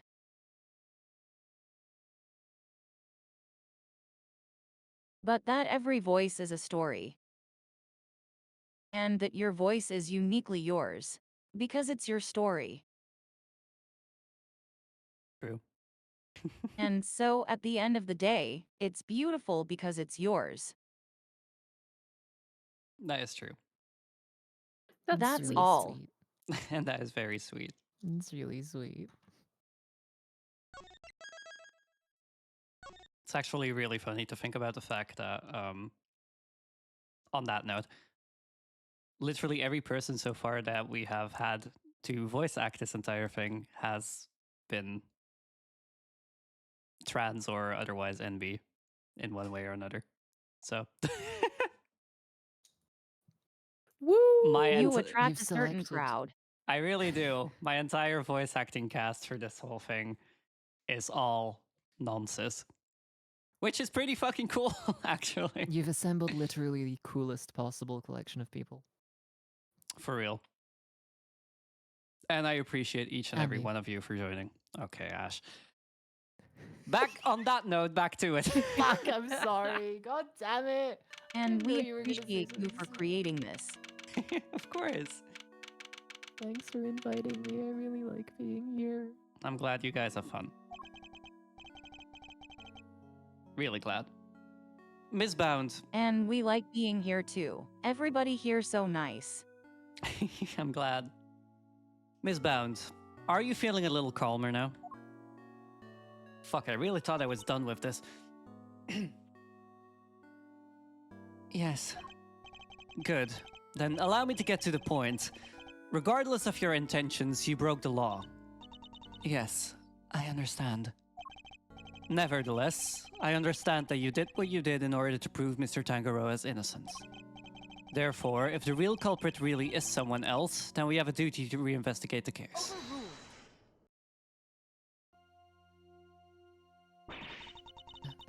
There is nothing to suggest that anything nefarious took place in the official IS-7 incident records. And right now, there is nothing to suggest that we should take Miss Bound at her word either. So our first order of business should be to arrest the culprit of the case before us, Miss Bound herself. Official records cannot always be trusted, Judge Gavel. Especially since there are those prosecutors who would think nothing of twisting the facts. Are you suggesting that the committee at the time overlooked just such a prosecutor? No, I'm fucking certain they did! That's for you and your people to figure out. However, it is a fact that the autopsy report was faked. Seeing as Mr. Frost's body was only found just now.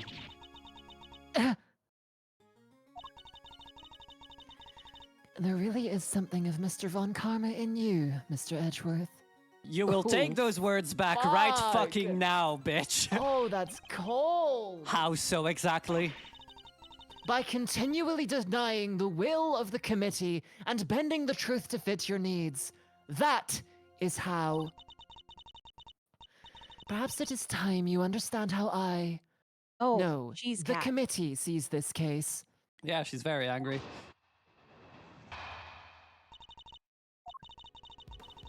The committee is willing to accept that Mr. Von Karma falsified Mr. Frost's autopsy report. Even still, Mr. Von Karma only managed to have Mr. Tangaroa convicted as an accomplice. I personally have come to believe that the real culprit behind the IS-7 incident is Miss Bound. Her plan is to poison and kill Mr. Gusto today was her attempt to frame him for Mr. Frost's murder. And this is how the committee sees things, is it? It is. As always, I act solely in service of law and order. It sounds to me like all she's doing is acting in service of the committee and covering up the truth. And if I can't change her mind, there will be no saving Mr. Tangaroa or Ms. Bound.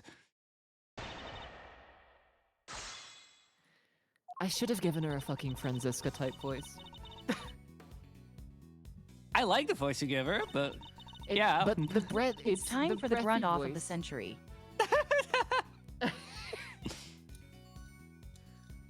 It's just how breathy I made her. It's like I am going lightheaded by the end of nearly I every feel you. fucking line. I feel you. I had the same with Judy earlier. Oh, shucks. Godspeed. We've both made poor decisions. Hold it! Why would Ms. Bound have chosen to frame Mr. Gusto for the murder? Being breathy older woman takes a lot of work. Damn right it does. No doubt because he suspected her of being the real culprit. He may have entered what he thought was the Winter Wing simply to see if the Gemini statue was genuine. Little did he know that he would be greeted by a trap designed to silence him. A trap that nearly worked. Do you have any evidence to support that line of reasoning? Unfortunately, Mr. Gusto remains in critical condition.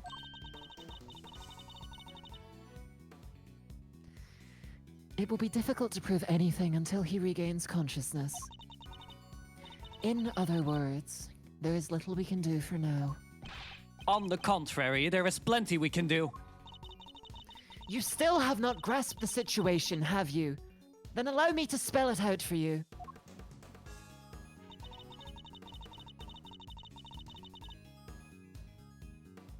Hold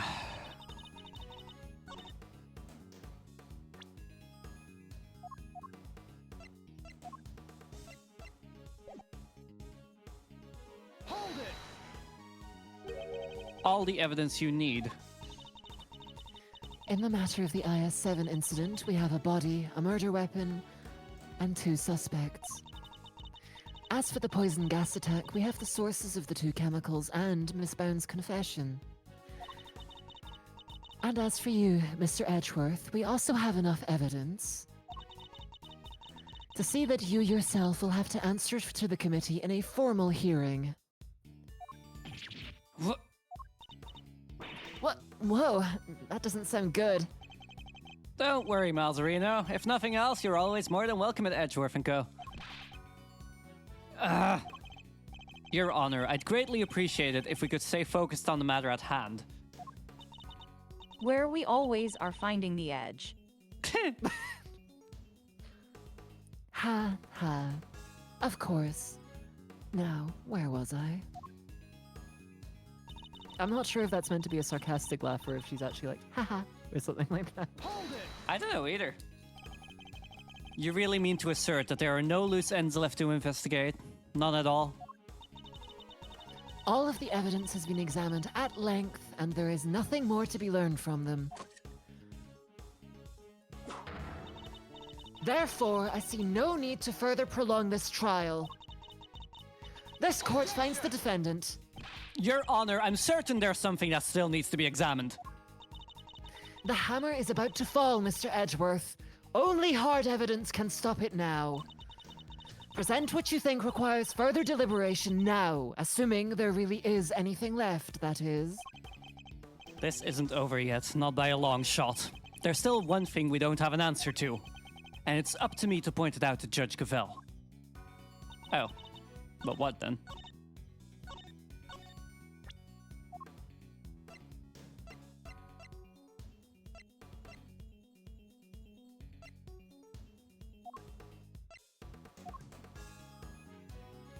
Huh? So Come you on, have the we fact got that this.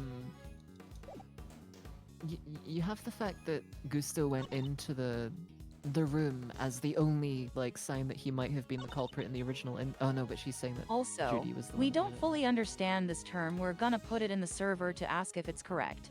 Yeah.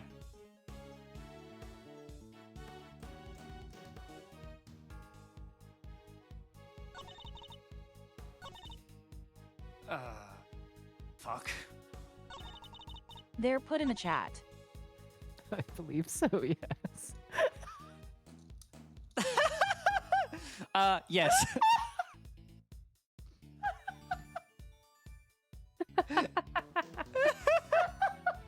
Mm-hmm. Mommy Verity.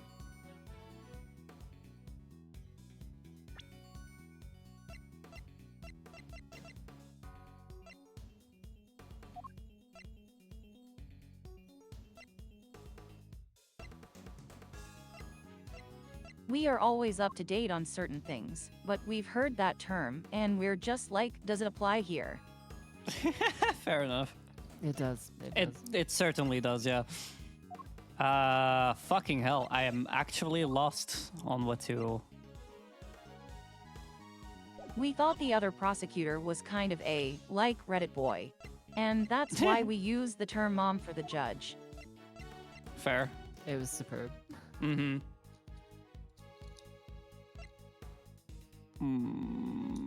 Oh, wait, go to the next page. No, wait, the previous page.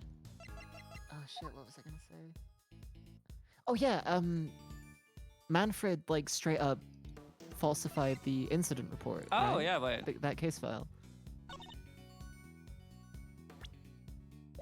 Which of the two statements is it gonna be, though? I don't actually know. Not this one. Oh, There is a shucks. clear contradiction in your testimony, Judge Govell. Silence! Such statements will not be tolerated by this court! And why not? What precisely is wrong with my statement? For one thing, the fact that you clearly do not believe it yourself. Was it that obvious? Yes, it was. I'm going to have to be more careful next time. Maybe this one? No. Okay, maybe not. Maybe this is. Would you I care almost to thought revise? she said that you don't believe it yourself. I was like, that is way too brutal. Would you care to revise your testimony at all, Judge Govell? No, why? Do you believe there's something wrong with it? Well, no, nothing seems out of place. Then perhaps you could refrain from insinuating otherwise.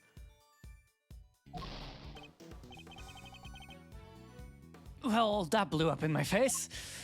Good lord, that was one of the most awkward displays of legal practicing I've ever seen, Miles.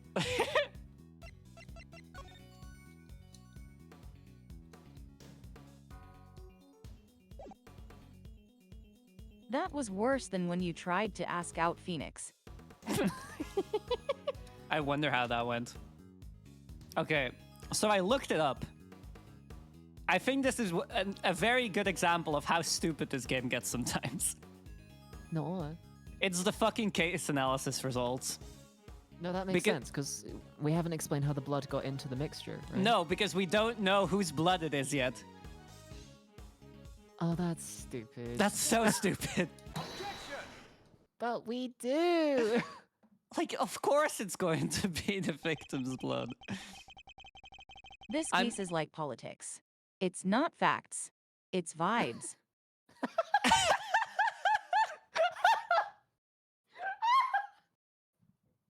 That's moderately true of a lot of these cases, I feel.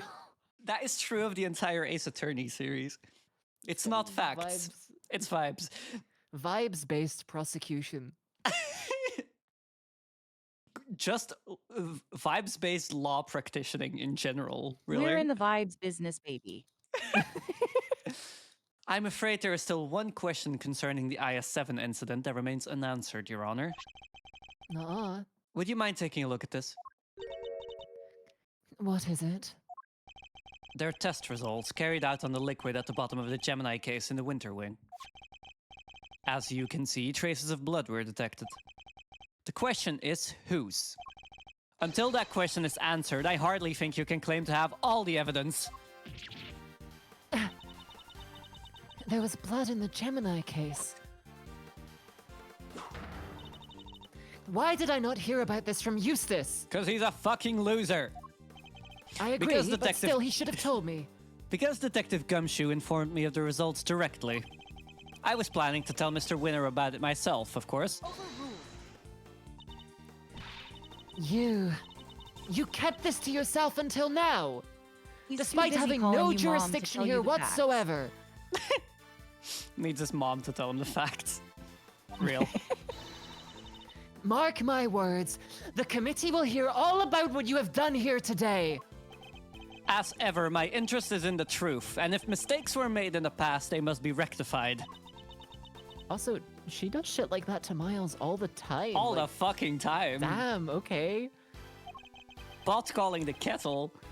Right? Like, If you must report me to the committee, then so be it. But in return, we must be allowed to investigate this case to the very end. that is not my decision to make. You will need to discuss it with Eustace. Oh. Oh my god. Dialogue! I wanna punch this fucker.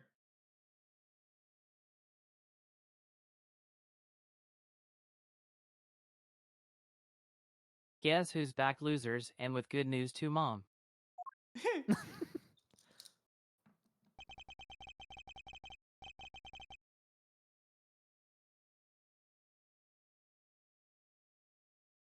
It was a close call for a minute there.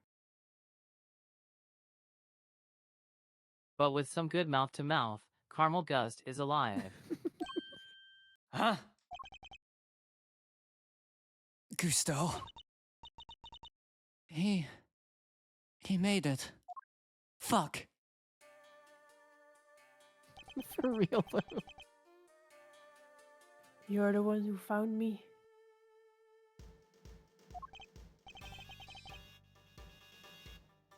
Yep. Long time no see, Gusto. You're the attorney's assistant. You've grown, and you have an assistant of your own now? Assistant? No, I'm... He hasn't got the gig just yet. This is Gregory Edgeworth's son. Prosecutor Miles Edgeworth at your service. Fate moves in mysterious ways. I'm in your debt. If you hadn't found me in time, I wouldn't be here to thank you. Oh, you're very welcome. After all, if you hadn't lived, we wouldn't be able to ask you what really happened 18 years ago. What are you talking about? We figured out quite a bit while you were out cold. Including the fact that you're probably the guy who offed poor Artie Frost. Huh?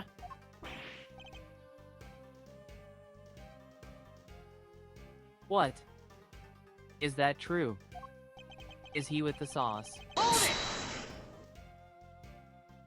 Queen of Lies, thank you for the follow. Hello, welcome. I hope you're doing well. Ms. Bounce set up a very elaborate trap to catch Mr. Frost's murderer. A trap that involved rigging the Pisces case with poison gas. Perhaps in light of that fact, you could tell us in your own words what happened back then. Or perhaps you'd rather exercise your right to remain silent. Oh, it's not that. Gusto's, you're a fan of the old meditation, you know, and all that jazz.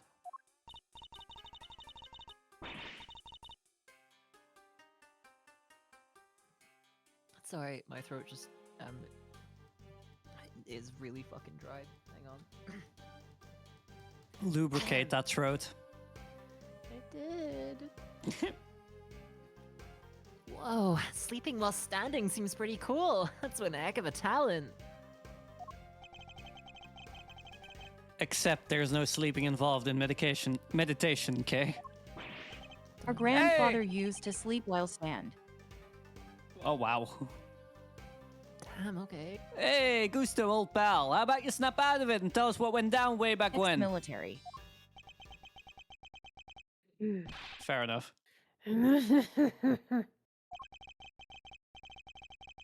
I was caught in the girl's trap, so I must be the killer? Is this your idea of a joke? I'm the victim here.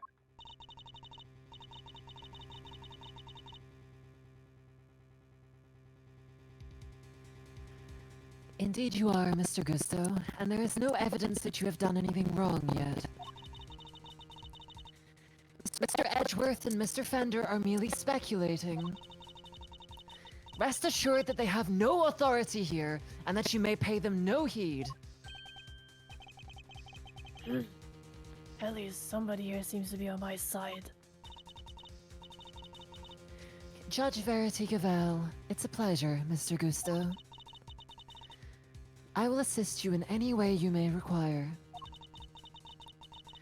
Perhaps you could begin by explaining what actually happened 18 years ago to Mr. Edgeworth. Fine. You want me to prove I'm innocent, Mr. Prosecutor? I'll be happy to. So this is how you mean to play it, Judge Gavel? You're hoping Mr. Gusto will help you to hide what happened inside instead of trying to correct the record? I believe only in the infallible judgment of the Goddess of Justice. Except it is us humans who make the actual judgment calls in a court of law. And so long as there are those who would use the law to their advantage, our rulings are fallible indeed. If you would use your position to further obscure the truth, then neither she nor I will forgive you. Ha ha. We shall see about that. What do you advise, Judge Gavel? It would seem that you are under suspicion because it was you who triggered the poison gas. Specifically, by opening the Pisces case's lid. Would you be so kind as to share why with us? Understood. I came to see Frost's sculptures. Simple as that. I made a mistake with the opening times and arrived a half hour early. Miss Bound, was there no one at the reception desk at around that time? I had left the main entrance unguarded and unlocked, just in case the killer made an appearance. I was also busy making preparations elsewhere, all the way up until the gallery's opening. So no, there was no one here on the first floor then. But I did make sure that all the wings were locked up tight. All except for the autumn wing, that is. I see. She did all that just to steer the culprit into the autumn wing, which is precisely where Mr. Gusto went. Sneaking into a building's pretty suspicious, however you slice it. Silence in the courtroom! Doesn't she do that on the regular? Actually, we've be only fair, seen no, her she sneak doesn't. into a place like once. Yeah. She's a great thief on hiatus. Like She's a lot of great thief VTubers. on paper. I will permit no objections or interventions unless there is some evidence that the witness is lying. The courtroom? You know this is an art gallery, right? Mr. Gusto, if you could please continue by explaining why you opened the Pisces case. I wanted to see Frost's work up close. So I went up to the Gemini, guess it was supposed to be the Pisces statue. And I saw that the lid was frozen on tight, so I grabbed a blowtorch from nearby and tried to open it. When I finally got it open, gas came pouring out. Fascinating.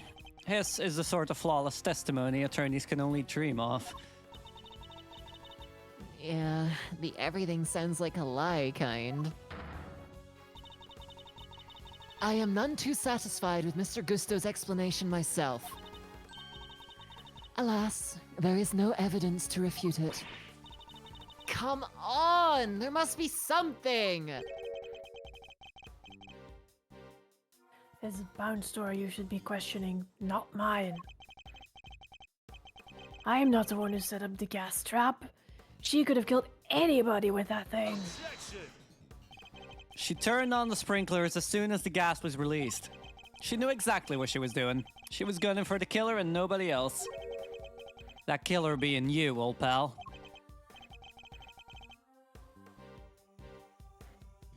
No. You believe that self-confessed criminal? Miss Bound is far from blameless in this affair, and she will have to pay for her crimes. But so will Mr. Frost's killer.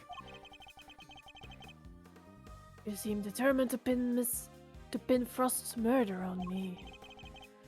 But I had no reason to kill him. And you have no evidence to prove otherwise. Can we really not prove that he's the killer, Mr. Edgeworth? Mr. Gusto fell victim to the poison gas. That much is indisputable. Yet, no matter how suspicious his actions in the present may seem, they prove nothing about the past. Yeah, but... And what about you, Mr. Fender? There must be something we can do. You're right. We may not have evidence, but we have plenty of intel. Let's see now. If Gusto killed Frost, he must have had a reason. He claims not to have a motive, but that can't really be true, can it? If he did it, he has one. Not many people commit murder just for fun. In fact, your old man had a little back and forth with Von Karma about the probable Mill motive that. too, remember? How can you possibly say that with any certainty? If their relationship had broken down for some reason, that could very well have been the motive behind this murder. Von Karma wouldn't let us talk to Gusto back then, but we can now. If we can put the pieces together, I think the picture we've been looking for might just emerge. Yes, I think you might be right. I need to think back over everything we know about the IS-7 incident. Especially the questions that never got answered. Oh, wow.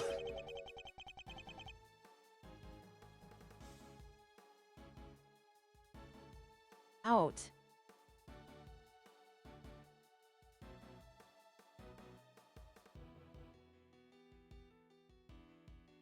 Our chat called this Chad voice. Chad voice. So here we go.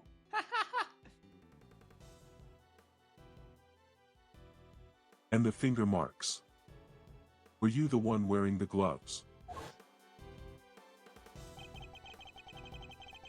If the glove doesn't fit, you must quit. Miss Scone denied that the finger marks on the frame were hers. But what if they were Mr. Gusto's? Ow.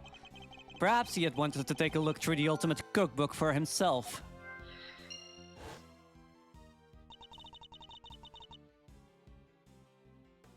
So he asked me to go put in a new cartridge.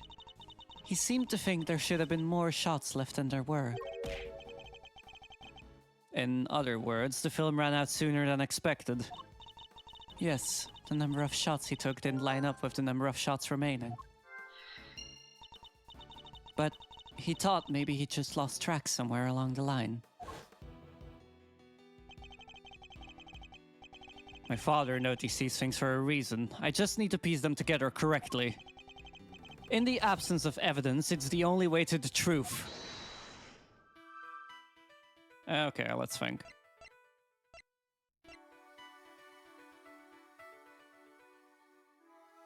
Use that brain.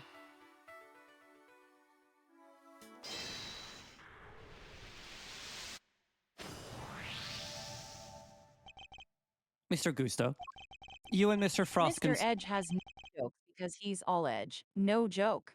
For real, though. You and Mr. Frost conspired to create works for the contest together, did you not? Huh? So you know my little secret. I think there's like only 2 or 3 times in the entire series that you hear Edgeworth make a fucking joke. Mr. Fender was kind enough to inform me. Mr. Frost was in charge of the designs while you were in charge of the flavor, is that correct? What can I say? I still had a long way to travel on the road to become a master confectioner. But you only collaborated up through the semi-final. Something changed after that. We both wanted to show what we could do. Show that we were better than Tangaroa. Then why did you help Mr. Frost with his entry for the final? What grounds do you have to say that? Your own statement, made to Mr. Von Karma 18 years ago. You told him that you had been working together right up until the day before the final. Mr. Frost's entry was carved entirely from blocks of flavored ice. Ice which would have needed at least a day to freeze, and whose flavors would therefore have already been prepared by Mr. Gusto. Humph. Yes, which lines up perfectly with what Gusto told me, that he helped Frost until the day before the final. In that case, why didn't Mr. Frost reciprocate and help Mr. Gusto in return? I can hardly be expected to read the minds of the dead. So, why didn't Mr. Frost help you in return? I submit that your relationship broke down for some reason, and that became the basis of your motive for murder. That's not how it was. Sure, we stopped working together, but it was all perfectly friendly. You stopped working together in a friendly way? Kinda hard to imagine, but okay. Besides, how do you think I did it exactly? You think I just strolled into Tangaroa's room and killed Frost? I couldn't have killed a man while Tangaroa was in there working on his chocolate pieces, could I?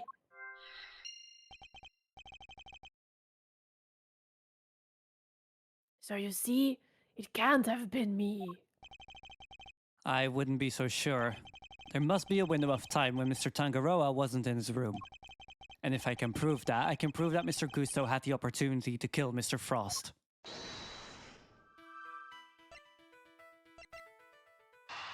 The remaining exposures, right? Maybe? Because, oh well, actually, I guess it's not about when Mr. Tangaroa left the room.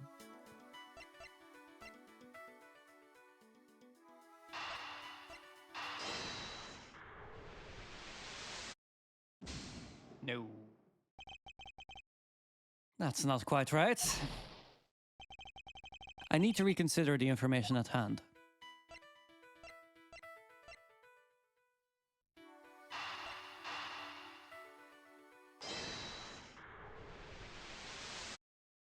Huh.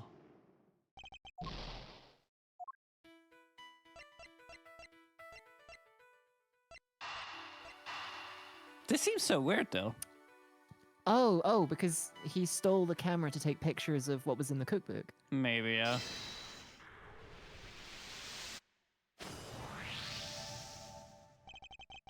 Photographing the cookbook's contents would be the perfect way to steal its secret undetected. And what if Mr. Gusto did just that? What if he used Mr. Tangaroa's camera to photograph the book? It'd be the perfect crime. So much better than stealing it and getting chased by the cops.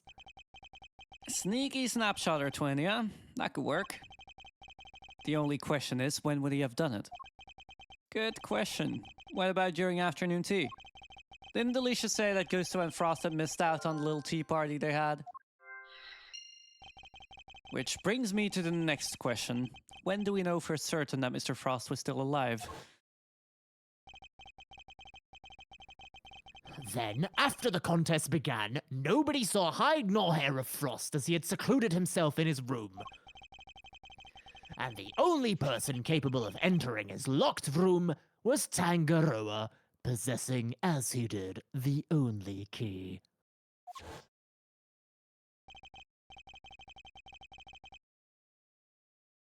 Miss Scone, were Mr. Tangaroa's works the only ones you sampled? No, dear, I couldn't help myself. When I'd finished my afternoon tea, I tiptoed over to Chillywink's room for a little taste, too.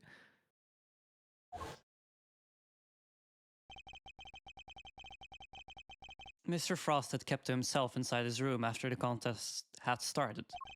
But he was gone by the time Miss Scone snuck into it to sample his work. Meaning there was a good chance he was murdered before the end of afternoon tea. Do you think that, Gusto deliberately fucked with the flavor of the sculpture mixture? Maybe? To screw over Mr. Frost's chance of winning in the final? That wouldn't be Because they were inevitably impossible. salty, that right? would be very saucy of him. Yeah, Because the statues were really salty, right? yeah. Yeah, exactly. We can be sure that Mr. Frost They were was the alive. level of salty that we like. We love salt. Me too. We can be sure that Mr. Frost was alive until the beginning of afternoon tea, making tea time the only window during which Mr. Gusto could have killed him. Are you satisfied with Mr. Gusto's story now, Mr. Edgeworth? Sadly, I'm afraid I'm still rather unsatisfied. But things are finally starting to become clear, and the truth will soon come to light at last. Do you mean to say that you have uncovered new evidence? Evidence? No. I was hoping I might convince Mr. Gusto to open up to us about it instead. Oh, is it Mind Games time again? It is. Mr. Gusto, I have a question for you.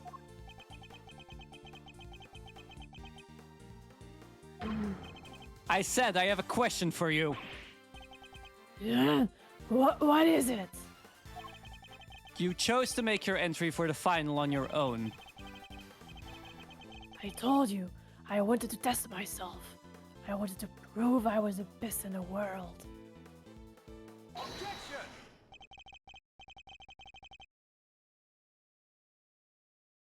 If that were the case, then surely you wouldn't have chosen to cheat in the first place.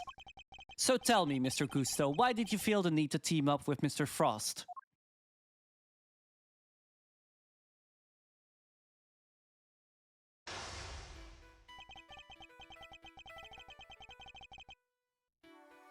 "18 years ago, Mr. Gusto and Mr. Frost collaborated in the confectionery contest. But why did they work together, and why did they enter the contest in the first place? That's the information I need to get out of my opponent somehow."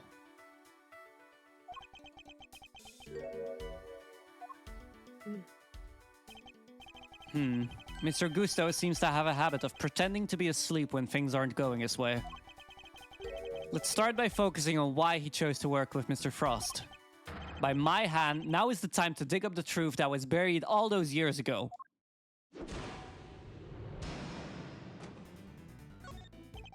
Mr. Gusto, what inspired you to collaborate with Mr. Frost?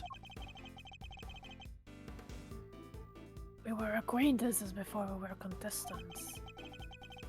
He was interested in entering the contest, so we decided to sign up together. And your decision to pair up with a sculptor had nothing to do with your lack of faith in your skills? You don't know me. We joined forces because we wanted to make the most perfect creations possible. That's all.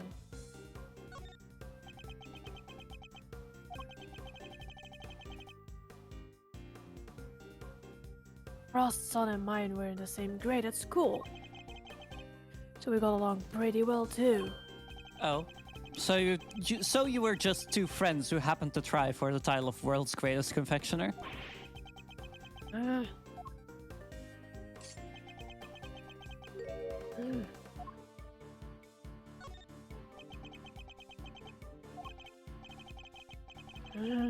I'm still recovering, so if you got nothing to say, let me go back to the medical room.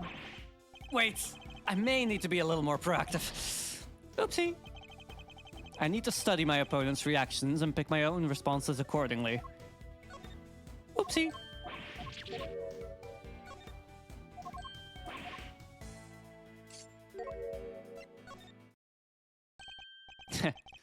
Pretending to be asleep when the going gets tough won't work on me, I'm afraid. Mr. Frost was a sculptor, Mr. Gusto. I doubt he cared much about winning a title for confectioners. In which case, he probably had a different motive for taking part in the contest, wouldn't you say?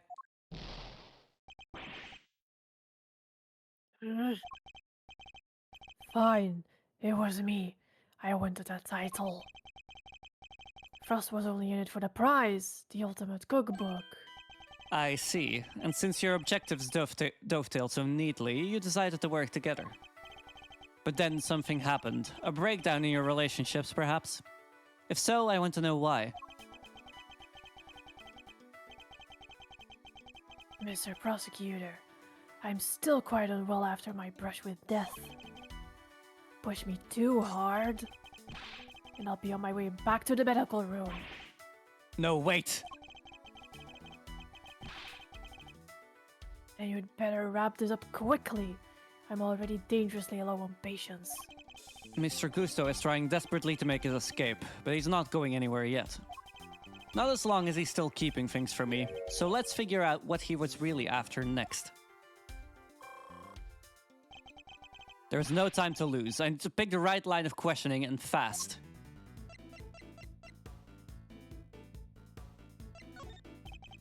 You wanted to appear on Mr. Why does he Tangarella's spin TV that show, ball didn't you? whenever he gets nervous? Good question. On Kokonkonga? I believe it was called Bacon Bob. And why does the barrel pulse? I don't like that the ball is pulsing. Because he's blowing air into it, because he makes art out of sugar and air. Yeah. You really think people would have wanted to watch me dance like an idiot while I work? I didn't catch that. I was just disturbed. No, it might have been a bit much for younger viewers. I thought not. Listen, I know what I'm good at, and prancing around on TV isn't it. Maybe you should focus on what you're good at too, because it certainly isn't asking the right questions. Touche, Mr. Gusto. I need to choose my words more carefully. Oopsie.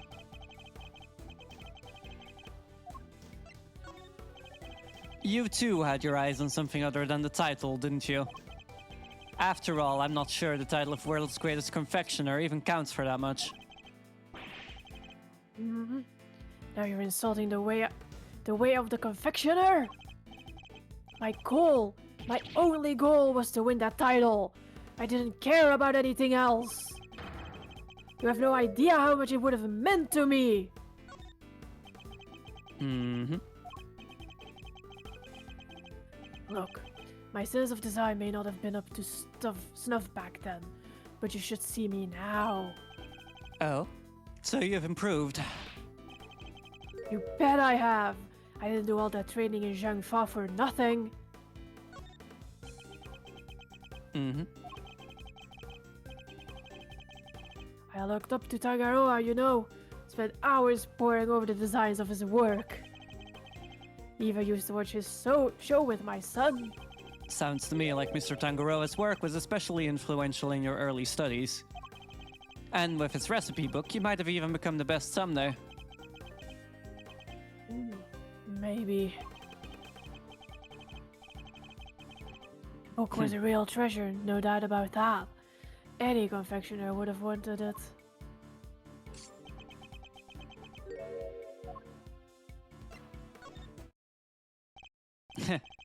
You claim that your only goal was to win the title.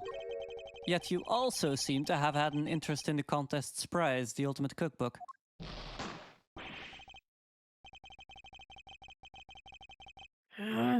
The greatest collections of recipes by the world's greatest confectionery.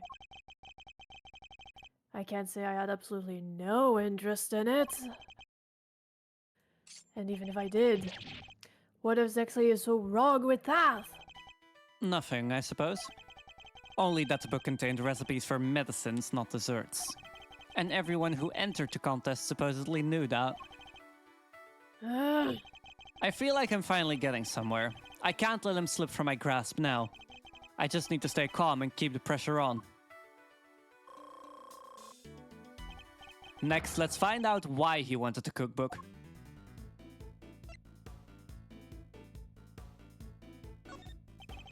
So your plan was to win the cookbook and use it to help you with your own creations. What else? A book like that could have improved my craft tenfold. You could have made a lot of money if you'd sold it. I don't know much about what was actually in there. It was more than money, I'll tell you that.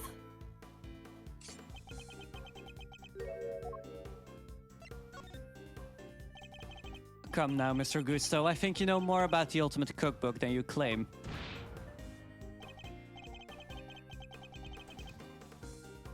Yeah, they told us a little about it at the start of the contest. Then you know what kind of recipes it actually contained, don't you? And that they weren't dessert recipes at all. I see you did your homework. Fine. So you know what was really in there. The ultimate cookbook, or the Angel's cookbook, to give it its proper title. It's a collection of chemical formulas and ways to synthesize new medicines nobody had ever heard of. So he didn't know that the cookbook actually contained recipes for medicines. This could be an important clue. Did you know how valuable the cookbook really was? What kind of question is that? It was a collection of Tangaroa's recipes. There wasn't a confectioner in the world who wouldn't have wanted to get their hands on it. Time to deploy my clue. Your designs may have improved thanks to your training in Zhengfa, but you clearly didn't do enough work on your skills of deception. You've already admitted that you know the ultimate cookbook was a collection of recipes for medicines.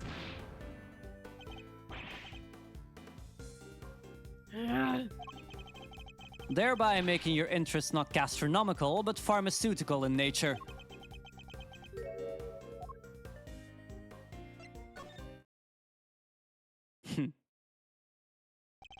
You're a confectioner, Mr. Gusto. You had no professional interest in revolutionary new medicines, which suggests that your interest must have been personal.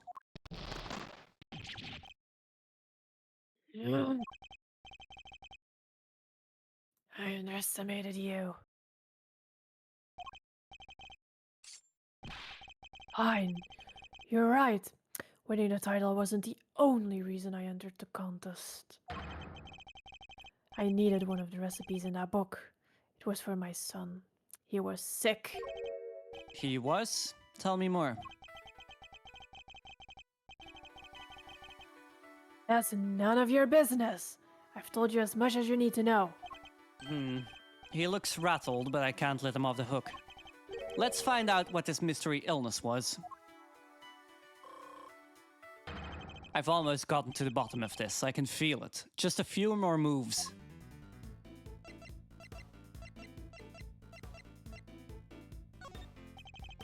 Tell me a little more about your son. He was my pride and joy, my biggest fan. And you entered the contest in order to help him?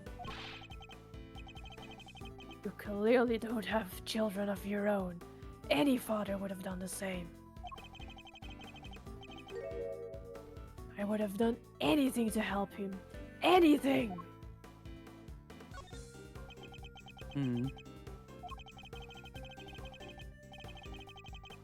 He would come see me here at the contest venue too, right up to the semi-final. Really? He didn't get in the way of your work? If you were trying to beat Samson Tangaroa, surely you didn't have the time to look after a child. Yeah, well, I wanted to do what I could for him. He said he wanted to always be the first to try my creations.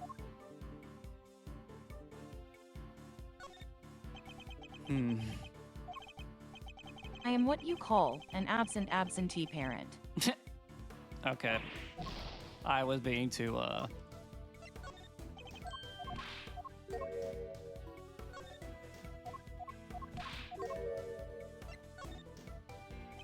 You said your son was sick, Mr. Gusto. And yet he was able to come and join you for the contest.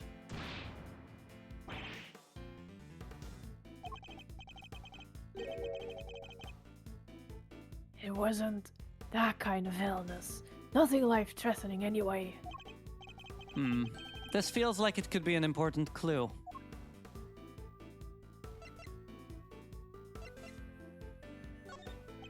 Could you tell me the name of the disease your son suffered from?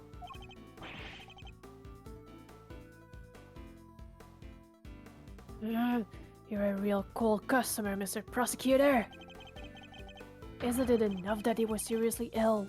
Why would you force me to tell you more? Time to deploy my clue.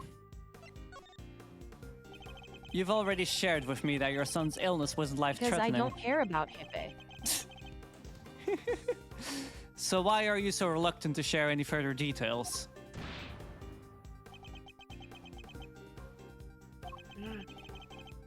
It may not have been life-threatening, but that doesn't mean it hadn't been life-altering. I see. That must have been very hard on both of you. Of course it was. That was why I did everything I could to find a cure. We were desperate. He couldn't taste anything, not even his favorite desserts.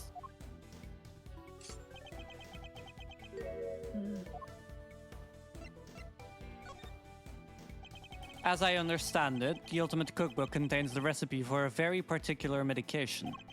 One that Mr. Tangaroa used to cure himself of his own taste disorder. So he had it too? Two, you say? So your son has a taste disorder then, am I correct? How did I let that slip? You've been asking me to believe that you needed to win the cookbook in order to cure your son. But was that really the case?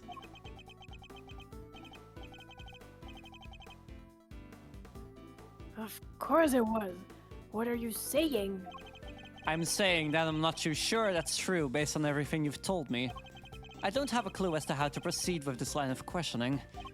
I'd better try another tack. So you needed the cookbook to cure your son? Yeah. Nowadays you can get the medication he needed anywhere.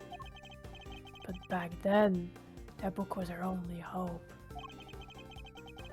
Which is why I didn't dare waste my time on fancy tea parties. I had to give my all to my work. And what about Mr. Tangaroa's work? Surely that tea break gave you the perfect opportunity to go steal a glance at it. And what makes you think I had the energy or time to care about what the others had made?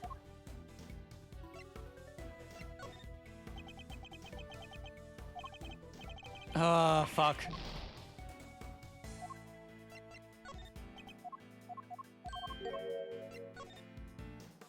I think you've made it abundantly clear how much interest you had in Mr. Tangaroa's work. What's more, if you were that determined to win the Ultimate Cookbook, I seriously doubt you would have passed up on a chance to take a peek at your competitors' entries. I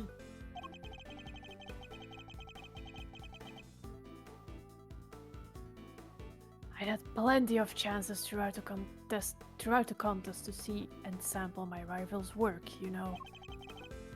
But each time I did, nothing seemed to have any flavor. Must have been nerves or something. Nothing Mr. Gusto tasted had any flavor. That seems like it could be an important clue.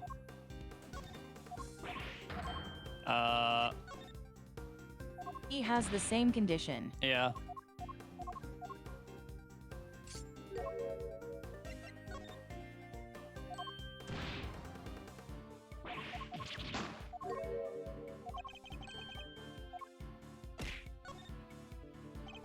Taste disorders are difficult to live with. It isn't easy not being able to enjoy your food.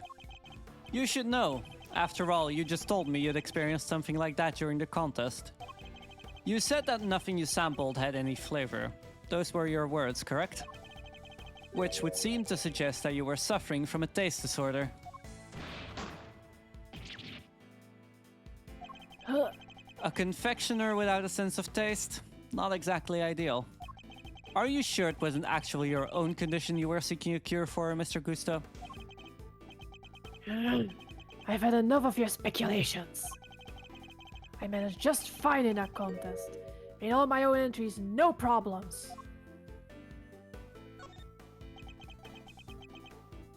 The man has COVID, yeah. That's what I was thinking as well. Oh my fucking god, this man. Ugh.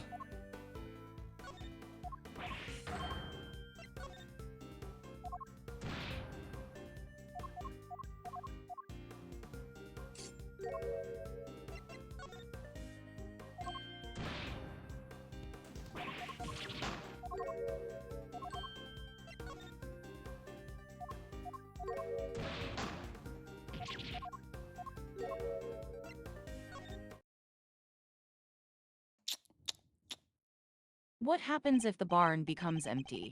I'm guessing you have to retry all the way from the start then. Sorry, but I'm afraid you're contradicting your own testimony. You already admitted that you and Mr. Frost had worked together during the contest. It's too late to claim you did it all on your own now.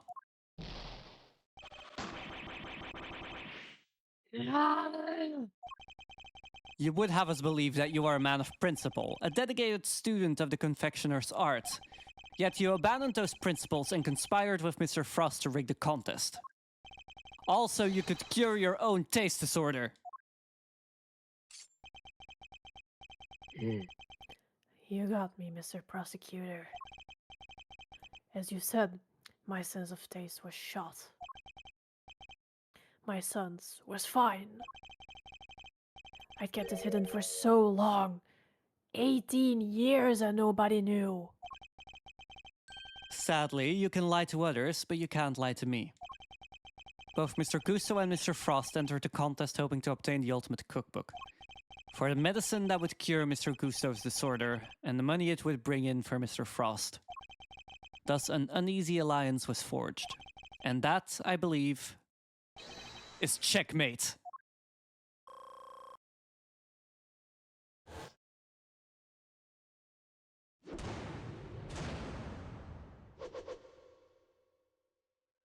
You did it. Good job.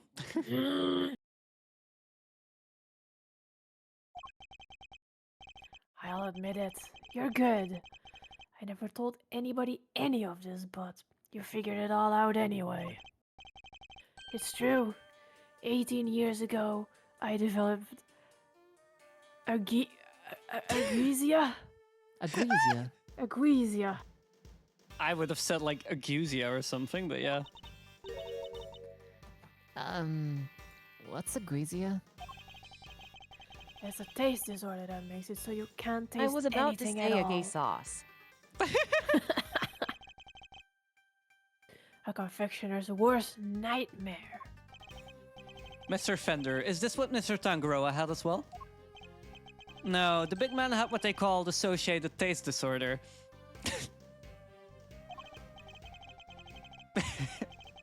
Basically, some things he could taste just fine, while others had no flavor at all. So he suffered too. Can't have been easy. I just looked it up. It's actually pronounced agwesia. Agusia, yeah, I thought so. Agwesia. Not when there wasn't a way to cure it on the market. Which is why you needed Mr. Tangaroa's cookbook. Do you admit It that sounds like the noise you make when you sneeze. Agusia, Gesundheit. Do you admit now that that was the real reason you entered the contest? It was only one of the reasons. I wasn't lying when I said I wanted the title. When I put my mind to something, it gets done, and I won't lose to anybody. I may not have been able to taste it then, but I still knew my stuff was good enough to win. Oh, so you went into the final thinking you stood a good chance of winning. Of course. What was it that Fender said about what Mr. Tangaroa thought of Mr. Gusto's creations? Oh, wow.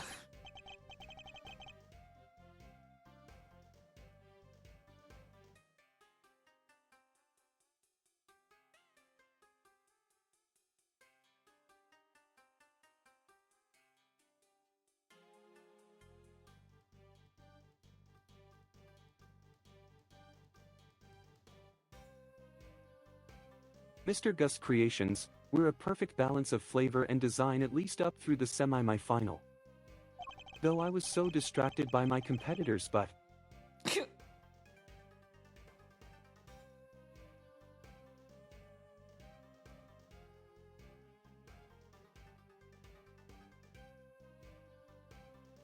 disappoint, his entry for the final was subpar of both counts including his butt wiggle.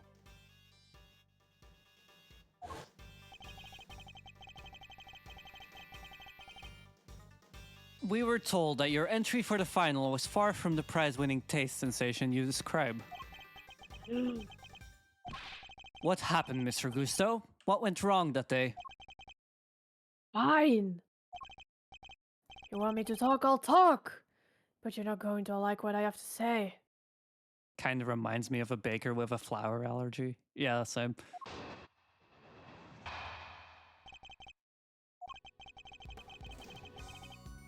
Frost and I were working together right up through the semi-final.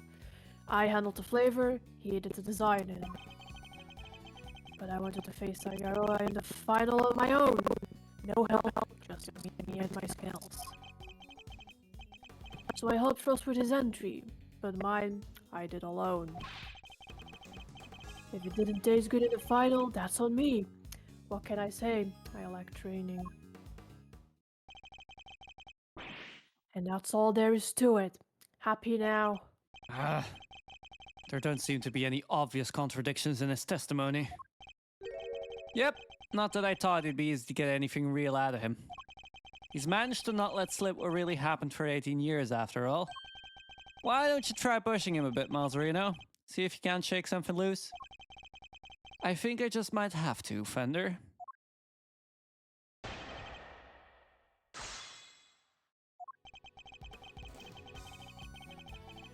Wait, Katzenable, you're a baker with a flour allergy. How does that work?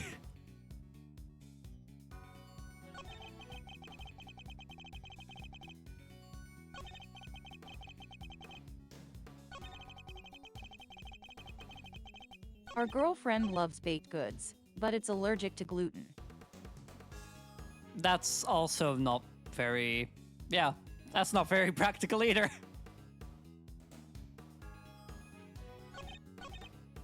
Hold it! So you're saying Mr. Frost didn't help you at all? I'm allergic to meat. Really sorry to hear that. But he'd helped you up until then, correct? It's a bit strange for him to stop so late in the contest, no? Yeah, I got bitten by tick. Oh, no. I'm so sorry. It's okay. I'm dating woman, so I don't need me anyway.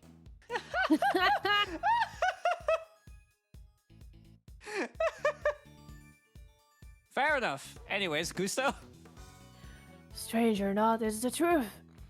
Could be he had his reasons too. I wouldn't know. If he's lying, it's going to be a headache to prove. 18 years is a long time. Not unless that gizmo of yours has a built-in lie detector, okay? If it did, I'd have stolen the show from Mr. Edgeworth long before now.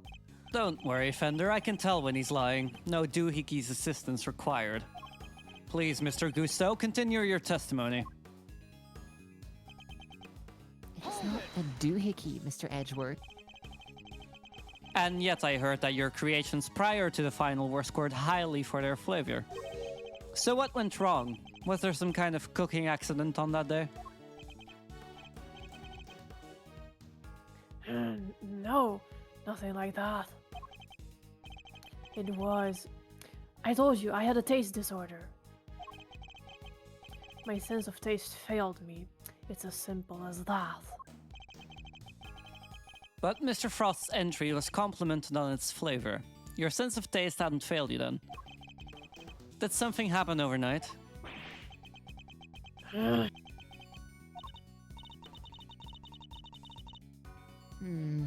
don't think he's gonna spill any more beans, Mr. Edgeworth. Then perhaps I should ask him about something else.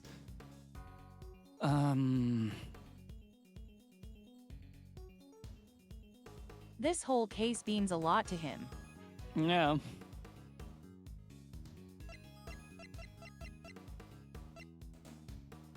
Let me think.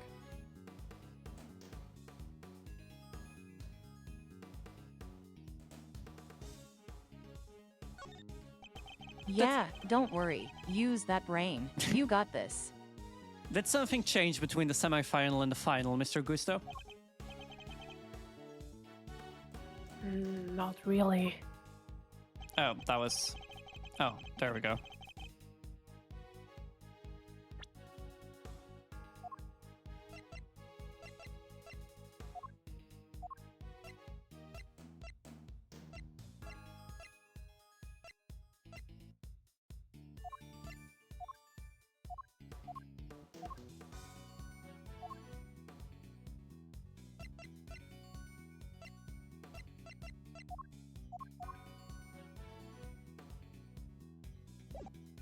Hold it! So you really completed your final entry without Mr. Frost's help? I may not have had his designs to lean on, but I knew I was still solid when it came to flavor. So the visuals were the only thing that changed between the semi-final and the final. You sure, Gussie, old pal? Gonna have to call you out on that one, I'm afraid. It wasn't just its looks that got a big thumbs down come judgment time. It got trashed on flavor too.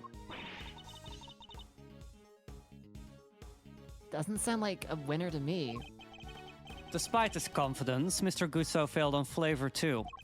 The lack of Mr. Frost's assistance shouldn't have affected that, so was there some other difference?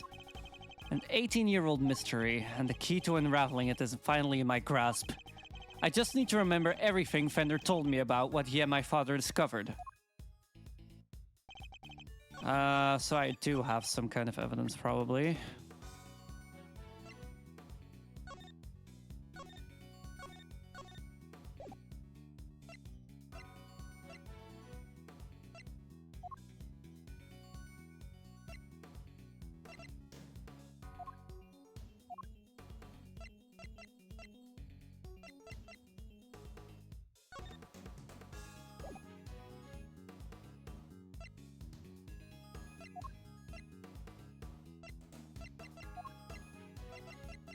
I feel like I have some evidence I need to present here, but I have no idea what.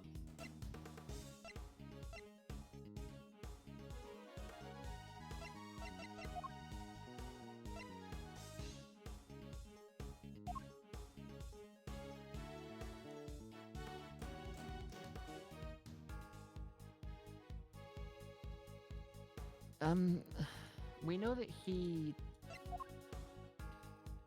wait, do we? I forgot. Was he still helping We're Frost? also a little bit lost on what to do here. Yeah? Was Gusto helping Frost in the final, but only for a bit? No, we did establish that they weren't working together during the final. Yeah, I couldn't really remember. I was thinking,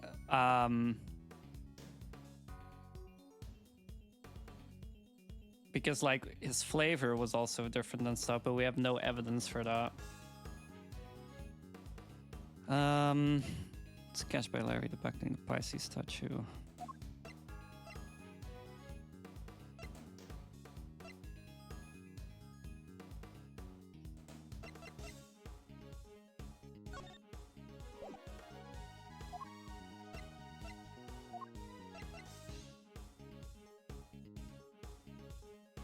Oh wait, yeah, his son wasn't there either. Because he went missing somewhere in between the or like he wasn't there for the final, but he was there for every other, like up until the semifinal. Objection!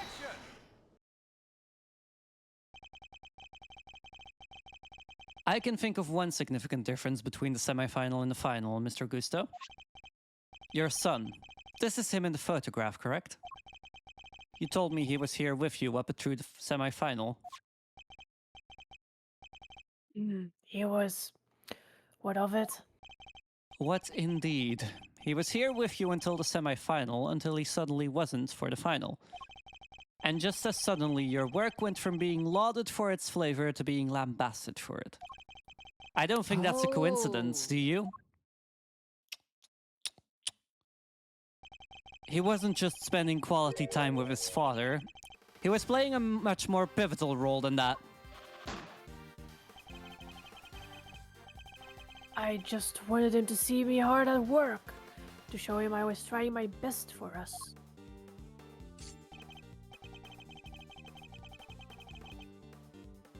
Who knows? Maybe it was him being here to help me do so well in those early rounds. He talks a good game, but nothing about this guy screams super dad to me. Indeed. Thankfully, we would only have to give such an idea credence if a story were true. After all, how much could the encouragement of one small boy affect the taste of a grown man's work? Mr. Gusto prided himself on the flavor of his creations, but then he lost his sense of taste. He must have had a tough time maintaining his high standards after such a devastating loss, unless... I'm sure your son was here to cheer you on, but that wasn't all he was here to do, was it? You're a very suspicious man, Mr. Prosecutor. But why not try answering yourself for a change? What was an elementary school kid doing here, other than to support his father? Oh, no, tasteless creations. Oh, whatever. Your son was the one making your entries for the contest, wasn't he?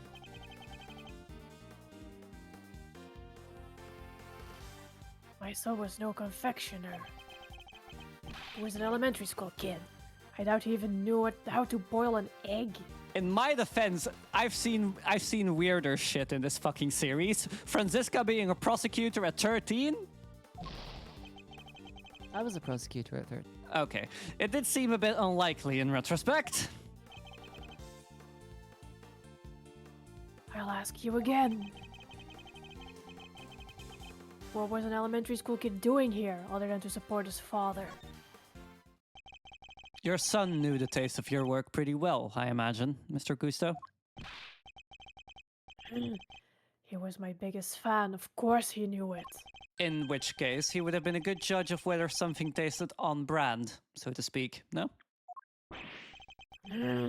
What are you implying? You've already told us that you were suffering from a taste disorder.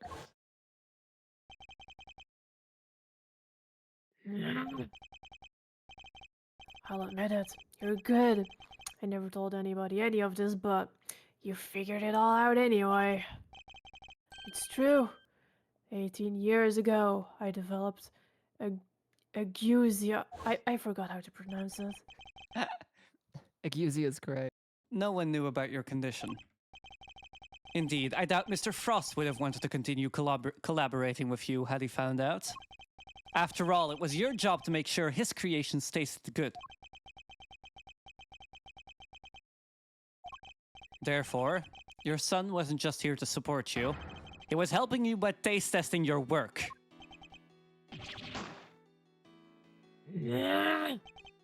Dang, now it all makes sense. Frost's stuff tasted good because it really was finished the day before when the kid was still here.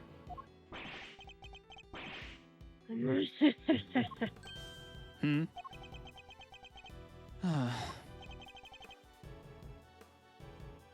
You have a vivid imagination, Mr. Prosecutor. But do you seriously think I trust a kid to tell me how to adjust the taste of my masterpieces? I have some pride, you know, even back then. Did you now? Hank. My designs may not have been much to write home about back then. But I always knew my work tasted better than anybody else's. You think I'd risk everything by putting my reputation in the hands of a child? This is just more speculation. That's all it is. In that case, I ask to speak with your son this instant. Let's see how much of your story he can corroborate.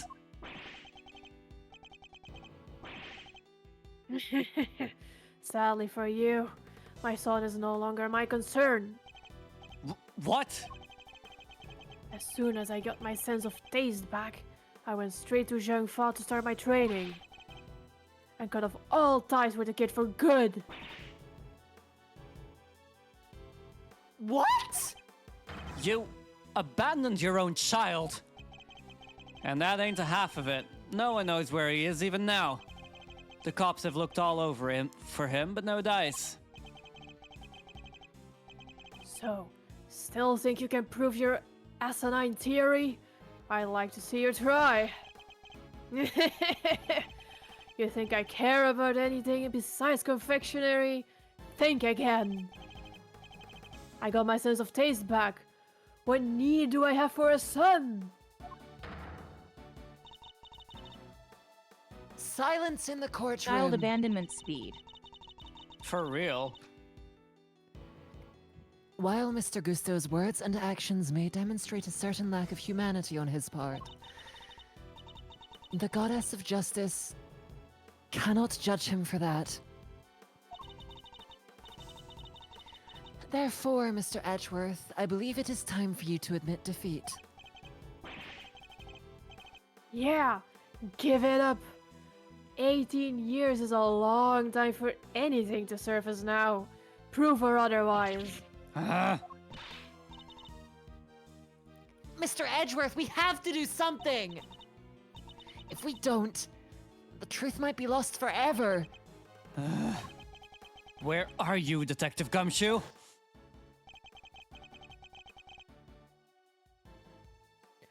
Can't imagine whose blood it could possibly be, but... I'll get it tested right away, sir. Please do, Detective. That's the last piece of the puzzle, I'm sure of it. Once we know whose blood it is... Hey, Miles. Sorry to get in on your mind palace time, but I was pondering something myself. Our friend Gusto didn't come here just to check up on the body, did he? You mean because he tried to open the case? Exactamundo. Think we have anything that might explain why he tried to do that? We might, if Detective Gumshoe can make it back in time with a certain piece of evidence. That's quite enough idle chatter, Defense. Now, if you...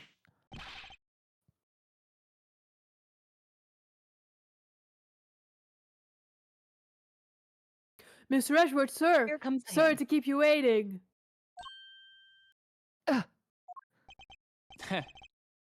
Speak of the devil. I take it you have the test results, Detective. Yes, sir. The lab just got back to me. Detective, please. Court is in session. Now then, am I right to assume that you are bringing us the evidence Mr. Edgeworth was just speaking of?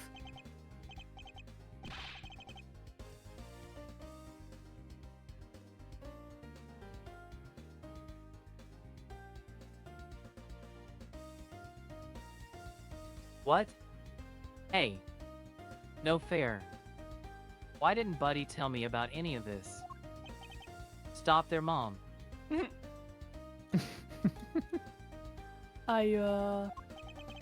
It is indeed the evidence in question, Your Honor. It needed testing, so I asked him to carry it out.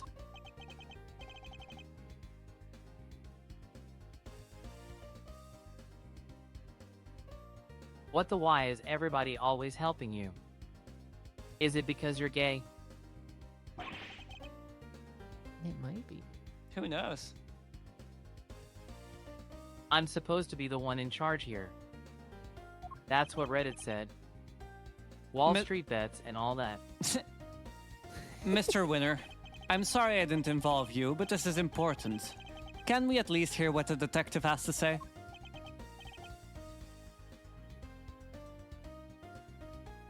Well, alright. So, But Diamond Apes will hold strong. Detective Gumshoe, what did the test have to tell us? You're not going to believe this, but... the owner of the blood we found in the liquid at the bottom of the Gemini case is... Carmelo Gusto, the victim of the poison gas attack. What are you talking about? Wait. Thank you, Detective. You've been very helpful. Well, it looks like my suspicions were correct. What do you mean, Mr. Edgeworth? I'd like to know as well. I'm equally confused. What the fuck? Yes, what do you mean? Explain yourself! What is the significance of the blood to this case? It's only the very thing the perpetrator of the IS-7 incident has been trying to hide all these years.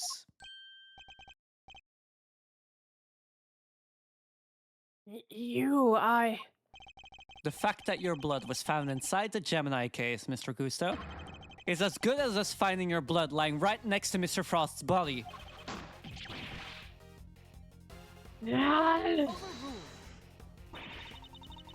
What? Why would there be traces of your blood there, of all places, Mr. Gusto? If you won't answer Her Honor, Mr. Gusto, then I will. There wasn't just blood in the liquid from the Gemini case, there were traces of salt and sugar too. There were?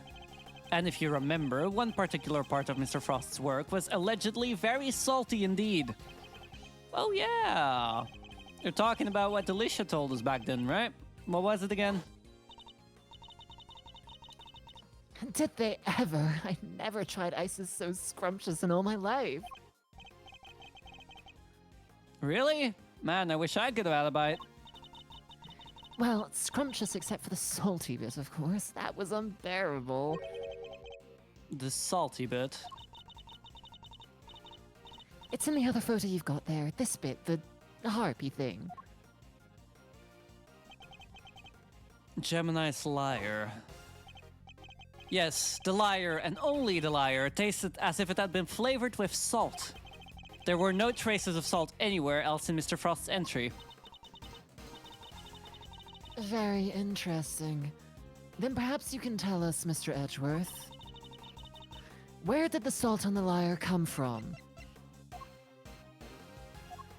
Fucking good question, Bert. I don't know what he's W about. I'm very interested in what this leads to. This is the lamp from the IS-7 incident.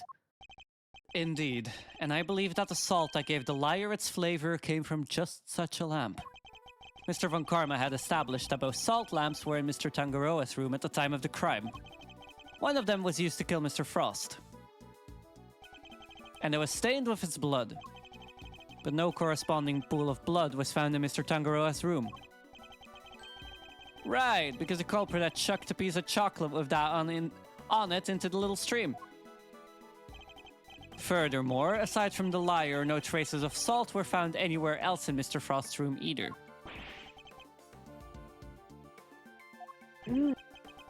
Hey, come to think of it. The lamps we found in Delicious' room were both broken.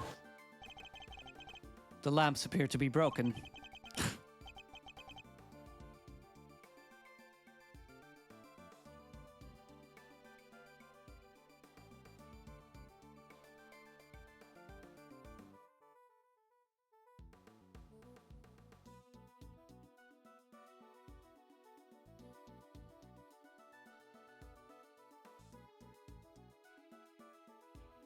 Chad voice is back on. Here we go. Bulbs are smashed. Both of them. Reminds me of the first time I kissed a dude. Maybe they fell and broke on the floor. We never did figure out how the one that wasn't used to kill Frost got busted. But, are we thinking maybe it had Gusto's blood on it at some point? Anyone whose blood was found on one of the lamps would have been a person of interest to the police. So the killer needed to hide the blood somehow, and in a way that wouldn't arouse suspicion. And are you seriously suggesting that the liar was used to do just that? I am. I suspect that the bloody salt was somehow applied to the liar so that it could be hidden inside the case. Because unlike the fountain water, the sculptures would have needed more time and care to test properly. And so he waited and waited for his chance to dispose of the liar undetected. Then the reason he's here today is... 18 years ago, Mr. Frost's body and the evidence pointing to his killer were taken away together. This, of course, was not part of the perpetrator's plan, and thus a new dilemma arose. How could he be sure that neither Mr. Frost's body nor the evidence wouldn't be discovered someday? So back he comes 18 years later, sneaking in bright and early to try and cover his tracks.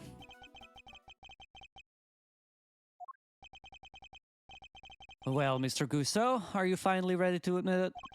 That you are the one responsible for the IS-7 incident?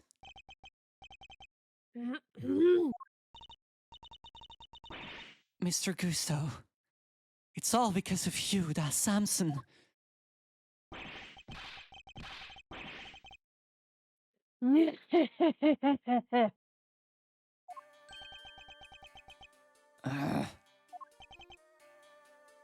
Gusto?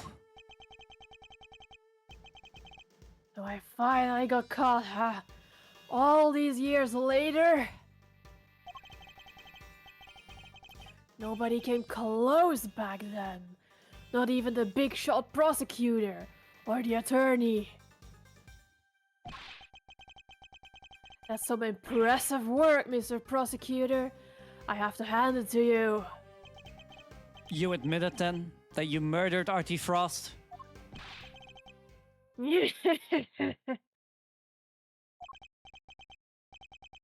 Sure I do. I did it. I killed him. But he only had himself to blame. What do you mean by that? He agreed to help me. We were supposed to help each other so that one of us could win. And whoever won was supposed to let the other use the cookbook. But on the day of the final, the rat finally showed his true colors. Seriously, Frost? We had a deal! We don't have an actual voice actor for Frost, so I'll quickly do him, I guess. Sorry, I'm not helping. I could do it. If you want to do it, that's fine as well, yeah. Just go with whatever voice, I guess, because we don't really have anything for him.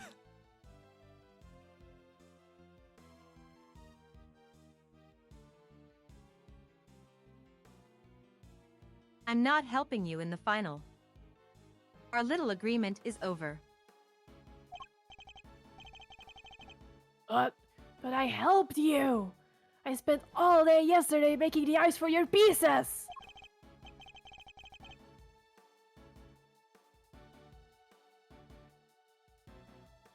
Did you?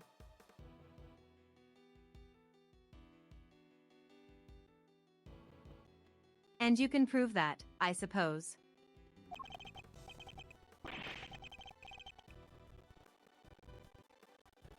What do you...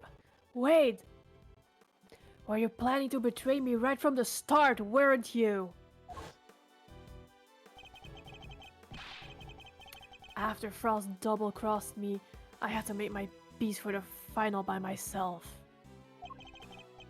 And like you said, my son wasn't there, so I didn't have any help with the flavor either. So much for the pride you claim to have in your ability to make delicious desserts.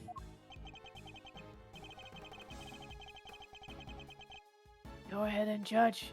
You have no idea what it was like for someone like me to lose my sense of taste. I gave up everything to become the best. Everything! I take pride in that. Something someone like you could never understand. You're right, I don't understand. Do you take pride in the fact that you resorted to murder? Or that you abandoned your son? Why would I want to understand someone who could do such things? A man can't afford to rely on other people. I learned that the hard way 18 years ago.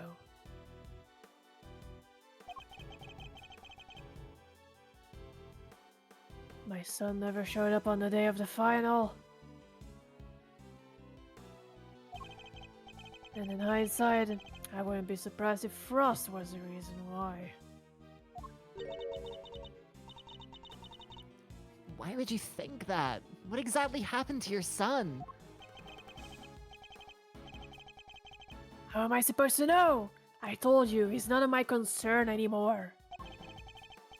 And according to you guys, nobody knows where he is now either. And you don't care? You're horrible! So with his disappearance, so too went your chances of winning, correct? Yeah, I had to find another way of getting my hands on that book. That's when the inspiration struck.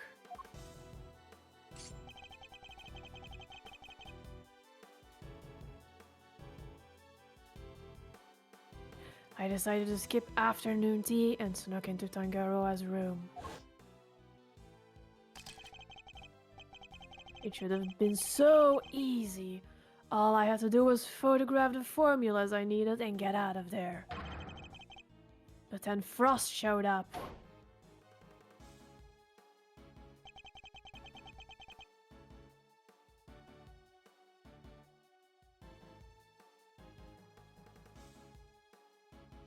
I thought I might find you here.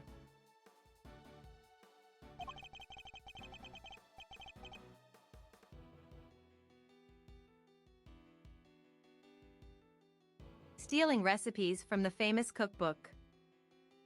Naughty, naughty. Frost!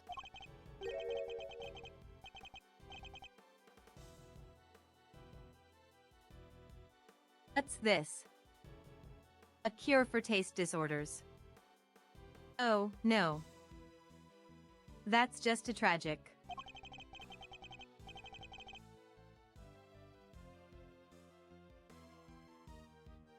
A dessert maker who can't taste anything. What will people say? If you tell anybody, I'll...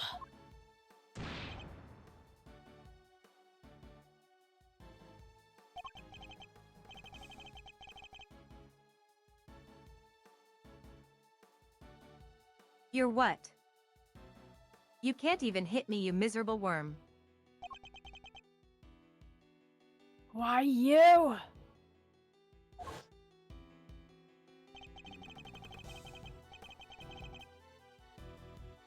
Frost shoved me hard when I went to punch him. Knocked me clean off my feet.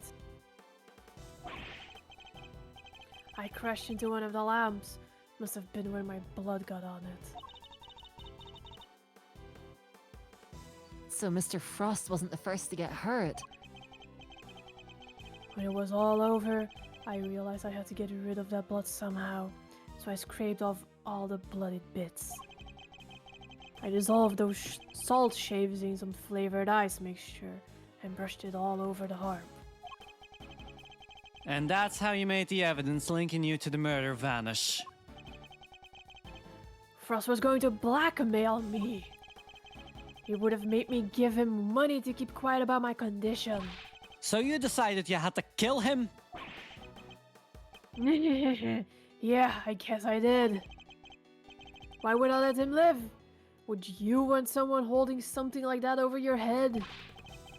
Besides, he's the one who drew first blood. Makes for a solid case of self-defense, don't you think? So that was the impetus behind it all. Anyway, I initially took the lamp to Frost's room. Went straight there once I'd figured out how I was going to hide the bloody parts. Inspired by all the ice sculpting tools lying about the place, I guess. You're not as dumb as you pretend to be. Yeah, figured I could use them to chip it off and grind it up. Once that was done, painting the stuff all over the harp was easy. But why Samson? Why did you have to frame him?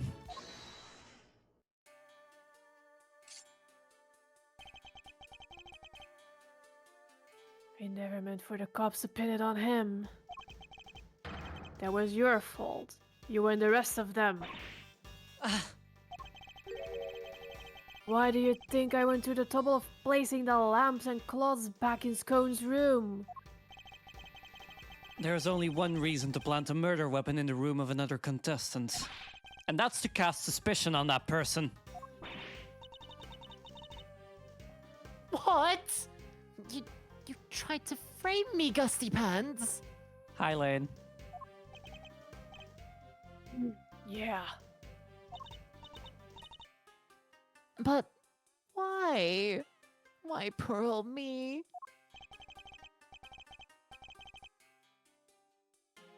I respected Tangaroa. He was the best, a true champion.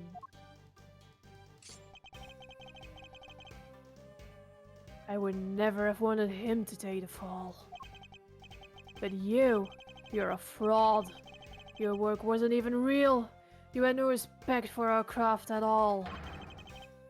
You deserve to be punished for what you did. Oh, Gusty. How could you?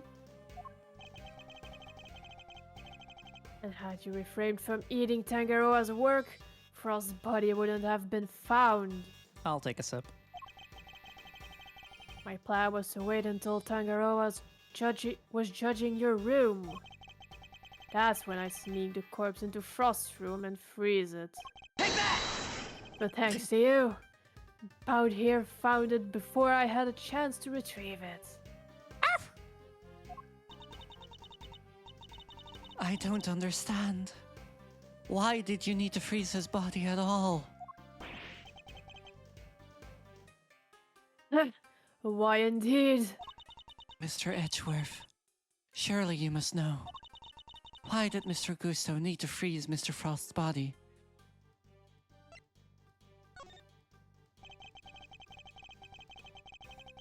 Mr. Gusto needed to freeze Mr. Frost's body in order to obscure the time of He tried to make death. Frost sound like an ND trans person.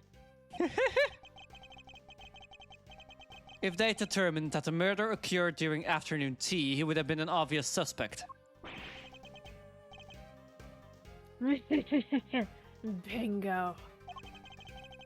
Freezing Frost's body wasn't simple. Preparing everything took time. So I decided to put his body in the chest in Tangaroa's room while I got everything ready in Frost's. At the time, it seemed like the perfect hiding place. Never counted on some gluttonous pharmacist showing up and making the whole ship collapse. I still don't get it, though. Why disguise the body as an ice sculpture at all? The sooner it was found, the smaller the effect of freezing it would have had on masking the time of death. Therefore, he needed to disguise it, at least until it's fully frozen. How awful. Using Mr. Frost's own work to help you cover up the truth behind his murder. Ironically, Tangaroa would have been just fine if the body hadn't been found before I got it out of his room. If only things had gone to plan, he wouldn't even have been arrested, let alone convicted. You mean it was my fault? Everything that happened to Samson. It was all because I found the body. Don't let him get inside your head, Tubes. None of this is your fault. If it wasn't Samson, it would have been Delisha instead. She would have been the one they arrested. Either way, there's only one person to blame here, and that's Gusto. It didn't help that the initial detective was so bad at his job either. He never even told the prosecutor that the body had vanished. So then, Mr. Von Karma had unwittingly placed Mr. Tangaroa under arrest in the absence of a body. I mean, I guess it would explain why he was so keen to wrap things up. Still, you'd think he'd notice something as big as that if he'd taken a look at a few reports, right? Not if someone had been deliberately distorting the facts of the case, though. Either way, it seems that Mr. Von Karma didn't know about the body until after the arrest had been made. I mean, Detective Bad wasn't the first detective on the case, so he can't be blamed for this one. But admitting that would have spoiled his perfect record. So he kept it to himself and proceeded to prosecute Mr. Tangaroa regardless.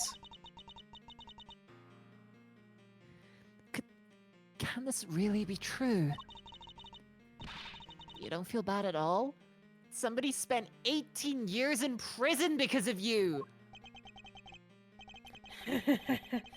Sticks and stones, girlie. Sticks and stones. What a jerk! I ought to arrest you right now, pal.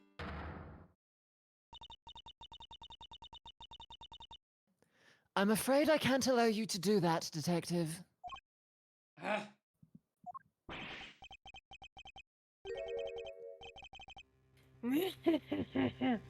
So you noticed, huh? Glad somebody did.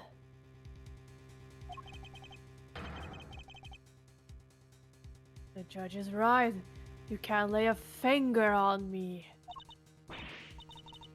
What? Why? You just confessed to murder! No idea, huh? Then I guess I'd better lay it out for you.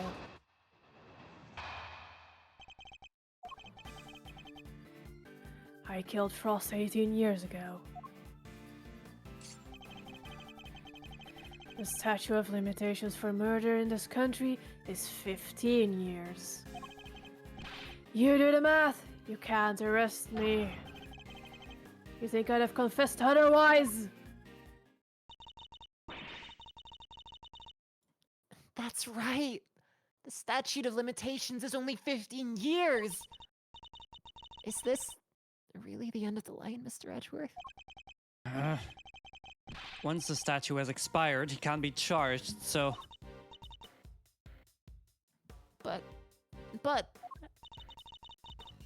How unfortunate, Mr. Edgeworth. I'm afraid that both Mr. Gusto's confession and your deductions will have to be struck from the record. And that Mr. Tangaroa's conviction will remain in place. But we've finally proven that the police never had Mr. Frost's body in their possession. Even if we can't arrest Mr. Gusto, surely Mr. Tangaroa has grounds for a retrial on that basis. Does he? I wouldn't be so sure. Gavel is such a piece of shit, even if she saw it. I'm afraid that the goddess's judgments are somewhat harder to overturn than you might imagine. I mean, that might be the whole point of her appeal, but holy fuck is she actually dog shit. So she's a step on me warm. Yeah.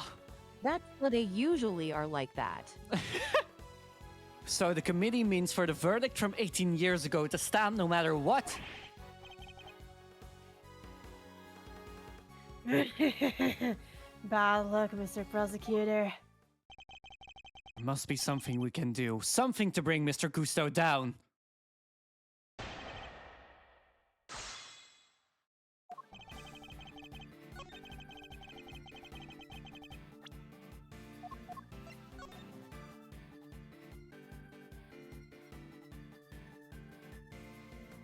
Aha. He fled to Zhengfa. He went to Zhengfa. Fuck, apparently I'm too soon. You're lying, Mr. Gusto, and this proves it.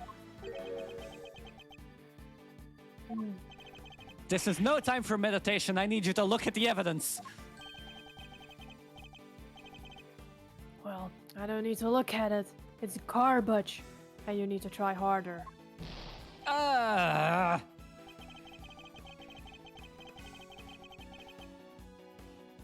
If you're looking to improve your professional skills, I wholeheartedly recommend going to Zhangfa.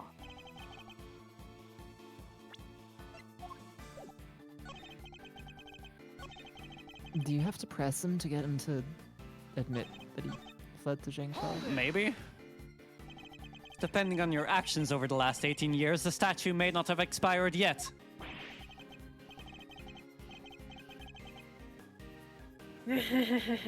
This ought to be good. Alright, I got nothing to hide. If there's something you want to ask it. Very well. Tell us where you've been and what you've been doing since the incident. Sure. Not long after the contest, I was able to cure my taste disorder thanks to the formula from that book. And not so long after that, I went to Zhangfa to really buckle down and hone my craft. That explains a lot. We tried to contact you after the fact, but I guess you were long gone by then, huh? Could be. I left, let's see, around a year after the murder. It was before Tangaroa's last day in court. Going to Zhangfa was the best thing I ever did. Flavor, design, I'm the full package now. And all on the backs of those whose lives you destroyed.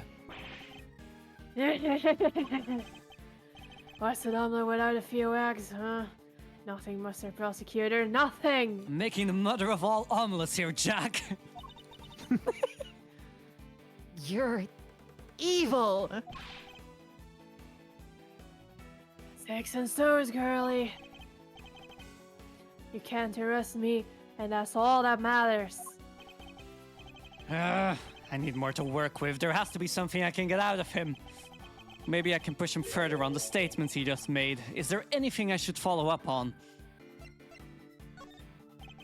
I'd like you to tell us more about your training in Zhangfa, if you wouldn't mind. Fine.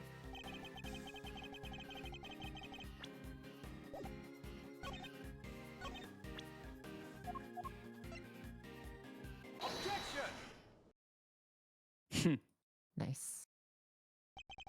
The statute of limitations for murder is subject to the following condition. The statute is suspended should the suspect flee to a foreign country. Which means that the time you spent abroad doesn't count toward the total time under the statute. No way! So it's like somebody hit pause while he was in Zhangfa? It appears that there may be time left on the clock yet. But that will depend on how long you stayed in Zhangfa, Mr. Gusto. It was 3 years exactly. 3 years? Hold on.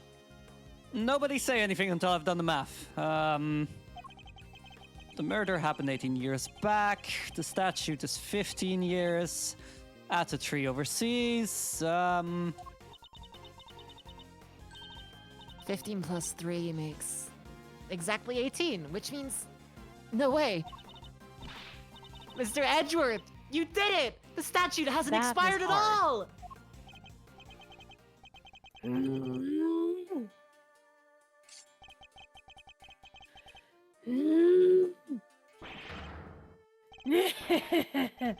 Bingo. 18 years exactly. Glad you worked it out for yourselves. He's just been stringing us all along this whole time. Well, why is he laughing? We're good, aren't we? We can arrest him now. I hate to break it to you, little sis, but IS-7 went down at the end of December. It's April now, which means, strictly speaking, it's been 18 years and 4 months since Frost's murder. If Gusto stay in Zhangfa really lasted 3 years on the nose, it's not enough. We're a few months short. Not enough? But... What did I tell you? You can't touch me! I hate to admit it, but he'd read the board well when he made this confession.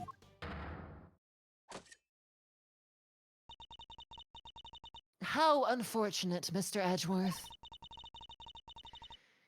If only the statute had been suspended for another year.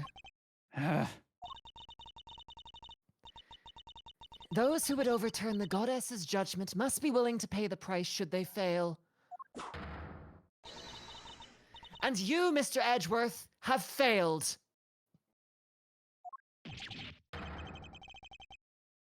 There must be something I can do. I knew it. Well, if the law can't bring Mr. Gusto to justice, then... Judes, what are you thinking? Objection! There's no need to go adding to your rap sheet just yet. We're not done here. Far from it. Because there's still a way we can nail him.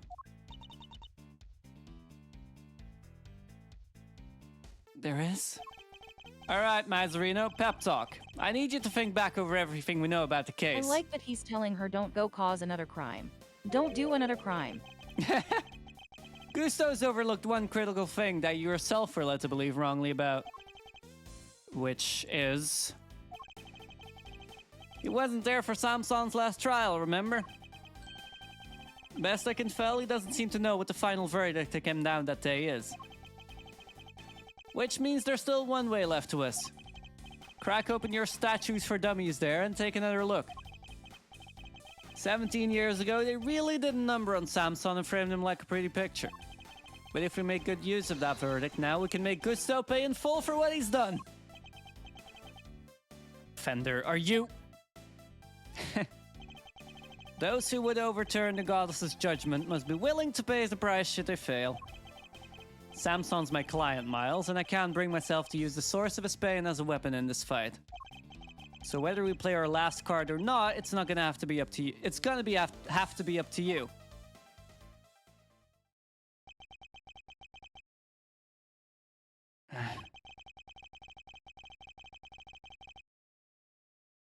Bringing Mr. Gusto to justice can only happen if I use the outcome of that hard-fought trial.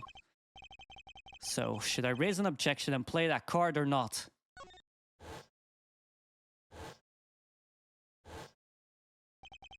My father and Mr. Von Karma, one sought to reveal the truth, the other to hide it.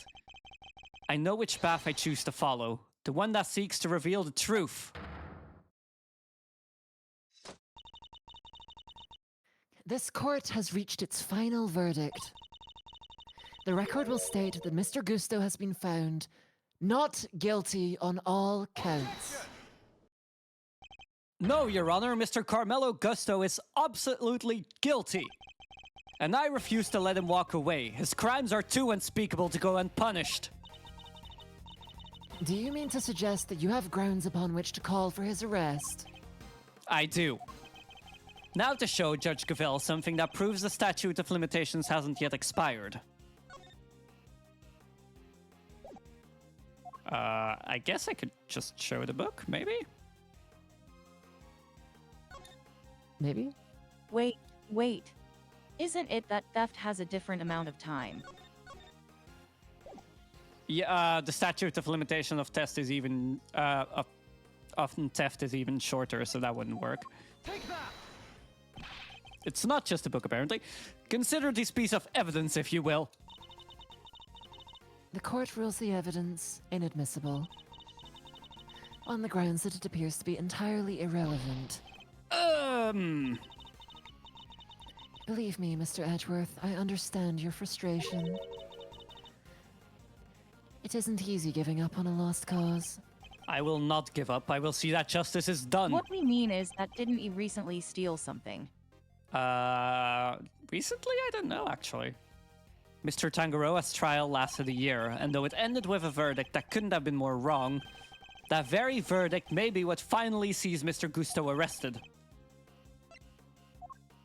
Take that!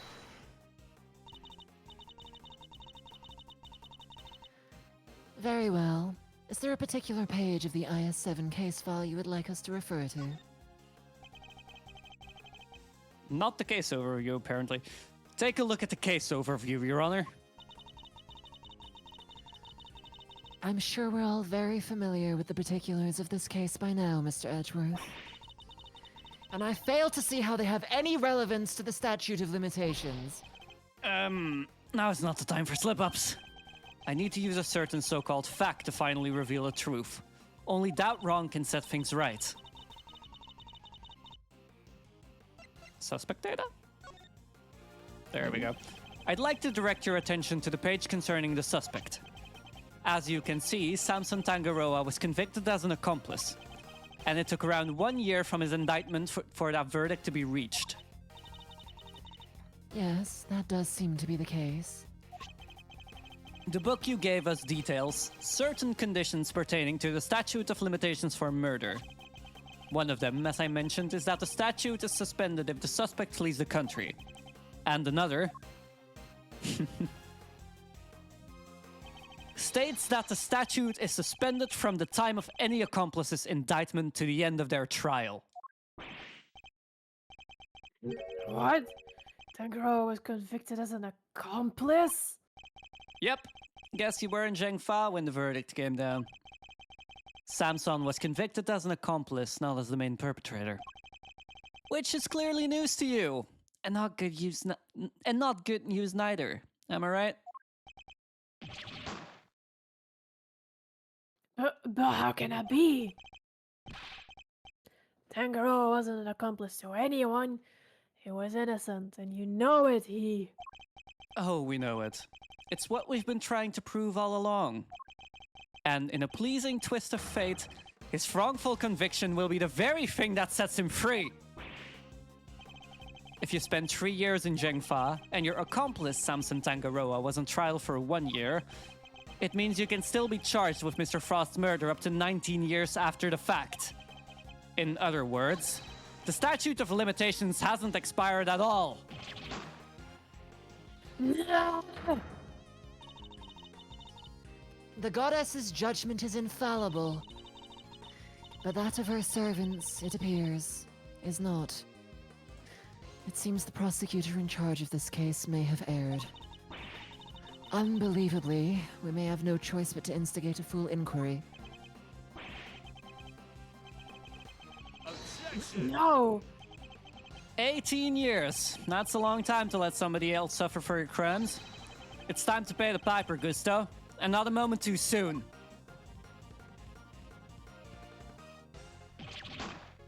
Yeah! But I'm finally the greatest. My brilliance has been recognized. I gave up everything for this. Everything, even my son. More is the pity. But you can't run from the law forever, because the bills come due at last.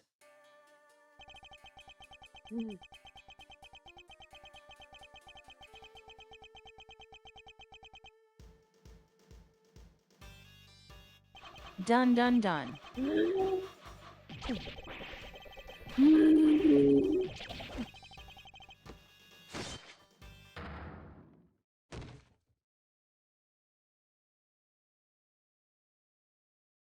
What the heck? Did he just... Make a confectionery version of himself and cut it in half? Yeah. He made a blow-up doll of himself and cut it in half. Mm-hmm. Mr. Gusto is all set for a trip downtown, sir.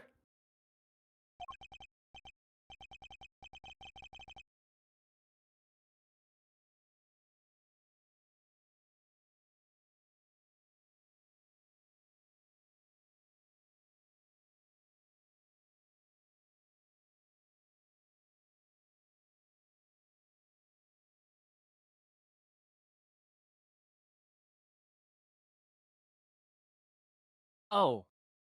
Good. Which means it's your turn next, right, Mommy?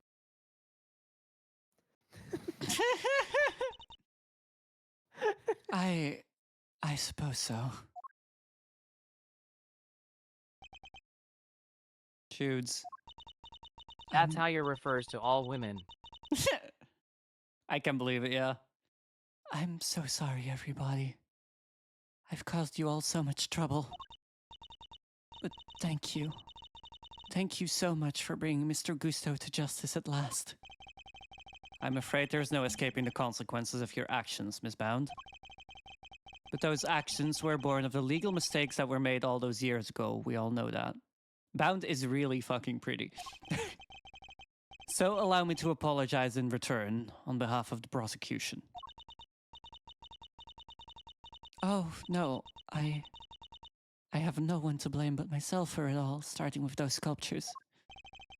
Hey, Judes, you think maybe you might want me to represent you? I'm not Looks like one of our ants. I'm not some nervous newbie anymore. And there's no way I'm letting you take the rap for everything. Oh, I'd be honored. Thank you, Mr. Fender. The fucking Lane is your aunt single?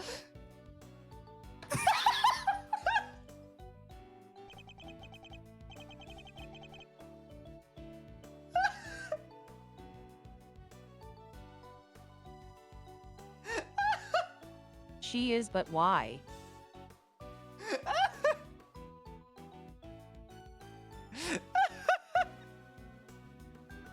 I can't fucking believe this shit. Who types that? Because Lane wants a woman that looks like Miss Bound.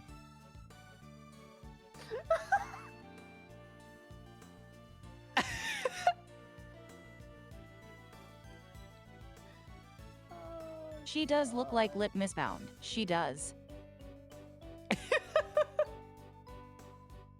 Hey, Dick, where are you? Sorry, ma'am, but Emma. you gotta come with me now. What was that, Petunia?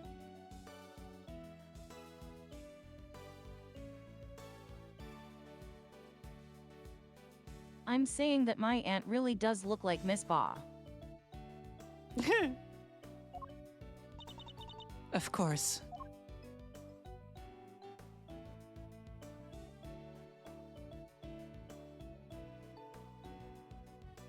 Half our family is redheads. Judge Gavel, why did you lie to us? Lie? What are you talking about? You implied that there was no case for a retrial, but as we've proven, that wasn't true. Surely anyone truly committed to seeing justice done would have called on one as soon as the body was found. I am under no obligation to answer such questions. And you clearly have no intention of doing so either.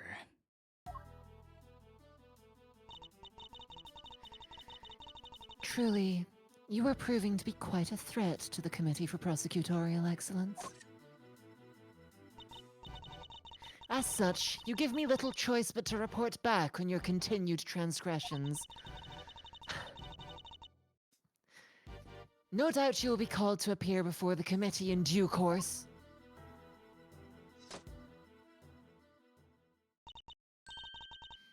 Now, I must be on my way. I am literally the most obviously corrupt legal professional in the fucking world, but screw you, Miles, Is it's the your committee fault. just full of tall, angry women? Shit, I hope so. So hot, but I mean, so what? awful. Listen, They say the same about me. Verity Gavel is a red flag. But red is my favorite color. Yeah. Alright. But most of our friends who are trans love red flag women. Yeah, exactly. I mean, I think every trans woman that's here will agree with you. No, I wouldn't know anything about Yeah, that. fuck off. Alright, see ya. Read your line, you whore. Oh, no, I'm leaving. Goodbye. Ash! Ahem. Well, what the heck? And after you caught the real killer and everything. Lane, I totally didn't almost get married to one. Oh. Oopsie!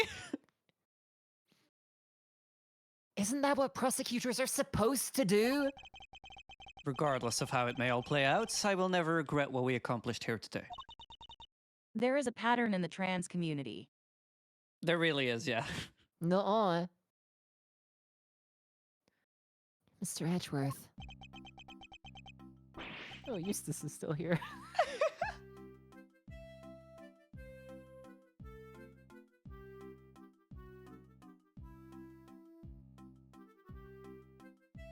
Oh, no. My mom aren't here to protect me, Mr. Edge. Eustace, more like useless. I mean, that's literally the pun in his name. Eustace Winner. Oh, is it? Useless winner. Yes. I knew there was a reason I related. What? My name's Eustace. Why did you stick your nose in this case anyway? You're even on the job, you embarrassed by mommy. My job is to bring the truth to light, Mr. Winner. Not only as a prosecutor, but as a person.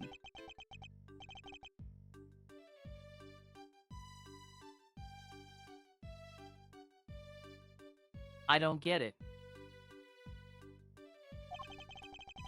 I wouldn't expect you to understand. Not as long as you believe that closing a case makes you a winner.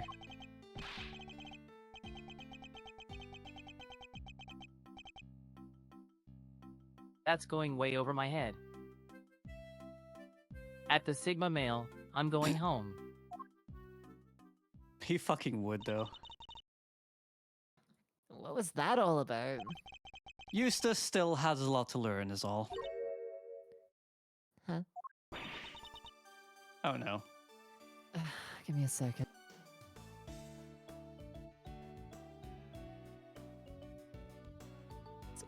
Milesy Wowsy. Yes. I just wanted to say old Greggy Pegleg would have been proud of you today. Oh, look at me tearing up. And thanks for helping poor old Sammy Poople. Of course. Hey, Edgy! Look like you cleared everything up, huh? So, what happened exactly? I was kinda busy sketching. Wait, where did Judy and Verity go? Wow. You really weren't paying attention, were you? Though I am loath to admit it, Larry's sketches did come true for He us was on... too busy dreaming of women. Yeah. Larry's sketches did come true for us on more than one occasion. Not that I'm about to tell him that. Quit with the glaring, will ya? Whatever I did, I'm sorry. Calm down, Larry. I wasn't glaring at you. You totally were. You're just like your pop. He was a terrible liar, too. He was? Listen, I'm gonna head out. Need to fill Samson in on what went down today. You wanna come with? Yes, of course. Great, then I'm coming too. This makes sense, especially when he tries to deny any he likes Phoenix.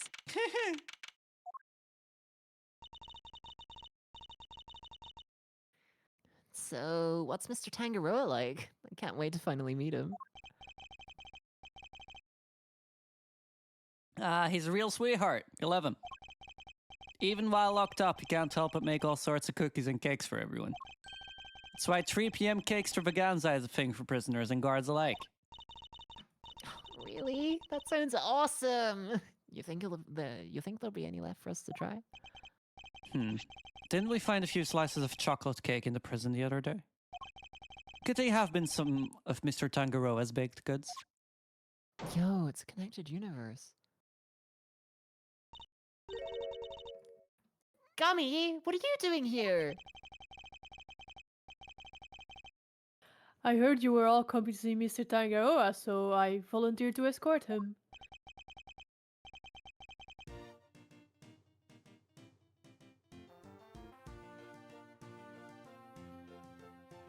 Hello, new friends. I'm Samson Tag. I'm down bad for men. Prosecutor Miles Edgeworth at your service. And I'm Mr. Edgeworth's trusty sidekick, Kay Faraday.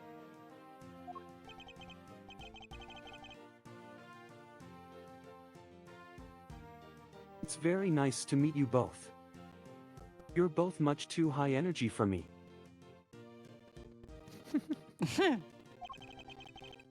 Miles here is Gregory's son.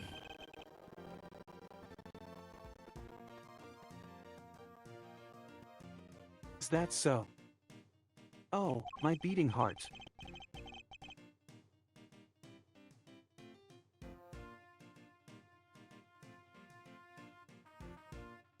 Your father was very kind to me and fought so hard for my case. He would visit me in my cell and give me a small SM.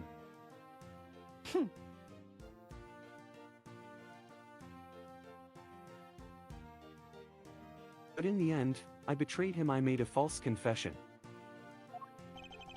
Don't worry, Mr. Tangaroa. Mr. Fender has explained everything to me. Sure did, and now we're here to tell you the truth about what happened 18 years ago.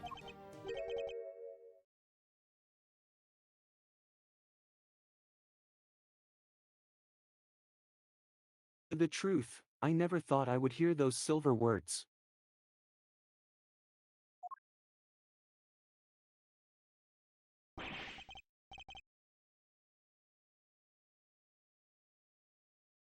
Judy did all that. For me. For man, fruit then fruit cake. Crazy kid racked her brain for 18 years until she'd finally figured out how to set you free. What can I say? Turns out she really would do anything for you.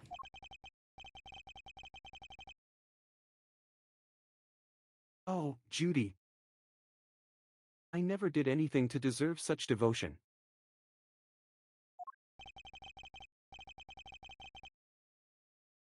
Come now, Mr. Tangaroa. I think we all know that's not true. The bond between the two of you has held strong for all these years, after all.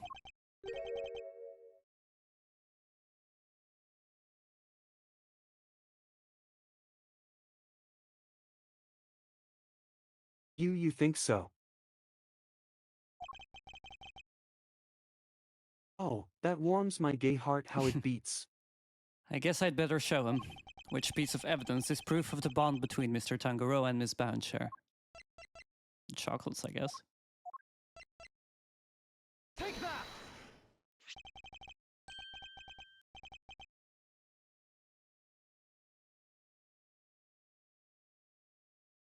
Those chocolates, Judy made them, didn't she? I'd recognize her little fingerprints on them anywhere. Yes, she did. They're super delicious and sweet. Miss Bound continued making them just as you taught her, even after that fateful day.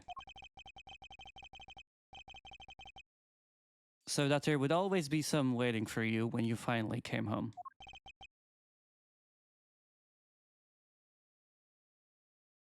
Judy. My sweet Judy.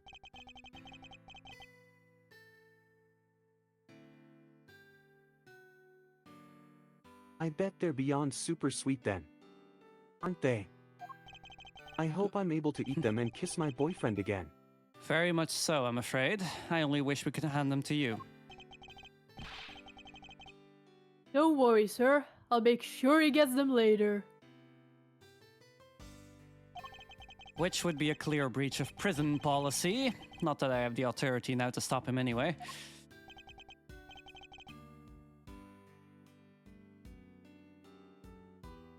Thank you very much.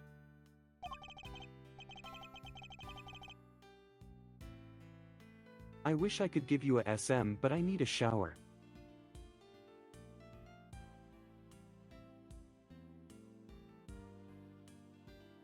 You know, Detective Something About You reminds me of Detective Bad. My old flame. Really, pal? 'Cause I look up to him a lot. He's my role model.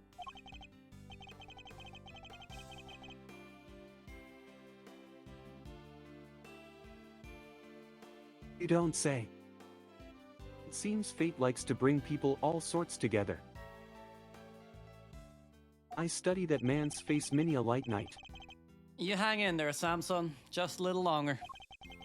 I should be able to get you out soon. I'm sorry it's taken so long. Nobody should have to wait 18 years to get justice.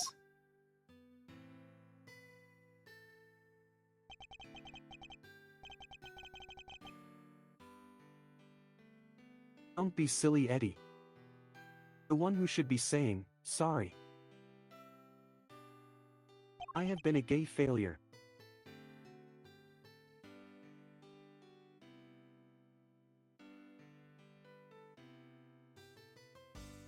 Or rather,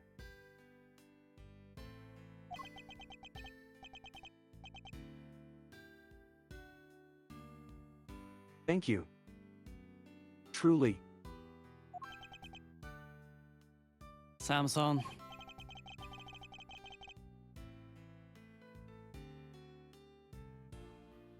Well, I guess it's my turn. To wait for Judy to come home now. Just give me a moment to say goodbye to all my boyfriends here.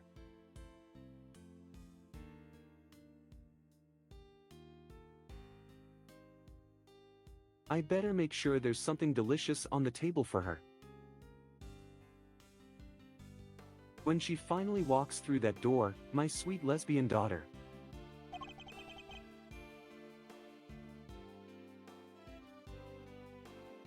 Don't let me down, Eddie. Bring her home. Leave it to me, big guy.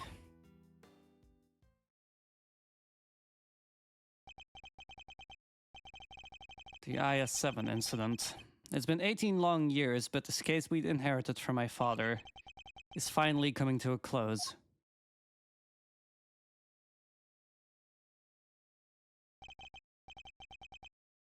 Hey, Miles, thanks for today.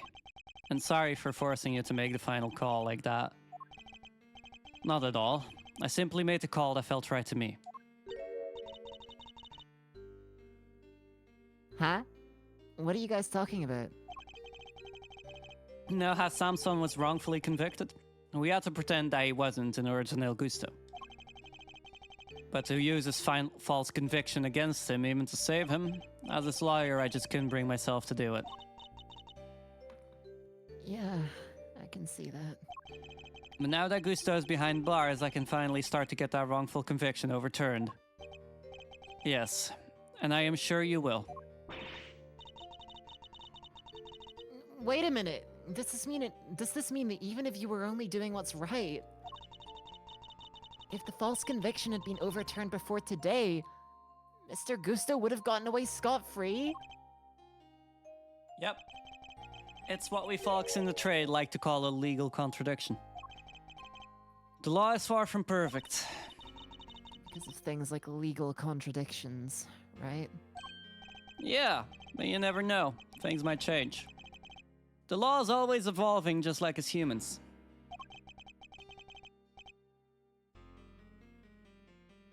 Your Uncle Eddie and Miles Areno included, am I right? The potential for growth and change in people and the law, huh? So, Miles, are you going to keep fighting crime as a prosecutor, or help people as an attorney? Something tells me you've got a big decision ahead of you. One only you can answer. I know.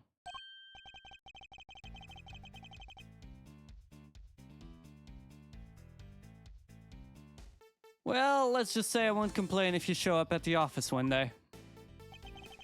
And on that note, it's time for me to skedaddle. I owe you big time, and I always repay my debts, but for now... Thanks again for today. I mean it.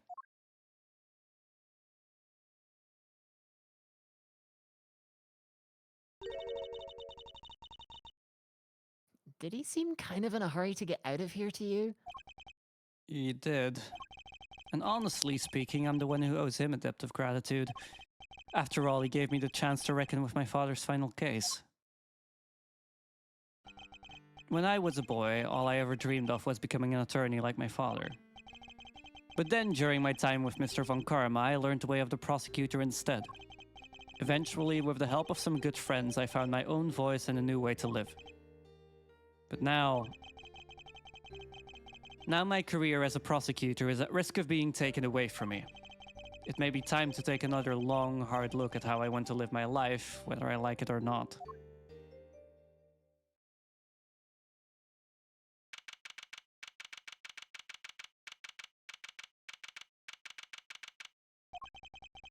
Hey, Gregory. Sorry for reporting in so late. It may have taken 18 years, but we're finally in a position to prove Samson's innocence. All thanks to your boy Miles. Couldn't have done it without him. You should have seen him. The way he fought for the truth gave me chills. It was like I was watching you. Look, I know I'm not half the attorney you were. Those guiding principles you tried to instill in me, I like to think I'm embodying them now as I carry on your legacy. Ears open. Ears open, your boy will be joining me in that soon.